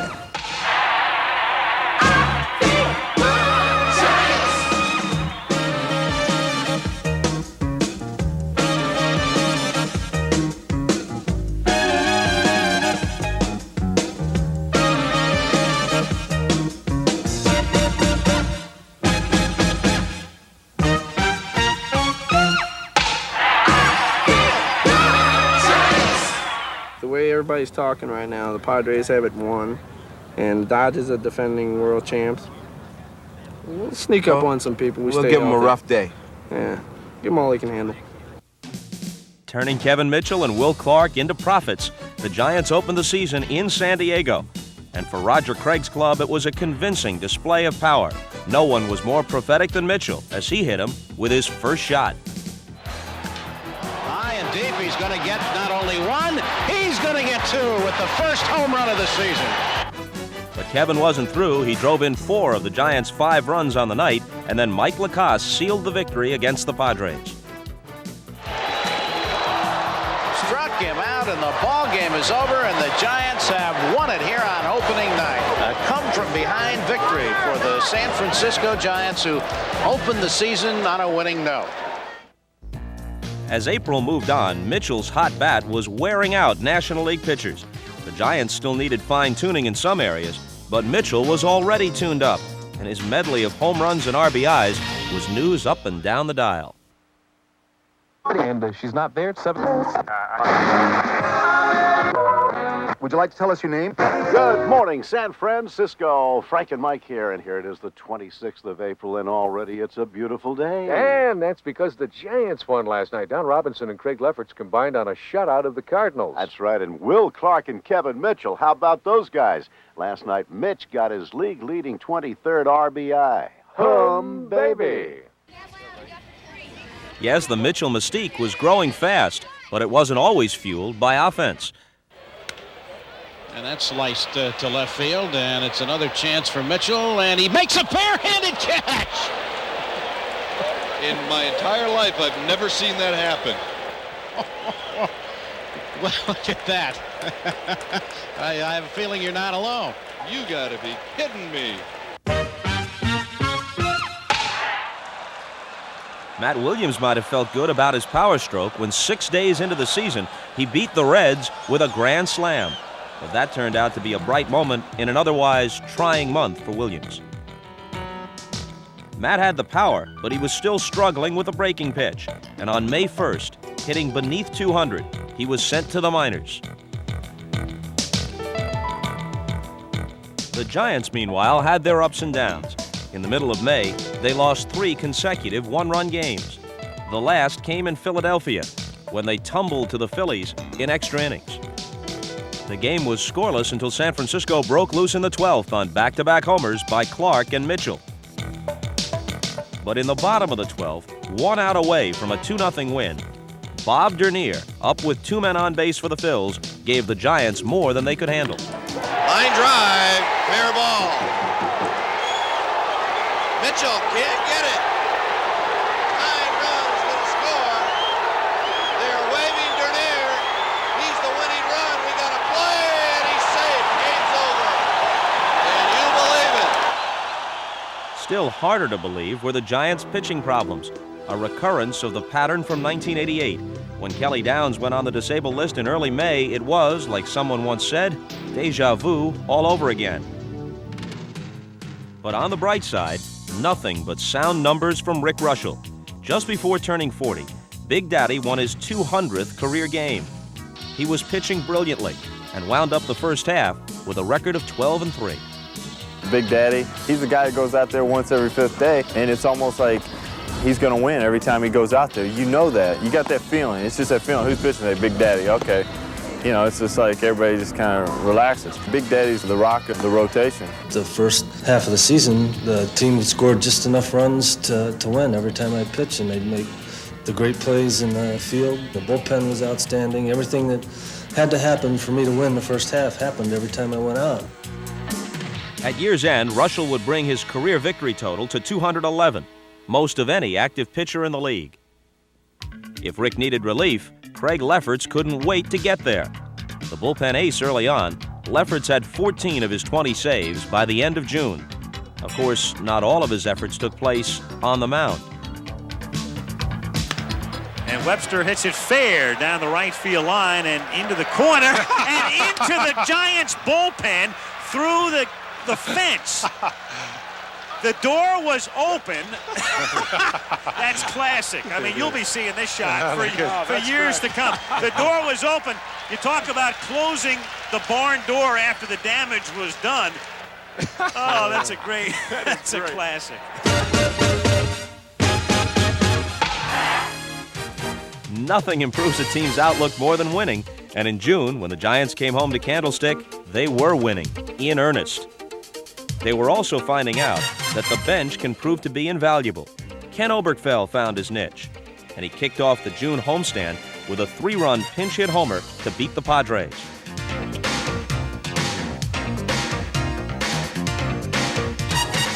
Two days later, with San Diego up by a run in the bottom of the ninth, heroics came from rookie Greg Litton. Left center field with distance, way back, going, it is gone. Holy cow! A 1-1 ball game as Greg Litton gets his first home run since coming up from Phoenix, and that's incredible. How true. Then 3 innings later in the bottom of the 12th, a more likely power source gave the Giants their biggest thrill of the day. Line drive, way back, going, it is gone! And the Giants win it, 3-1. In sweeping both the Padres and the Astros, San Francisco reeled off a terrific homestand, going 10-2. 3 of those wins came courtesy of Don Robinson, who proved ever resilient, pitching more innings than any Giant starter and becoming the only one to steer clear of the disabled list. Even though the Giants were playing very well, the prospect of staying in contention was iffy. The problem, coming up with a right-handed stopper. The Goose couldn't get the job done, and then in the middle of June, the Giants found the answer, trading for Phillies ace Steve Bedrosian. The bullpen connection was complete. Line, the 1-1 pitch, and it's swung on, hit in the air center field. Butler is over. He's got it. The ball game is over. Bedrosian saves it in his first appearance as a San Francisco Giant. I hadn't pitched in a while in Philadelphia. I was in the doldrums over there, if you want to say, and I was relieved it happened. Came out to San Francisco, got in the next ball game, and got a standing ovation from the great crowd out there, and it made me feel good. Bedrock picked up 5 saves in his first 5 games, and by the end of June, the Giants were in first place. But even though the bullpen problem had been solved, there were other pitching worries. Mike Krukow had a rotator cuff tear, and he was done for the rest of the year. A strained bicep would put Atlee Hammaker on the disabled list. And with bad things coming in threes, on July 1st at Candlestick, Scott Garrelts became the next to go. Luckily for the Giants, though, the power numbers remained hale and hearty. Well, Frank, time to check out KNBR Sports, and as we roll into the All-Star break, the Giants are still in first. Yeah, Mike. Hey, you better get used to the Pacific Stock Exchange, too, because these guys just don't let up. How about Will Clark? 64 RBIs now, average up to 332. Check out the numbers from Kevin Mitchell, 31 homers, 81 RBIs. The Stock Exchange of Clark and Mitchell was producing unheard-of dividends.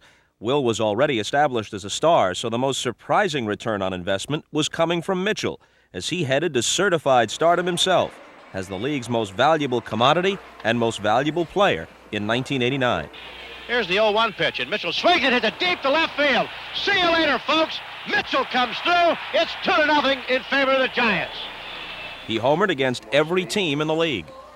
There's number 18 as he ups his major league leading total. It's the 5th that he's hit against Atlanta this year, and his 3rd in the last 24 hours. 23 of his home runs either tied a game or put the Giants ahead. Kevin Mitchell, 2nd home run of the night, 31st of the year. I have not seen anyone have a first half in terms of home runs like this fella right here. He drove in 125. Mitchell has a record for longest home run here in San Francisco for the year, 448 feet. I don't know how far that went, but it was a good poke.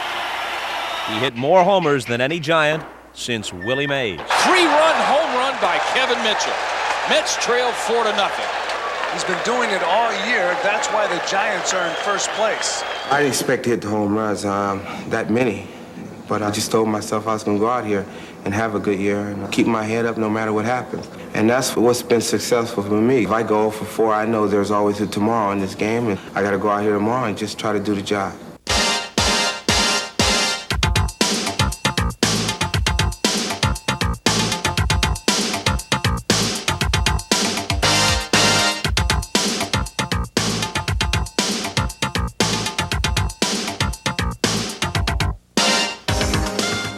Now, it's not that Mitchell didn't have power before. In 2 previous seasons, he combined for 41 homers. But still, who would have figured on this year's total of 47? I've never seen a guy hit the ball as hard for a full season like Kevin Mitchell has. It's unbelievable. I mean, I've seen him hit home runs like a 2-iron. I've seen him hit balls 500 feet. And just with the consistency that's unreal in playing hurt, when you got a bad wrist, it's tough to hit a ping pong ball. But this guy just drives balls so hard, and he's had a fantastic year. I've been around some really, really good hitters, and the kind of season that Kevin's having, I've just been awed by it. I was on second base when Eric Shaw was pitching to Kevin and hit that ball in the upper deck in San Diego. I've never seen a ball hit that far in my life. I stood on second base and looked until that ball hit the seats, and I turned around to second base umpire who was out there. I said, wow, I've never seen that. He said, I've never seen a ball that far either. They pulled up a battleship out here and shelled this ballpark. They couldn't have put it up there any better than that. Willie Mays has always told me to be aggressive at the plate, attack the ball, be the attacker. That's what I've been trying to do. Every time I step up to the plate, I have to go up there. I got to try to overpower the ball. Not too subtle, but in Mitchell's case, a workable approach. By the middle of July, he was on a record pace with 31 home runs, numbers that guaranteed him a spot on the National League All-Star team. Will Clark was also an All-Star, of course, and he picked up the award for most votes, almost 2 million. Rick Russell was there for the 4th time in his career, but 3 weeks after the All-Star game, Russell would be sidelined with a groin injury. The same day Big Daddy went down, Atlee Hammaker was disabled again, this time for almost 2 months. Then on August 10th, Dave Stewart brought the Giants hope and inspiration. Bolstered by his strong religious convictions and overwhelming fan support, he was fighting back from cancer. I remember from the first day that I found out that I had the tumor and that eventually it had to be removed, that they were calling with their support, their encouragement. And from that day all the way through, this entire organization has been very supportive. And then the excitement for them and for myself on August 10th, being a part of that day was just very special. It had only been a year since Stewart had a cancerous tumor removed from his pitching shoulder. The surgery was deemed successful, but the long-term prognosis for recovery was uncertain at best. Even still, recovery and pitching again was the only thing Stewart considered. When he came back this spring training and I saw him and he had that big cleft there where the muscle had been taken out, he says, I'm going to make it back. And I said, well, if anybody can do it, you can, David. He says, that's right. He says, I'm making it back. I'm going to pitch in the big leagues this year. And today's starting pitcher for San Francisco, number 43, Dave Stewart.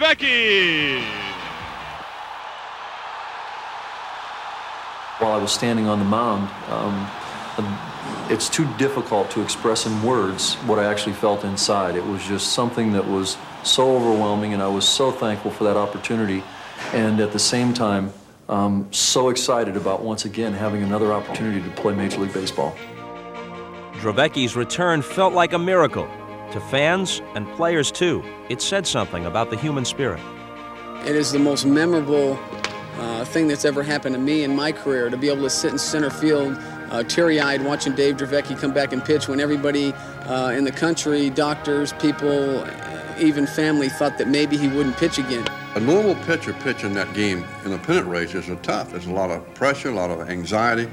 But what he went through to do something like that was, I'll never forget that. It was one of the most unbelievable things I've ever seen in my life. The day was heroic. Stewart won the game, bolstering the pitching-troubled Giants and giving inspiration and courage to a young cancer patient. Hey, I want to ask you one question. What did I ask you about I feel good? Do you feel good? Yeah. Can you say that in the microphone? I feel good. Atta baby. But then, just 6 days later, in the midst of delivering this pitch to Tim Raines, Dravecky collapsed, his arm broken in the same area where the tumor had been removed. This time, there'd be no comeback. Fearing further injury, and after due consideration, Dravecky decided to retire. The Giants had received inspiration from Dravecky, but now his re-injury put Roger Craig's pitching staff in still more disarray. I broke a major league record this year by using 15 starting pitchers, which I naturally didn't intend to do. But, you know, with everything that's happened, it happened so much last year, I said, no way it can happen again this year, but it did. So Craig kept rearranging and restocking his pitching staff, and somehow the Giants kept on winning. He was the ideal combination of strategist and optimist. Roger never deals in the negatives. You can't walk around our clubhouse and hear anybody talking about things that have gone wrong. Things go right in this atmosphere. If we lose a tough game, hey, he always come in the locker room and when everybody's in there, and he tells them, hey, the game's behind. Let's come out and get them tomorrow. And that's the type of manager you need. You don't need the type of manager that's going to come in and get on you.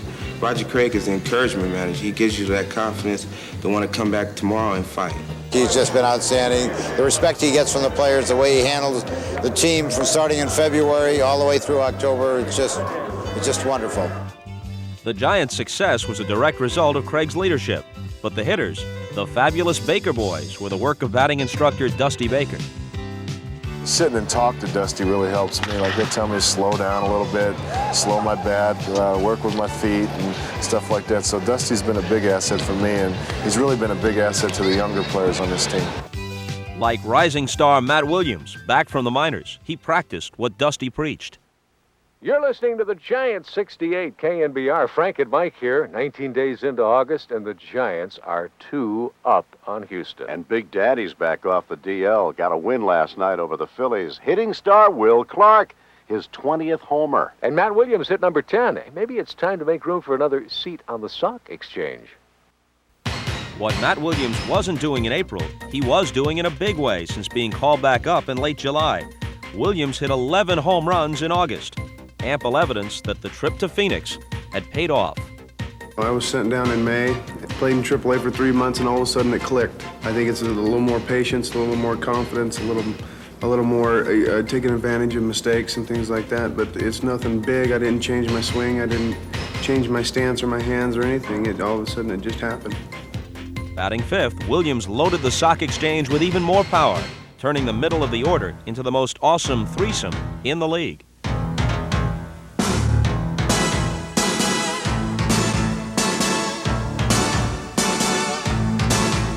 Back-to-back home runs here in the 6th inning.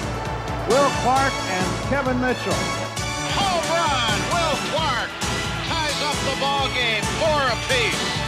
Matt Williams crushes one well beyond the wall in left center field.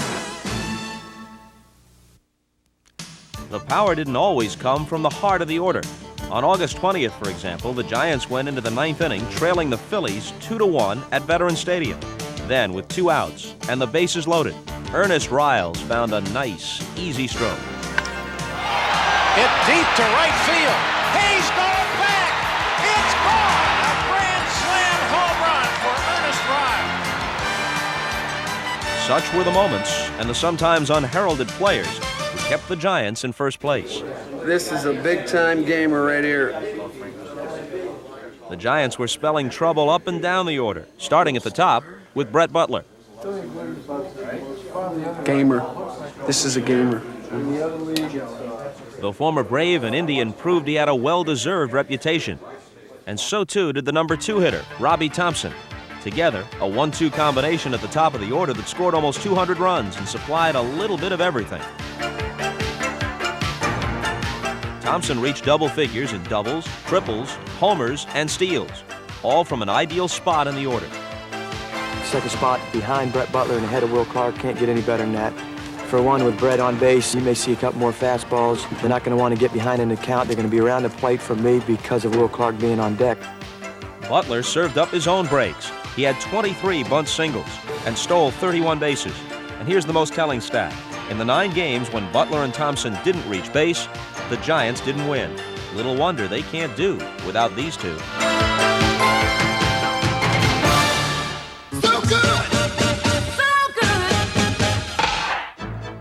Good enough to make anybody's day, Will Clark was too good to be true. Though he lost out to Tony Gwynn for the batting crown, he hit .333 and drove in 100 runs for the second straight year. The numbers, though, don't describe Clark's intensity. That you have to see for yourself.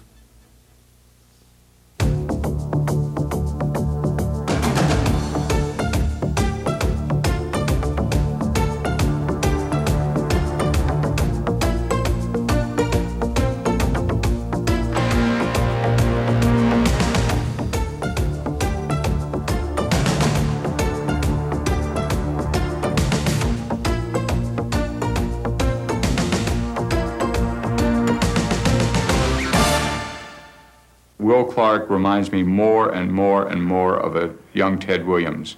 Ted was a no-nonsense guy. He came to the ballpark with his game face on, and when he went between the white lines, nothing. I used to think that the stadium could burn down around Ted Williams when he was at bat, and he wouldn't know it. And I feel the same way about Will Clark. I think the whole place could collapse. When he's at war with that pitcher, everything else is blocked out.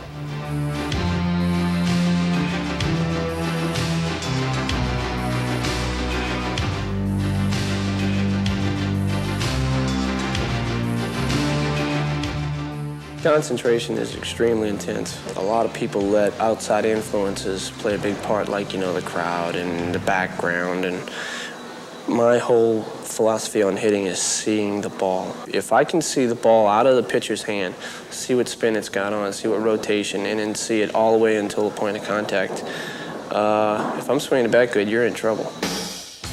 Unfortunately for opposing pitchers, all season long, the thrill was on. He hit 23 homers, had 196 hits, and did it all with a swing very much his own. A swing that, to some at least, inspired thoughts of another dramatic figure who achieved the status of legend. You know how Dracula and a lot of vampires, they throw up their cape after they bite somebody and when they're finna fly off. Will Clark got that little move he does. After he swing, he throws his arm up and he goes like this, and then he's peeking, like a vampire would do. And that's why I call it the cape.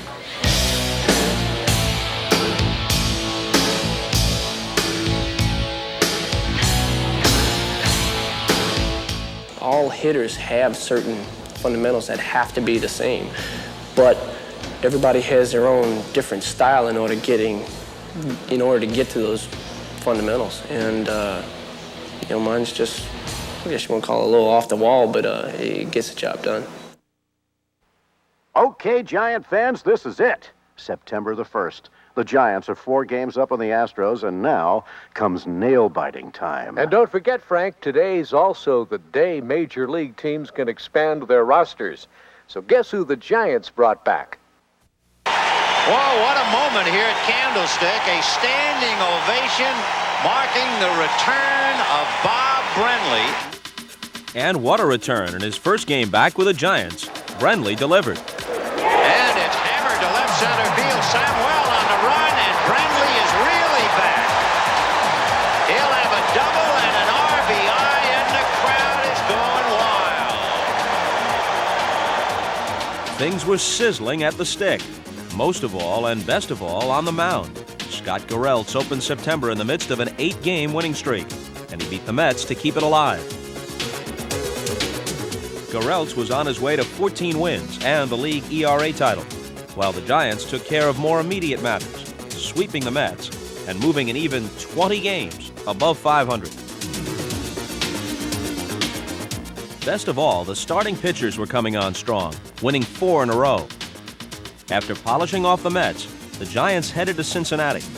On September 4th at Riverfront Stadium, San Francisco saw nothing but red. 8 runs in the red, to be exact.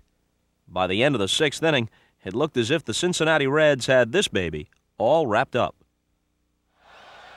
If the Giants were going to get something going any way at all, they'd need the help of their killer bees, a group of guys so named for their backup B-team status in spring training. These bees turned out to be a bench to reckon with. They talk about the starting 8 being important, but for us, the most important on our club is the killer bees. Here they are. Donnell Nixon. Mike Benjamin. Killer BB. Jim Link Weaver. Killer Obi. Logs. Logs indeed. Mike Laga came off the bench against the Reds and hit this 2-run homer to bring the Giants within 4. Then a swarm of bees attacked. Base hit center field. Litton scores, and it's an 8-5 ball game. Off the glove of Quinones, that might score 2. Nixon scores. Here comes Brindley to the plate. 2 more runs are in, and suddenly it's 8-7. Curveball, center field, base hit. Here comes Spire. This ball game is tied as Garrelts goes to 3rd, and the Giants have come all the way back from an 8-0 deficit to tie it here in Cincinnati. In the 9th, the Reds were stung for the 2nd time by Mr. Laga. 1-1 pitch. Base hit, right field. Garrelts scores. The Giants lead 9-8. They put the killer bees in, and I tell you, they did their job. What bees supposed to do? They went out stinging. All year long, the Giants had a knack for coming back. Exhibit B. On September 20th, they were losing to the Dodgers 7-zip after 3 innings. But then San Francisco's explosive offense, well, exploded. And with 4 in the 9th, the Giants tied the game. Now a win here was looking all the more critical, because while the Giants and Dodgers were playing, the onrushing Padres were closing in. Jack McKeon's boys won 20 out of 25. And earlier that night, they'd pulled out an extra inning win against the Reds. Cy Young Award winner Mark Davis sealing the victory. They had a chance to move within 4 games of the Giants if the Giants lost to the Dodgers. Meanwhile, back at Candlestick, Brett Butler faced the Dodgers' John Tudor in the 9th. Breaking ball, the ball game is over. Brett Butler hits one down the right field line, and the Giants come back to win it in the bottom of the 9th by scoring 5. One of 15 Giant comebacks after the 7th inning in 1989. More importantly, it kept the lead at 5 games. But as the last week of the season approached and the magic number dwindled, the Giants would have to clinch on the road. First stop, Los Angeles. In a sense, it was no-nonsense time, but after losing the first 2 to the Dodgers, the Giants needed to get loose. Mike Krukow tried to do his part. Welcome to my world. This is the dugout, this is the clubhouse. If you've ever wondered what goes on here, you're about to find out. Let's go. We got the Bedrock here. Bedrock, he's thinking about his role as a stopper in our club. He's thinking about the last 3 outs of the game. What's going on in your mind right now? That's exactly what I'm thinking about, going in there and putting an end to it. You know, tonight's the night, and well, it's just a pleasure to be associated with the quality type person yourself. When you come along and interview me, it just makes my day. That's scary, isn't it?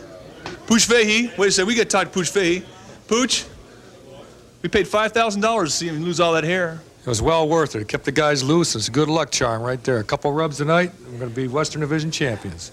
Another thing you have to deal with here is the media. As you see, Bob Brindley's giving an interview right over here, and we're interrupting it, which is one of the cardinal sins. The media guys hate that. BB, what are you guys talking about? We're talking about Will Clark, believe it or not. Will Clark. Who else but? Well, you know they're not talking about me. Or me.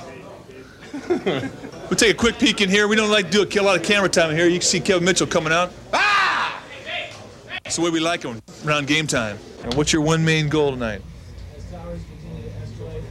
For us to win. Couldn't have said it better myself. Well, Nice going, big boy. You want to say hello to anybody? no. Do that later, when he gets a girlfriend. The Giants had no friends in Los Angeles. They lost 3 in a row to the Dodgers. The sweep set up a potential season-ending showdown in San Diego. But to make that a reality and give themselves a shot head-to-head against the Giants, the Padres had to beat the Reds that night in San Diego. So after the game, the Giants listened on the radio to the Padres-Reds contest, rooting for the Reds and anxiously awaiting the fate that was now out of their control. We couldn't hear the radio very well, so everybody was really silent, and we had to switch rooms twice to find a radio reception that we could pick up. To be in there and know that you really don't have control of the situation, I think everybody in the room really thought that San Diego was going to win the ball game and that we were going to go into San Diego having to win 1 ball game. to clinch it. There were a lot more nerves in the clubhouse just listening to the radio and actually going out on the field and doing it. I was biting my nails for all I was worth. Now I can see what some of the fans go through. That was excruciating pain. And the pitch is hit well, back into left field. Giants fans who'd come down to L.A. were also glued to the Padre game, which was tied at 1 until the Reds scored in the 13th. And here in the 13th inning, the Reds have taken a 2-1 lead. They scored a run, and boy, I tell you what, our hearts just got real excited. But what happened was everybody figured that, hey, listen, wait, there's another half of an inning left to play here. And sure enough, Gwynn leads off with a base hit, and we're going, oh, no, oh, no. But the Padre rally died, and the Giants were Western Division champs. Go back to the play-by-play. All right. Hey, I'm baby.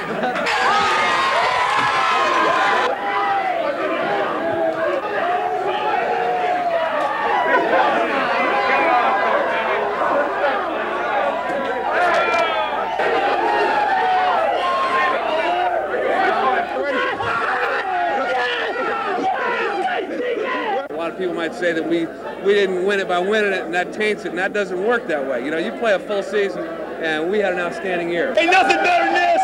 We'll see you in Chicago. We're the best. We're going to prove it. Woo! Yeah!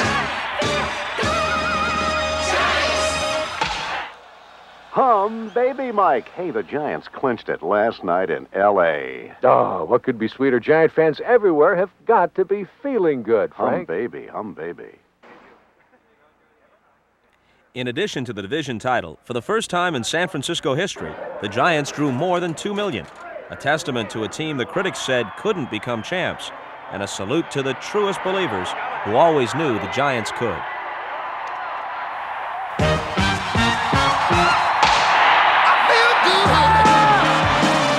I knew that I would, yeah.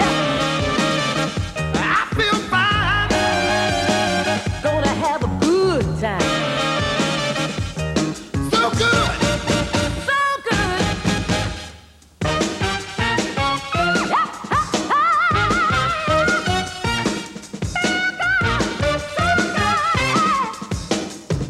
I feel good. I knew that I would, yeah. I feel nice. Don't have to think twice. So good. So good. I feel good. So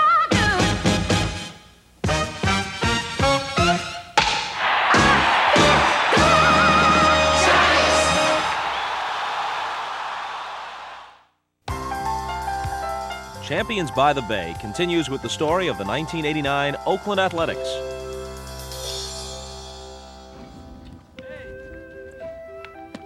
The other Champions by the Bay found spring training to be a time to shed the memories of their disappointing World Series loss to the Dodgers in 1988 and to refocus on going the distance in 1989.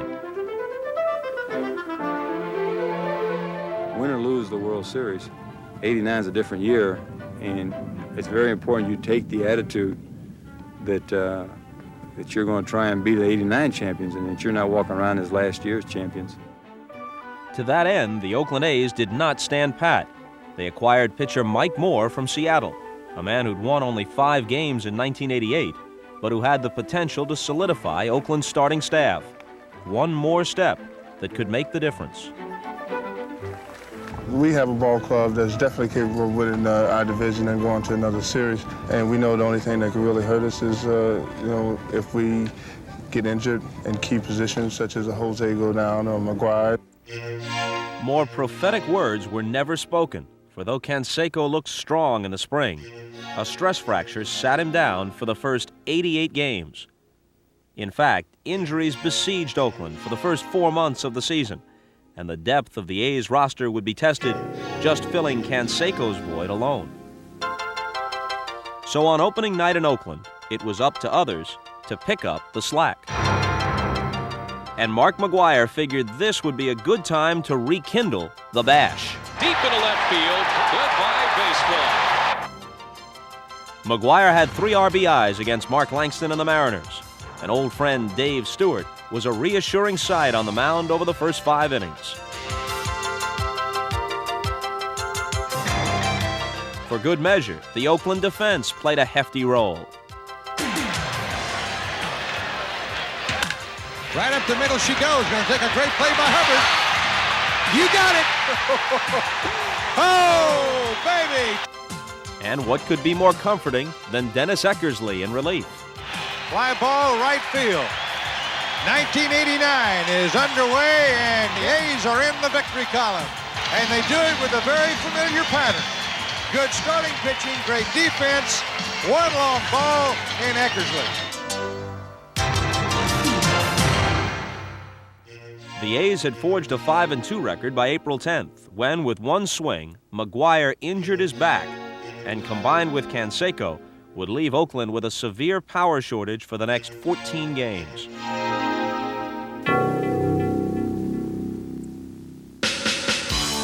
It was clear the Mighty Mites were going to have to step forward. Guys like Tony Phillips, Stan Javier, and Mike Gallego. Gallego alone would wind up starting 59 games for the year. No one player proved more versatile than Phillips, though, who played 6 positions for Oakland in '89 and at times made folks forget all about Canseco. Well, almost. Canseco's official fill-in was Javier, who started 49 games in right field and hit .300 into May. Javier's going to swing away, and then he does. A line drive to left center field. Stan Javier puts the A's on the board. Well, it stems back to Tony La Russa having confidence in the players that he had on the bench when the injuries happened. And I think that gave me and Gallego and Stan Javier a boost of confidence to go out there and perform. Soft liner. Phillips up the ladder to grab it. Molitor lines one into right field, and it's backhanded by Javier. Kirby Puckett, great stop by Gallego. Look at this play. Oh, baby. Instead of there being some drop-off, these guys are playing at that same high level. So that's a tremendous lift to your team, because instead of what you thought would be the guys who play most of the time, you've got a different combination, but there's no decrease in quality.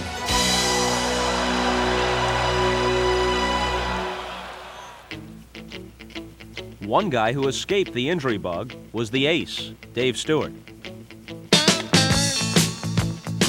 Stewart won 5 games without a loss in April, making him 11-0 in that month over 2 seasons. 1-2 delivery. Oh, got in there. The breaking ball in on the hands. Ooh! Wow. It was an early sign that Stewart might roll to his 3rd straight 20-win season. Only the second pitcher to do it in Oakland A's history. For me personally, getting out the gate as well as I do for the past 2 years, that's real simple. When I pitch, the guys hit, they score runs, they play defense, and it makes my job a lot easier to win ball games in April. Simple. From the ace of the staff to the diamond in the rough, newcomer Mike Moore, who'd go on to lead the A's with 172 strikeouts and finish with a career-high 19 victories. Proof positive that the potential the A's saw in him at Seattle just needed to be realized. Mike Moore certainly came over here with a tremendous amount of physical ability, and we incorporated into his repertoire this year a forkball, which is a new pitch for him. Woo, good forkball, and a strikeout victim. It's added something when I'm not as sharp with my other pitches. It's another pitch that I can throw for strikes. And now there's a strikeout for Moore on the forkball, and that is his 4th strikeout of the game. Moore started strong, winning 3 games in April, allowing less than 2 runs a game. And that helped the A's forge an 18-8 record the first month, leaving them a game behind the Texas Rangers.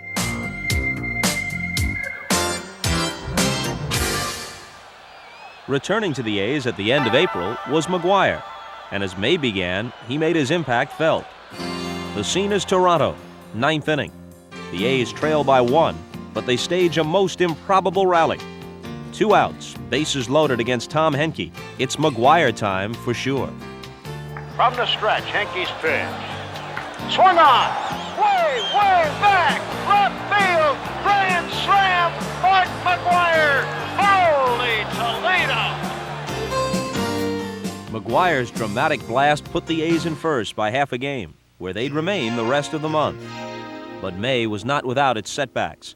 A seemingly innocent double-play pivot sent 1988's Rookie of the Year, shortstop Walt Weiss, hobbling to the disabled list, joined there on the same day by pitcher Storm Davis.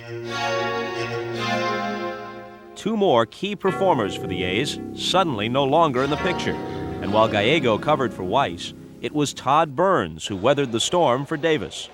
Burns won 3 games in May, including one start where he retired 19 of the 20 men he faced. With all the injuries, Tony La Russa was forced to manage like never before. Probably the best prepared manager I've ever seen. I mean, he is so prepared. He is so into the game. He doesn't let anything slip. And what he did this year with the players he had out and the players he had to play with, just gives credit to Tony La Russa.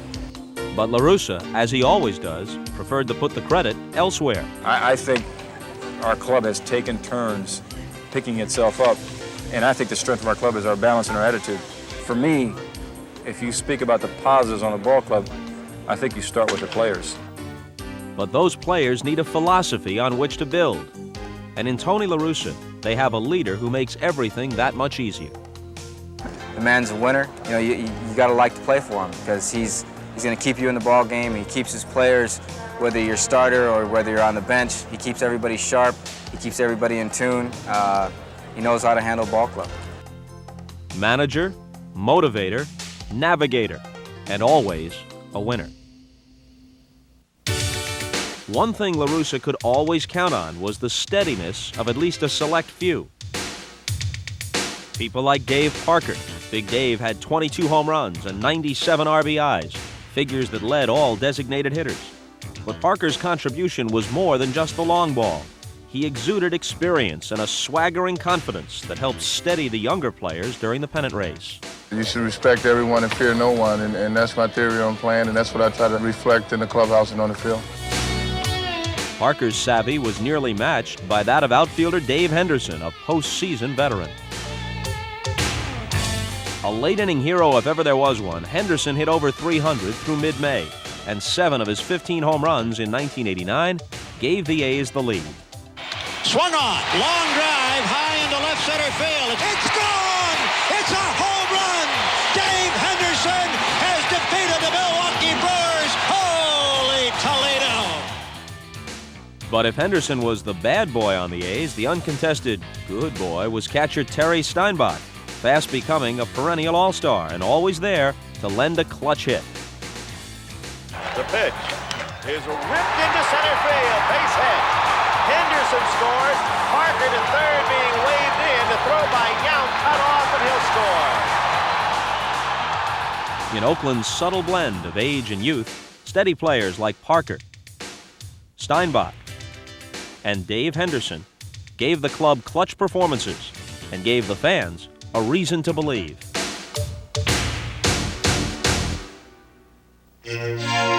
Come late May, the A's had some folks green with envy as they swept a 3-game series in New York. But not without a price. On May 27th, Eckersley injured his shoulder. He was forced to surrender the mound. Now, with the A's in first place by only a game, they'd have to play the next 40 without their premier relief pitcher.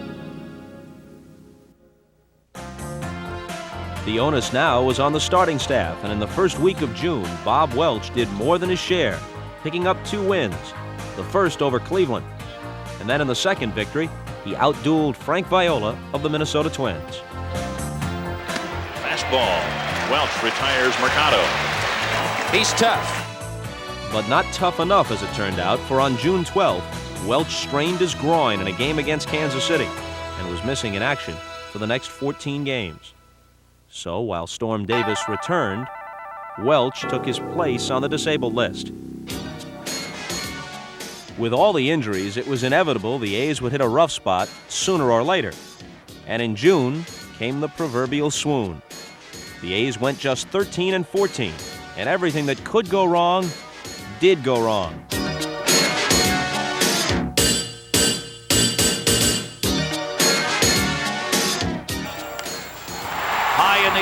field down the line. Javier's got room on the warning track, fighting the rain. He's not going to get it, and it's a ground rule double.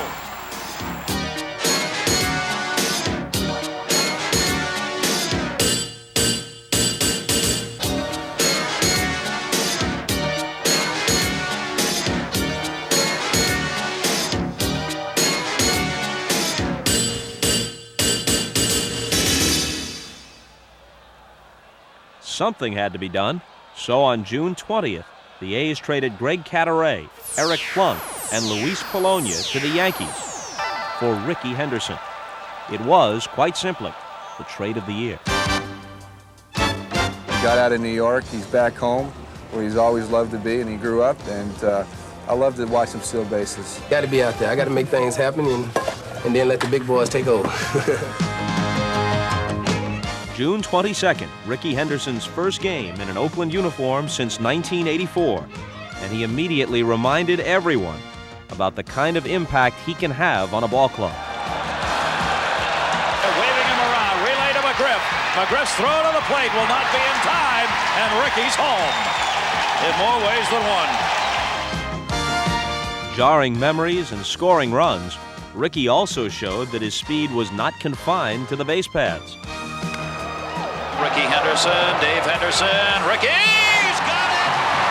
I'll tell you, he's making the homecoming very pleasing to the Oakland fans.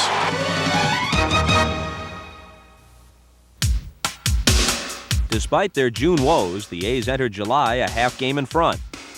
But with Eckersley still out, La Russa looked to others in the bullpen, like reliable left-hander Rick Honeycutt. They did a tremendous job when Dennis Eckersley was not available for our club. Honeycutt just repeatedly went in there and shut the door on the opposition, and whenever Todd Burns was given the opportunity, he did as well. The hard-throwing Burns picked up 4 saves while Eckersley was out. And back just in time from elbow surgery was Matt Young, who slowly settled into a setup role for Oakland. For the 4th straight year, the soft-spoken and hard-throwing Gene Nelson would appear in 50 or more games. Following a rough first half, Curt Young came on strong with a 3-1 second half mark and an earned run average under 2. No question, the depth of the Oakland staff was coming through. I think that we have a club that realizes that you don't pat yourself on the back too often, but you be proud of the way that you're going about playing the game, and you go out there and you just keep grinding it out. So even with all their injuries, the resourceful A's were but a game and a half out at the All-Star break, and were certainly well represented at the game. La Russa was the American League manager. McGuire, the first baseman. For the 2nd straight year, Terry Steinbach was the catcher. Mike Moore was there for the first time.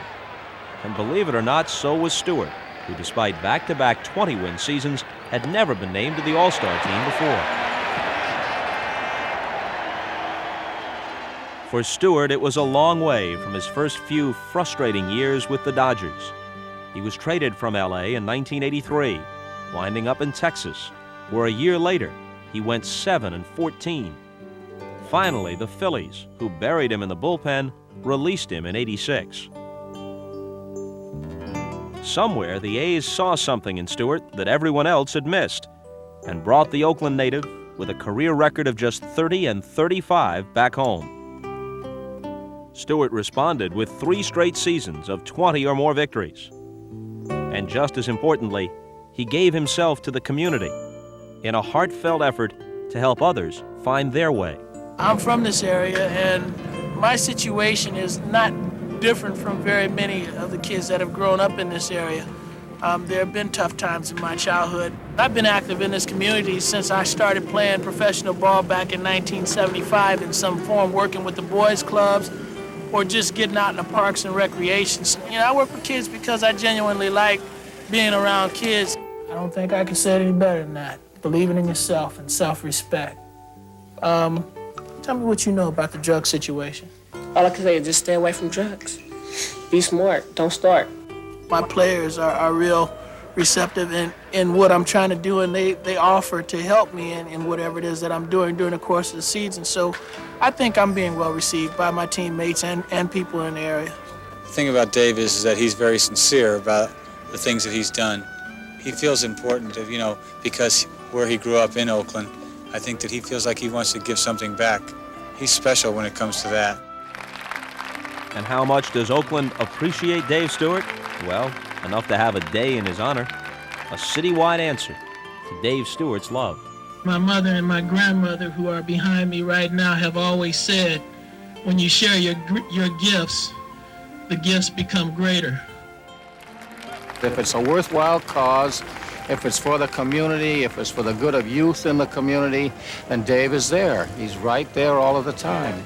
I'll never forget at one of our Christmas parties for deserving kids, I said, thanks for being here. He said, are you kidding me?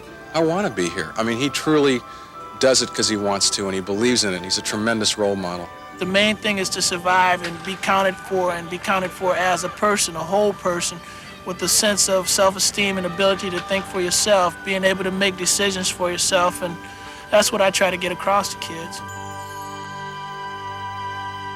Following the All-Star game, the picture brightened as both Canseco and Eckersley returned.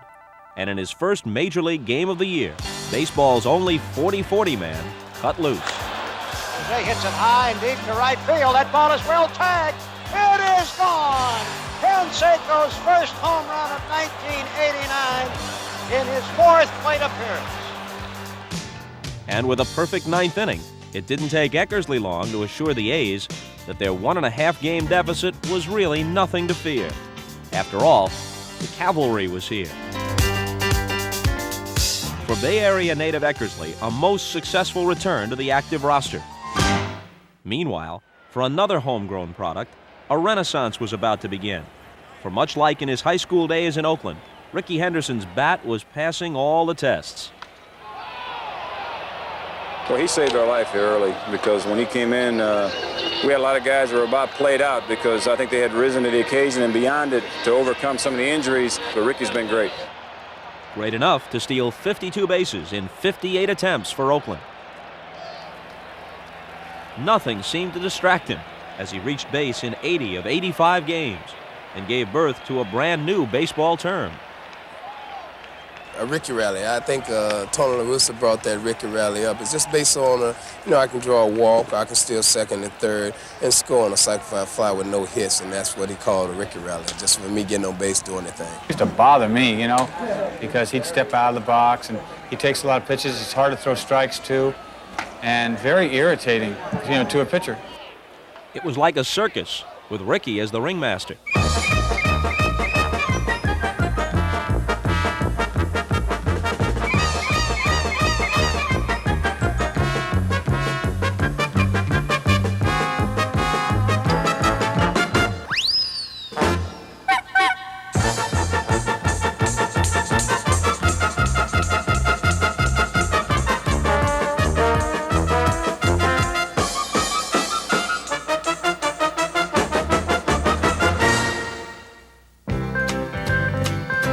Come the end of July, it was showdown time against the California Angels.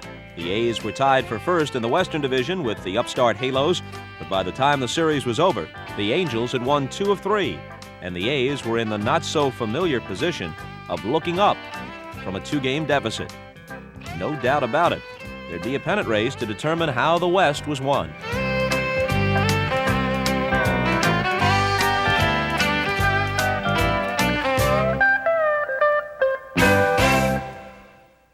On July 31st, all the key people were back and healthy, but some folks had never left. Consistency was the creed of Carney Lansford, who had one of Oakland's all-time best offensive years. Carney hit .336 in '89, missing the batting title by 3 points. He hit over .400 in both May and July, and developed a reputation as quite the artist. The art of contact hitting. If you would ask players and pitchers who was the one Oakland player you don't want to face, the answer would always be Lansford. And if there ever was a question as to why the A's were just 2 games out despite all the adversity, Oakland fans knew Carney was part of the answer. Still, another factor in the A's success was their chemistry. For a team that plays as one, well, quite often wins as one. You can't come into this clubhouse with a sad face on you. If you have a sad face on your face, you're going to have a smile before the day's over with, because people are beyond you. They're going to make you laugh. It's a great team to be on. I'm going to show you what I'm going to do. I'm going to throw one pitch and then I'm leaving the game. Merv Retman. That's all he teaches. You don't want to... That's why I hit 230 this year, folks. That's why I hit 230. And how do the A's relax? We play domino. It's just like a contest between who feels they're the greatest domino players. And we get mad at each other, yell at each other about domino, but just relax you a lot. Give me a dime. Why you keep getting all these dimes down there? What, somebody giving away money around here? You know, I don't give you too much money at all. You should have been saying that. To me, it's like getting out frustrations. I get an opportunity to yell at Ricky Henderson and talk about his hairdo and scream at Javier because he don't play that well. Yeah, way to go, Javier. You up to your usual stuff here. Bucket-eyed, gopher. That's a shame, man. Let me cut that money down. It just creates a jubilant atmosphere, and when you got a jubilant atmosphere, it makes it a much better place to prepare to play baseball. With everyone now healthy, the mid-August rematch against the Angels had a decidedly different feel. California and Oakland were tied for first, but not for long. Phillips drives it deep into right field. That ball is carrying, and it is gone. Strike three. Phillips makes a diving stop of a one-hop grounder, gets up and throws out Joyner. And it's in time. He's out at third base. Still nobody down, and Dave Parker ripping into the gap in right center. Henderson on his way to third. Latchman bringing him around. It's an RBI double by Parker, and a 5-0 lead for Oakland. The A's won 2 of 3 from California, and in fact won 8 of their last 12 in August, putting them in first by 2 games as September rolled round.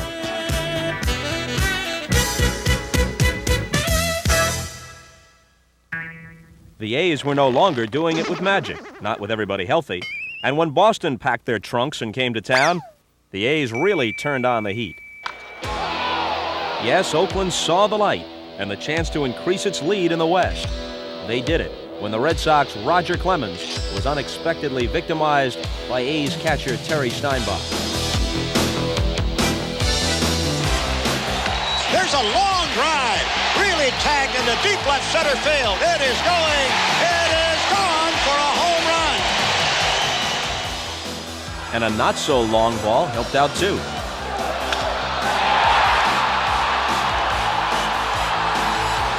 Later in the series, Parker hit the jackpot, his 8th career grand slam. Pitch to Parker. Swung on, hit high and deep to right field. That one is into the corner.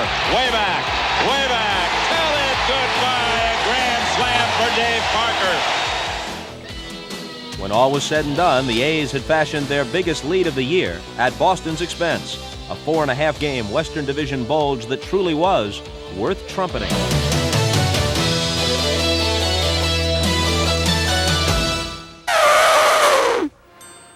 But baseball teams never forget, and 10 days later, at Fenway, the tables were turned. The A's could do no right. The Red Sox, no wrong. I can't remember the last time since I've been here that we've got swept by a ball club, and at what I would consider a crucial time. The 3 losses in Boston really, I think, brought the team together and really, I think, sparked the ball club because we realized, hey, we got to go into Cleveland and play very, very well. The lead was down to 2.5, and the A's arrived in Cleveland with the eerie feeling that the division might be slipping away. And though La Russa may have had his reservations, much as I do about this script, the Indians were next, and the bats came alive. That one's in the gap. Snyder on the horse will not catch up with it. Henderson scores from third. The 2-1 lead for the A's. A 3-game sweep, as it turned out, that put Oakland 3.5 games in front. Next stop, Minnesota, where they rattled the Twins with 19 runs in 4 games. McGuire goes after the first pitch, and it's hit deep to center. Will this be his first Metrodome homer? Yes! The series featured what was perhaps the play of the year. Here's a bouncing ball. Tony Phillips, look at this play. Backhanded. He got him. Unbelievable. I tell you what, that one's going to be in the highlight reels right there. An outstanding play. I couldn't believe it. I couldn't believe he was actually doing what he was doing. It seemed like it all went in slow motion when I was watching the whole situation come about. And like I said, he flipped it behind his back and gave me a perfect feed. It's something I expect Ozzie Smith to do, not Tony Phillips, that's for sure. Meanwhile, Bob Welch became the 4th Oakland pitcher to win 17 games, his 2nd straight season with that victory total. In addition, Stewart won his 20th game for the 3rd straight year, something no Major League pitcher had done since Jim Palmer in the 70s.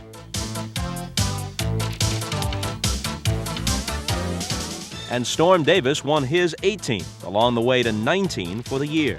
By the time the A's left Minnesota in their wake, the true believers had been rewarded, and Oakland's magic number was down to 3. The A's were more than happy to try and clinch the West at home, for more than 2,600,000 fans had come to see them in 1989, the highest figure in franchise history. To your right. Programs. Souvenirs here. And with the Giants doing well in the National League, a Bay Area World Series would really cap things off. The A's took it one step at a time. That's called repeat edition, Dom Perignon. Waiting on ice, see? Ice, waiting on ice. Dom Perignon, waiting on ice. September 27th against the Texas Rangers. Mike Moore on the mound. And Moore faced the minimum through 7 in pursuit of his 19th win.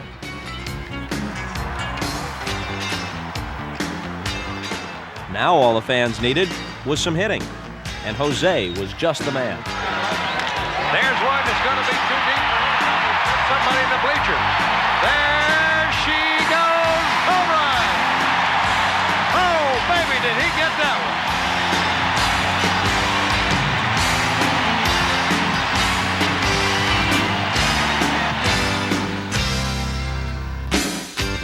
And what would the clincher be without some glove work?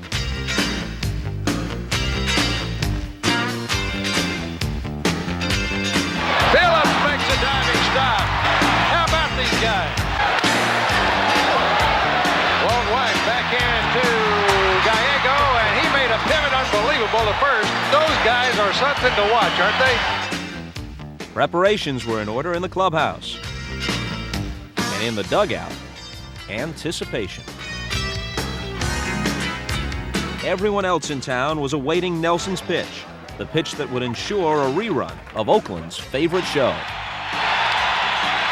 This could be it. The A's are Western Division champions for the 2nd year in a row.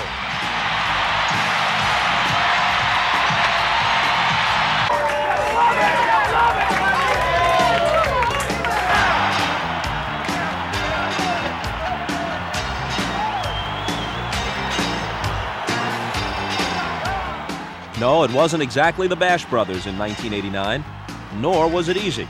But through all the injuries, the A's persevered, thanks to a love of the game that comes from the heart, and the kind of team effort that comes from depth, chemistry, resourcefulness, and an unabashed will to win.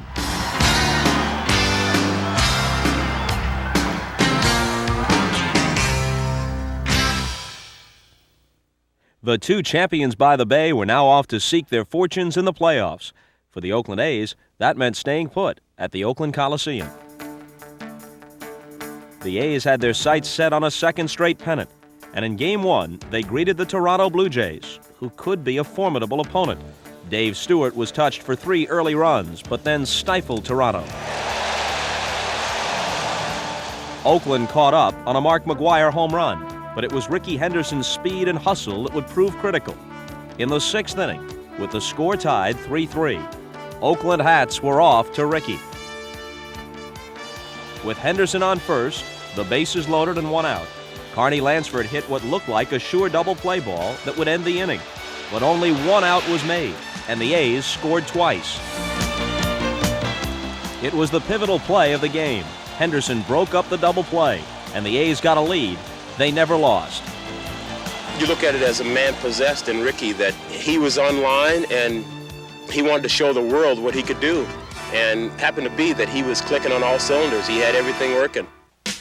In Game 2, Toronto again got in front early, but an A's comeback featured the speed of Ricky Henderson. In the fourth, he simply ran over a one-run Blue Jay advantage. He's running. Pitch taken. The throw to second. He is safe at second base. He's running again. Pitch taken high. The throw to third. Not in time. He has it stolen. Moments later, the score was tied when Carney Lansford sent Henderson home with his third run in 2 games. And Oakland was headed for another cakewalk. A's fans had reason to be brash about Ricky. In the 2 games, he reached base 7 times and stole 6 bases. The A's led 2-0. The National League playoffs opened under the lights at Wrigley Field, and the Giants came out swinging. Right off the bat, it was clear this night belonged to Will Clark. The 2-0 pitch to Clark is swung on and hit in the air to left center field. On the run with a dive is the center fielder Walton. He can't get it.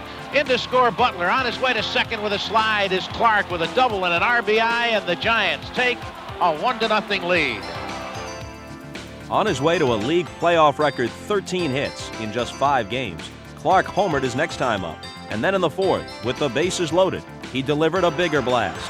Maddox throws and Clark swings. High drive, right field, going, gone! Grand slam, home run for Will Clark. Well, take a ride on that one. That ball was kissed. Clark's grand slam turned a close game into a blowout and gave Will the thrill. RBIs 3, 4, 5, and 6. The Giant first baseman has done it again. Game 1 was just my night. I was looking fastball in, I got it, and as soon as I hit it, there was no doubt. That ball would have left if the wind was blowing in. No matter that Wrigley was not one of Clark's favorite parks to hit in, his tour de force performance gave the Giants an 11-3 win and the 1-0 lead in the series. The next night in Game 2, Mark Grace introduced his red-hot bat. And in showing Giant pitchers no mercy, Grace collected 2 doubles, a single, and 4 RBIs as the Cubs beat the Giants 9-5 and tied the series at a win apiece. With Toronto's new Sky Dome hosting Game 3 of the American League playoffs, Oakland's Storm Davis was facing a Blue Jay rally in the fourth. Tony Fernandez came up with 2 men on. Base hit down the right field line. Knocked down by Canseco. Going to third is McGriff. He's heading for the plate. The throw not in time, and Fernandez winds up at third base. Toronto's 4-run rally did the A's in, and the series stood at 2-1 in favor of Oakland. Go, Jays, go! Go, Jays, go! But in Game 4, Ricky Henderson was on the go, this time with 2 home runs, one of them a 430-foot shot to dead center. Ricky's blast might have won even more admiration were it not for the colossal clout of Jose Canseco. Swing and a high, deep drive to left field. If that stays fair, that is gone. Tell it goodbye into the upper deck. Somewhere around 500 feet. I can't imagine a ball being hit any farther than that. I don't care, Mickey Mantle or whoever. I don't think anybody's ever hit a ball that far. Even with Oakland's shower of power, the Blue Jays rallied from 4 runs down. Mookie Wilson on the run. Off the glove of Gallego into right field. Mookie will head for the plate. Here's the throw. Offline, he scores. The Blue Jays scored 3 times, in fact, and went to the bottom of the 9th, down by just 1. Dennis Eckersley was in a jam. A man aboard. and the winning run at the plate. But he fought off the threat, saved the 6-5 victory, and the A's were one win away from the World Series. In Game 5, Rickey Henderson and friends brought their full complement of pitching, power, speed, and defense. But in the first 3 innings, it was Henderson alone, a one-man wrecking crew. The MVP of the playoffs, he dashed off a little of this and a little of that, and the A's led 2-0.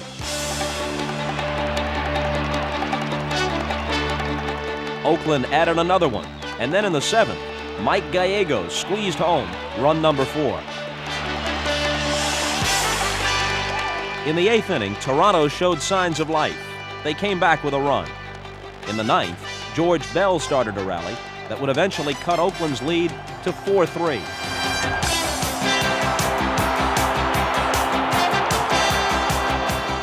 But the Blue Jays wouldn't get any closer. Dennis Eckersley made sure of that. He struck him out!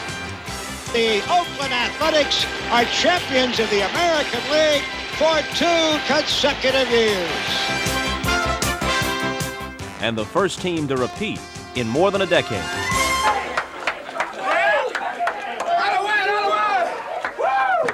We're back!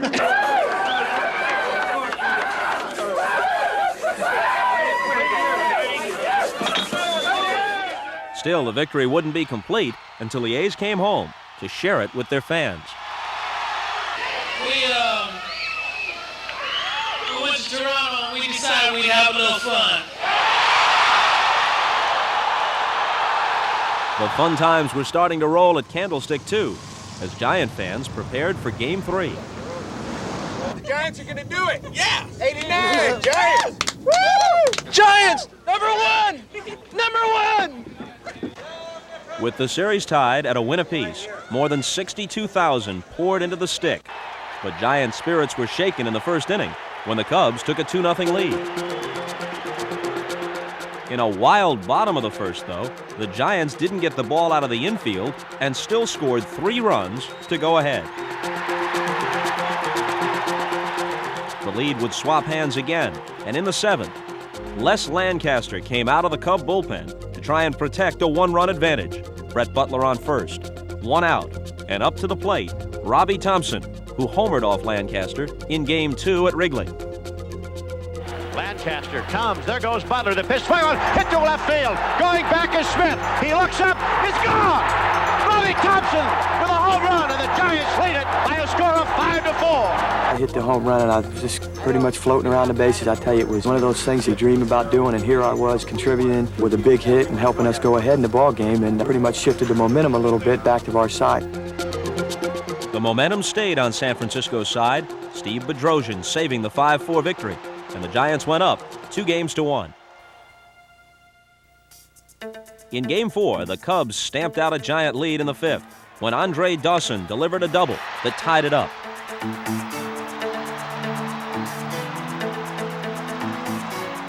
But the Cubs would not celebrate for long. In the bottom of the 5th, Matt Williams came up with a runner on, and in a momentous 12-pitch battle with reliever Steve Wilson, he fouled off pitch after pitch, 7 in all. At the time, I wasn't saying, okay, well, I'll foul this one off to get a better pitch. I was trying to put them all in play. The more pitcher pitches to you at one at bat, you see the ball, you see the movement, the speed, the spin of the ball, and you should be a better hitter. This has been a heck of a battle right here. 3-2 pitch, and it's swung on and hit high and deep to left, and down the line, gone! From a struggling sub-200 hitter earlier in the year to playoff hero, Williams' homer won the game and raised his playoff total to a league record 9 RBIs. As for the Giants, 1 win from a pennant.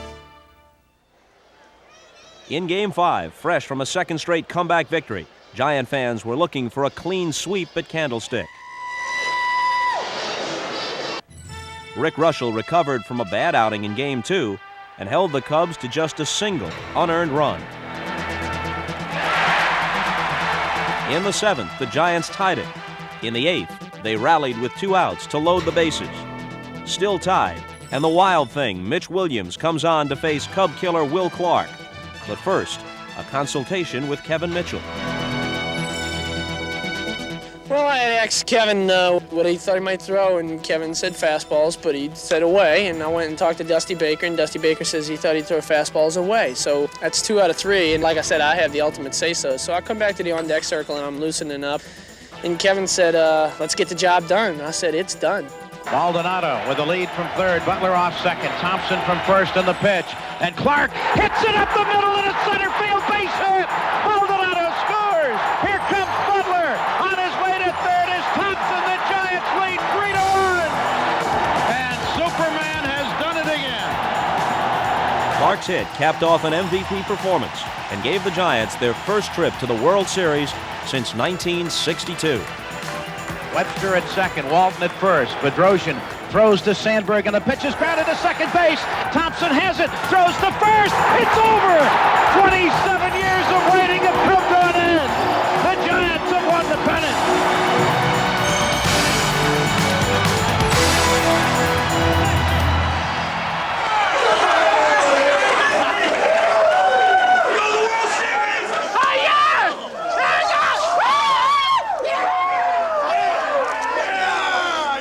I couldn't ask for a better place to be.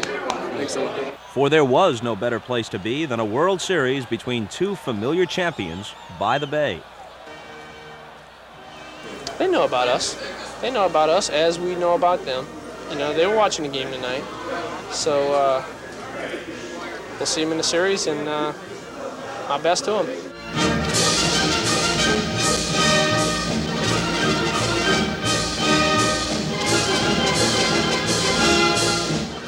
And my cat's an A's fan.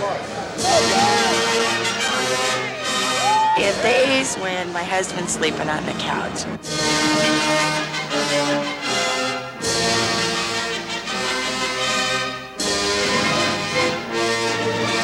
This is a classic of all classics. It may never happen ever again.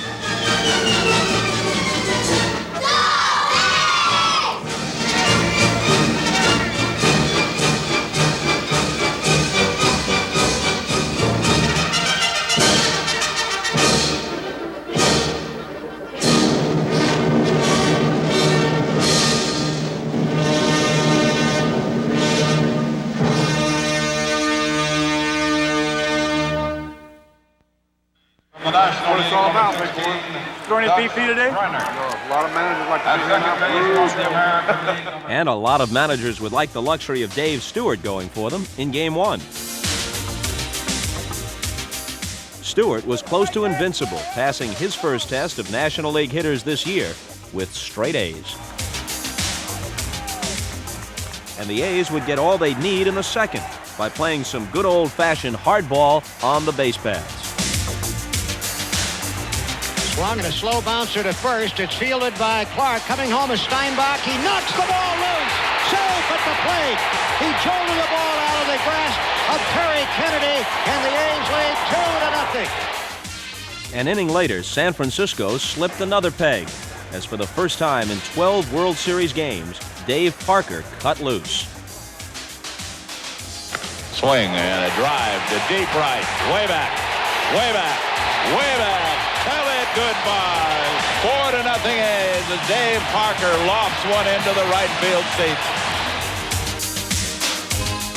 For Oakland fans, the series opener couldn't have turned out better, as Stewart made their night complete. Maldonado waiting on the pitch. Swing and a ground ball. It's fielded by Phillips. Long throw in time. And the A's win the game on a Dave Stewart shutout. The 5-0 victory had set the tone the A's were seeking.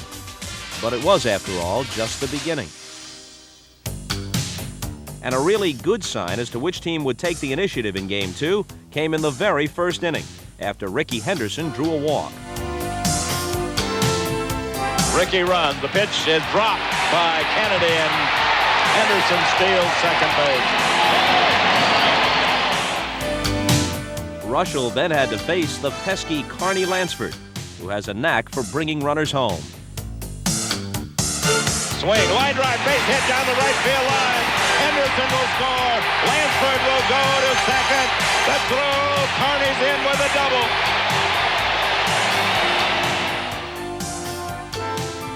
The Giants would come back to tie the game at 1, but in the 4th, Terry Steinbach connected. Swung on, hit deep to left. Way back, stays fair, it's gone. You can tell it goodbye. A 3-run home run for Terry Steinbach. And the A's lead it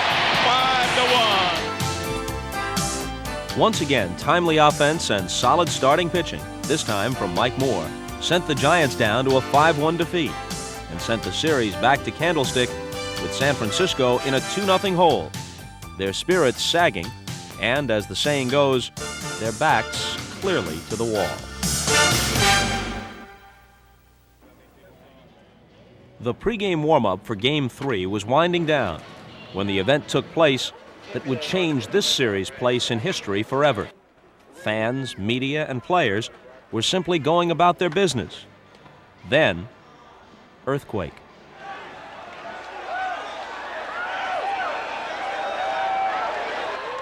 For 15 seconds, the stadium shook, and in response, many fans first let out a collective roar of celebration. Everybody began comparing notes about the natural phenomenon that had struck the national pastime. But in time, news began to trickle in. The Bay Bridge, the very symbol of the series, had collapsed in mid-span. What's more, there was a major fire burning in the Marina District. Then, tragically, word came that Interstate 880 had collapsed, crushing more than a mile's worth of cars beneath it. Clearly, there was no way this game could go on. May I have your attention, please? There has been a power failure, therefore the game will be postponed. We ask that you hold on to your tickets. Rain checks will be honored. As you leave... What followed was the strange sight of baseball players in the midst of a World Series reduced to everyman status. Quietly and in orderly fashion, Candlestick began to empty. It had taken just 15 seconds for baseball to become the furthest thing from everybody's mind. For now, there was real fear, for family and for friends. Our issue is really a modest one in light of the great tragedy that's hit this area. It turned out to be a full 10 days before the series was resumed, allowing time for the trauma to ease. Helping to heal the wounds left by the earthquake was uppermost in the minds of baseball officials. And through tragedy, the World Series helped inspire a newfound bond of goodwill. And upon resumption, baseball took the opportunity to thank the thousands of selfless men and women who gave of themselves in helping others in the aftermath of the quake. Then it was back to baseball, and Dave Henderson helped put the A's in what was by now a familiar position.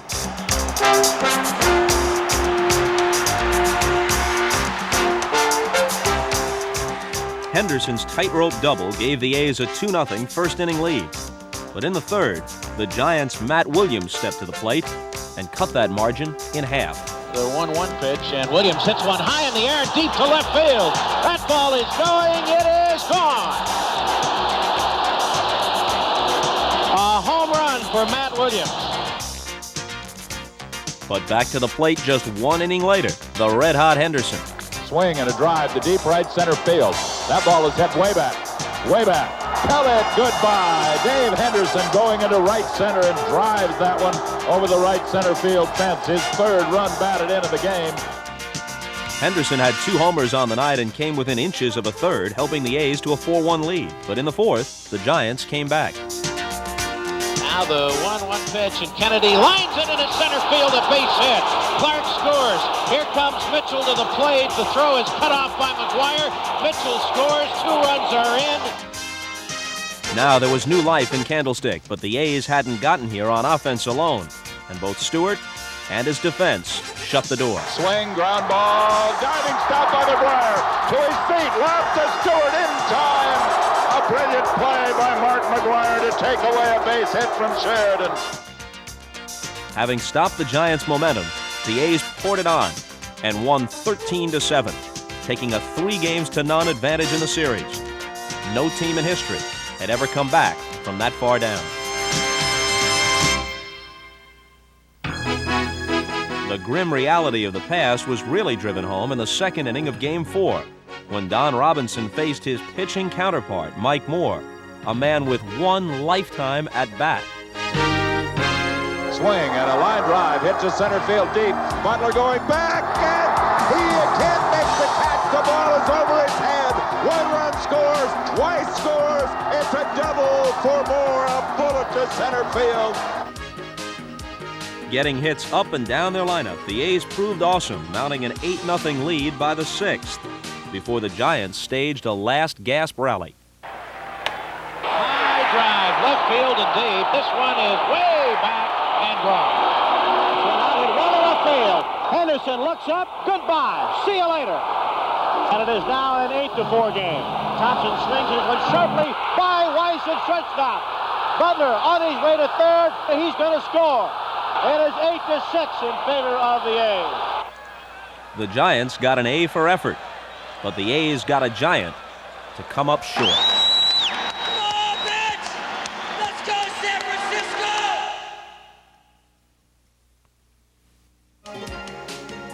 Kevin Mitchell's fly ball to the track all but extinguished the Candlestick Flame.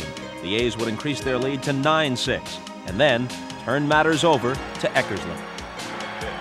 Swung on bounce, off McGuire's glove. Phillips has it, throws to Eckersley in time. Another great play by Tony Phillips. And the A's have won the World Series in a sweep. For the National League champion Giants, sadness and some reflection.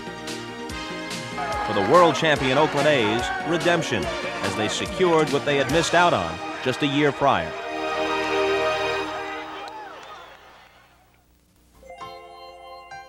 In baseball annals, Oakland will be listed as the 1989 champions by the Bay. But for everyone who was touched by the earthquake that gave this World Series its historic context, it goes much deeper than that. It's everything in perspective in that baseball is only a game and it has pretty much nothing to do with life. And when, sometime in the future, this World Series is recalled, it will be as a time when the crowning moment of our most treasured game was interwoven with the heartache of the real world in which we live. When both fans and players alike put their game aside in the spirit of sacrifice and rebirth. For they truly are the champions by the Bay.